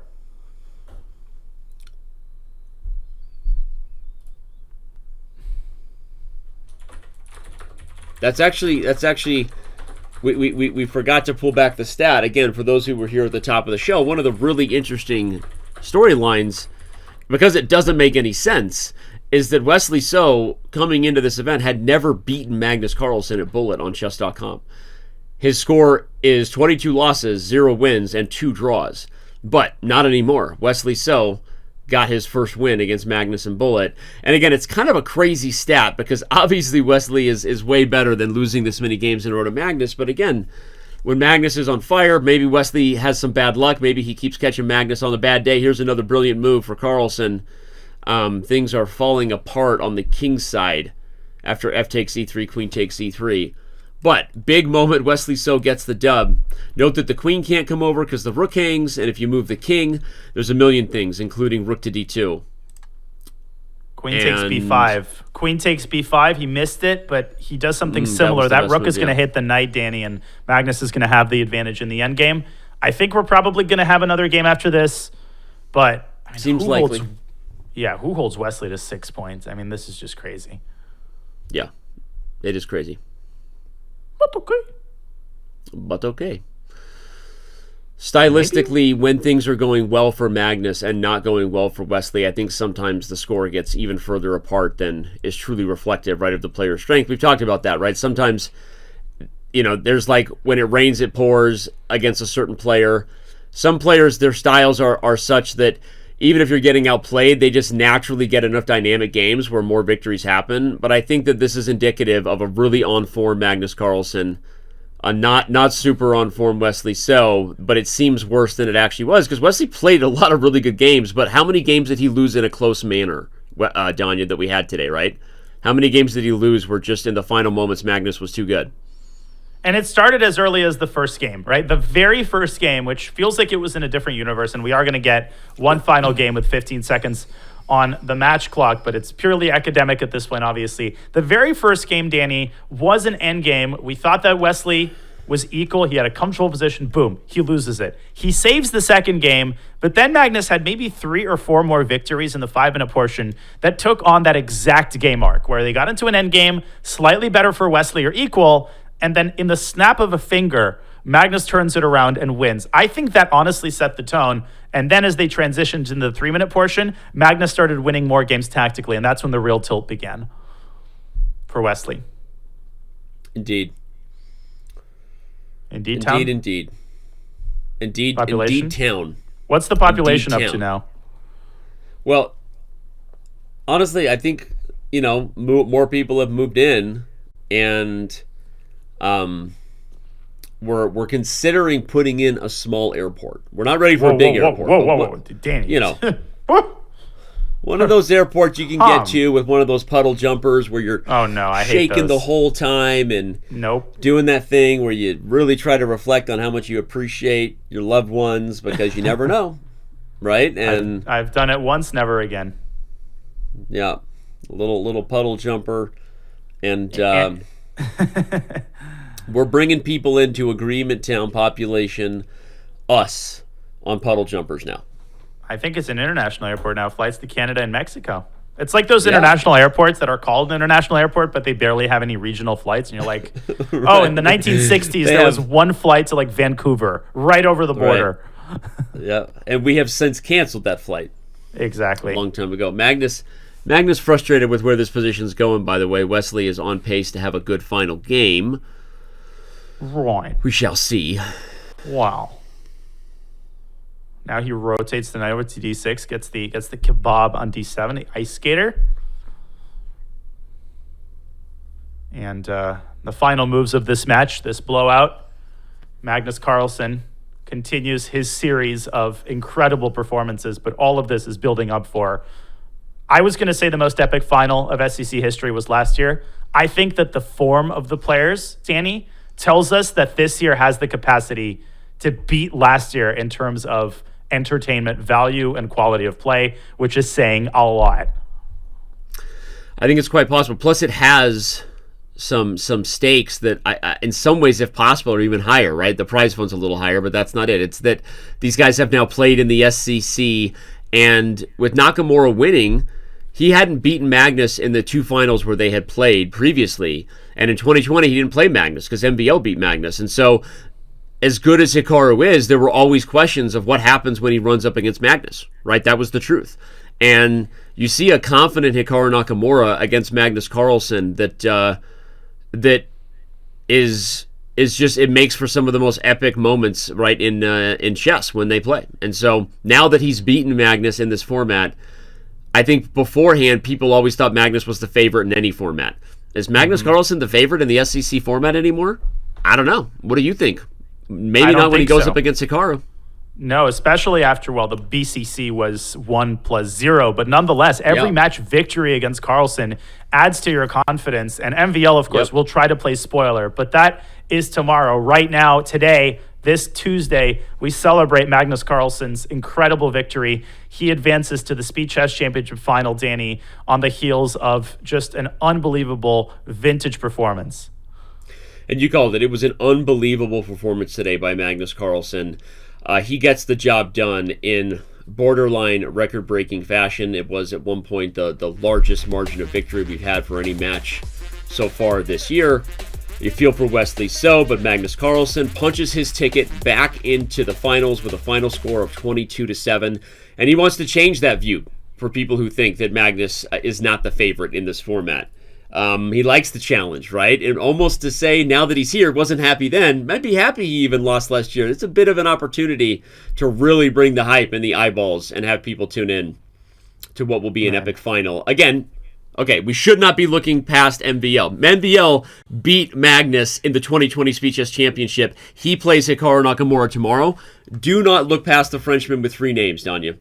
Of course. Realistically, Hikaru is the very, very heavy favorite in that match. But Hikaru is not looking at that match like a walkover because it's obviously not, especially given the form that MVL has been in. MVL has competed with Hikaru and Magnus in terms of speed and accuracy. So if we see good form from both players, tomorrow I think will very, very likely be actually a closer match than some people might realize.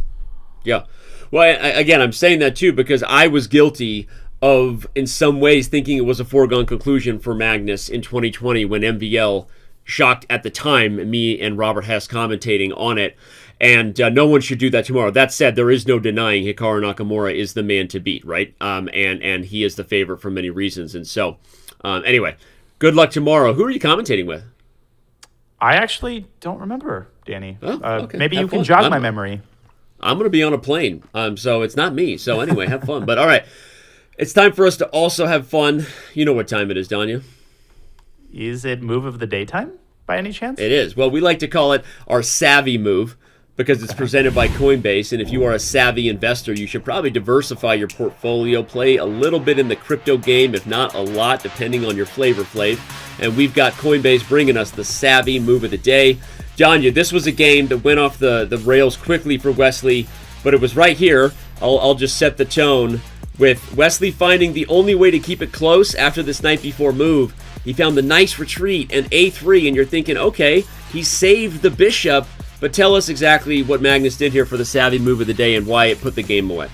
Well, this next move really epitomizes the moment in the match when the wheels truly came off. The bishop on c4 is trapped, but if you play b5, the bishop escapes via the trade on d5. What Magnus does is knight takes e3. That is our savvy move of the day, clearing the d5 square so that the pawn can advance to d5, re-trap the bishop, and as a result, when the smoke clears, of course, Wesley recovers the pawn by recapturing on c4, but his position is now riddled with holes, and after c5, another super accurate move, Magnus really accentuates the weakness of White's pawns on d3 and e3, as well as White's lack of coordination. There were adventures, Danny, later in the game, but Magnus ultimately bags the full point. He jumped out to an 8-point lead with this game, and he never looked back.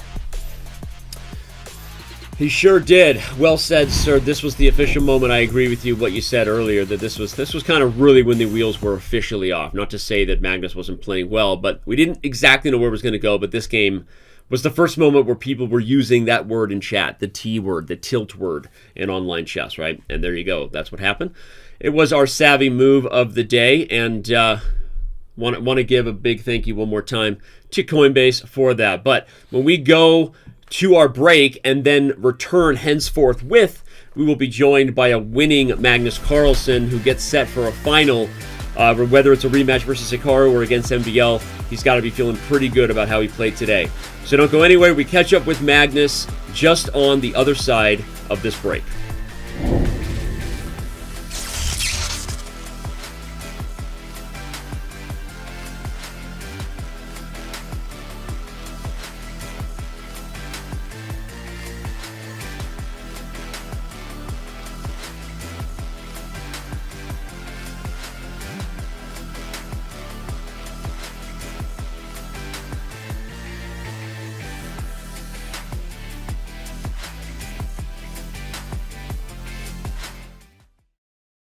Love playing chess variants?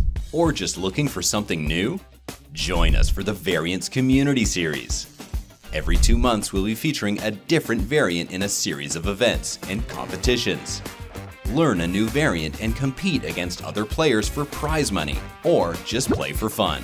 Look for community arenas, streamer arenas, and championship events. 6 weekly arena tournaments held every Thursday will be followed by a championship event with cash prizes, including a $1,000 first place prize.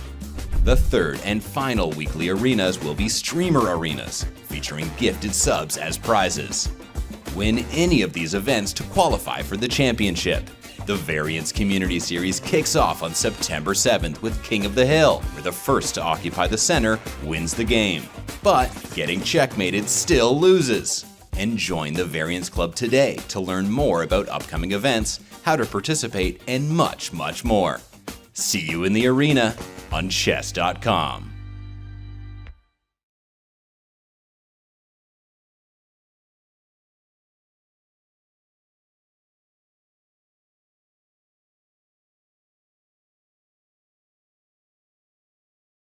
Love playing chess?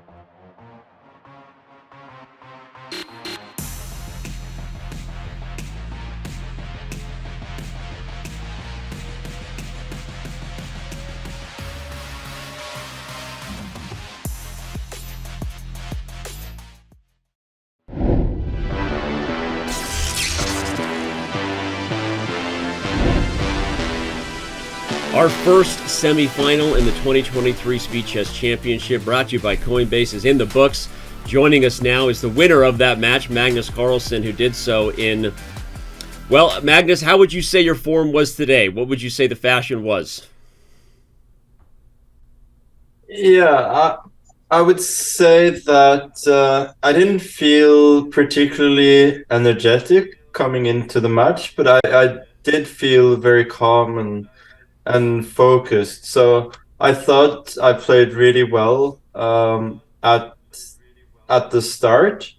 I think specifically the first 3 wins that I had were of a very high quality, and after after that, the match was, well, not over. I think the match was only really over after I won that Caracan game, where I pushed the lead back up to 4.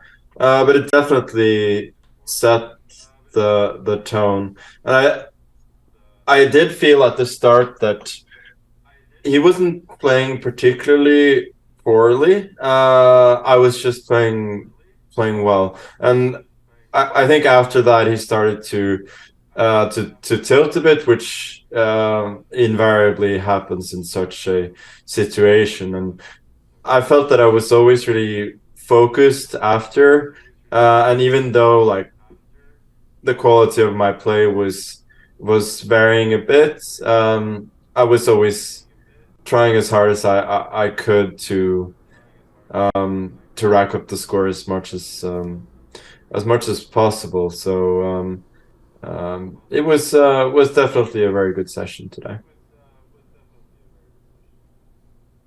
Magnus, there was a stretch in the match where you won 7 games in a row to start the 3-minute portion. Were you aware of the number of games that you had won, and how meaningful was it for you to win game after game? What kind of feelings does that produce? Yeah. Or to reach 10. Just say what it was. Yeah, I was. I'm dancing around the question here. Yeah, I at some point I checked it and saw that I had 5 wins in a row. And I think probably the 7th was the one where I had the knight against the bishop with good compensation, and I was where I was a pawn down, and at that point I was thinking, let's try and go for the adoption. Otherwise, I probably would have acquiesced to a draw a bit earlier. Well, you got pretty close there, and it was definitely a show today that you were putting on. I want to switch gears a little bit. Obviously, for many people, talking about the potential next matchup. But before we talk about what it might mean for you to play Hikaru Nakamura in a rematch in the final, do me the favor and talk a little bit about MVL and Hikaru, and what are your thoughts on that match? MVL's style, does it match up well with Hikaru? Maxime is someone who's had good SCCs before. Obviously, he's the only other player to ever beat you. And what are your thoughts on MVL's chances against Nakamura? I think Maxime's chances lies in putting pressure with the white pieces. I think the openings are going to be fairly important. That is. I mean, there were many reasons why he beat me in that match in 2010, but one key reason was that he was actually putting a lot of pressure on me with the white pieces. So I think that will be key. And as you saw in his match against Nihal, he actually had a 100% score with the white pieces for very long. So I think that is his main chance. But regardless, I think Hikaru is a pretty clear favorite in that matchup, but you never quite know. I'm sure there will be a fight. Yeah. Magnus, compared to the same time last year when you were facing Hikaru in a final, given your dominance in online chess over the last year, do you feel more confident about your overall blitz and bullet ability compared to last year's finals? To be honest, I was pretty sure that I was going to beat him in the final last time, so I don't think there is that much of a difference there. Well, it's. I mean, I know. Awkward to ask if you're rooting for two of your peers in top level chess, but would you rather have a rematch against Hikaru if you had your flavor to pick? Yeah, well, I'm still up to 1 against him in speed chess championship matches, so whoever wins this one is gonna have some bragging rights for sure. So yeah, I'm hoping for that. Magnus, we have two chat questions before we release you to your much deserved rest. The first one comes from Walkie Bogues, who asks, what is your favorite time control in this format? And in what time control do you think you are objectively the strongest? It really depends on my mood. So today, as I said, I was feeling pretty calm and not super energetic, and I think for that mindset, the 5-1 was definitely my best, and I guess the one that I enjoyed the most as well. Whereas, for instance, against Virit, I didn't have the patience to play 5-1 games at all. So it really depends on the mood. I think where I have the biggest edge against an average of the field is in 1-1, but of course not against Hikaru specifically, where it's where I think it's fairly even. But for instance, against Wesley, I would say that I have a decent edge in the first 2 time controls, and then a massive edge in the last one. Well, Magnus, this is regardless of which time control is of your objective best. I think objectively you played some of the best chess we've ever seen in SCC history today. That was a pleasure to watch, and congratulations again. And love the confidence heading to the final, whether it's Hikaru and the rematch everyone wants, or Maxime. And wish you the best of luck there, man. Congrats. Thank you so much, and I am happy with my play today, so I will give you that. Good. Okay, good. We like that. All right, Daniel. Well, there was Magnus. He should be happy with his play. Wow, was that impressive. He gets the job done again by a final score of 22-7. Your thoughts, Mr. Naroditsky, on what we just had there with an interview with the GOAT, and an interview that sets the tone for how he's feeling heading into the final, being very confident. Well, all I'm going to say is that this is going to be an epic final. And the fact that Magnus is in the final, that's not the surprising part. And as crazy as it is, I am surprised by the way that Magnus has blown his field out of the water. He's made people who themselves are in really good form look like amateurs. This has been one of the greatest displays of online chess that we've seen thus far. Can Magnus cap it off by avenging last year's loss in the final? That remains to be seen. Speaking of unmissable action, Danny, these next 2 matches between Hikaru and MVL, and especially the finals, cancel whatever you've planned for those time slots. You have to cancel. Cancel tomorrow first and foremost. Nakamura MVL is going to be a thriller, and then cancel everything for the final. Cancel a couple hours before and after too, right? Maybe watch a replay, because this is the matchup everyone wants if it ends up being Carlsen Nakamura. But even MVL would have the talk of the town, because what an upset that would be. So, all right, today we didn't really get an upset. We got a very dominant performance by Magnus Carlsen. Let's take a final look at the stats that brought this one home. Magnus Carlsen takes 17 games decisively. That's pretty impressive. 7 brilliancies and 2 blunders only, Danya. I leave it the floor to you, sir. It's incredible. Wesley got blown out, and he displayed 90% accuracy. This is what I was saying. It's not like Wesley was losing game after game due to blunder. It's not like he was tilting from the first minutes of the match. No, not at all. A lot of the games were close, and to win as many games as he did required mastery in every area of the game. Openings, tactics, he had some amazing attacks, he had some great defensive efforts, and overall, I think the ultimate highlight was Magnus's endgame play today across the 3 segments. Some of the endgames that he put on display were worthy of great performances in classical chess. You would never realize the time control if you just looked at the moves. Agreed. It's crazy. The accuracy level in blitz is phenomenal. That is the scientific term, I think. Let's remind everybody of tomorrow's schedule, Janya. As a teaser, as a taster, once again, it will be Nakamura versus Maxime Vachier-Lagrave. It'll be Danya Naroditsky and Casa Corley, I'm told. And what are your thoughts on that? Going to be an incredibly fun match. Good start time, not too early, not too late. And Hikaru Nakamura, the heavy favorite. But MVL has demonstrated Magnus Carlsen-esque form thus far in the SCC, which I think is going to make this match really, really fun.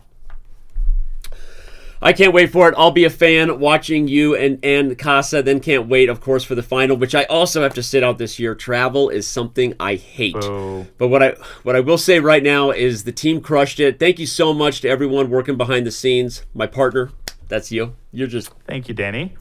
You're so great. Thank you to our players who brought their A game and to everyone who enjoyed it in chat. Enjoy tomorrow's show, the second semifinal. And thank you so much for being with us. Once again, this is the 2023 Speed Chess Championship presented by Coinbase. Thank you to all of our sponsors. And we will see you tomorrow for the second semifinal. Until then, enjoy your night, chat. And we'll see you on Chess.com.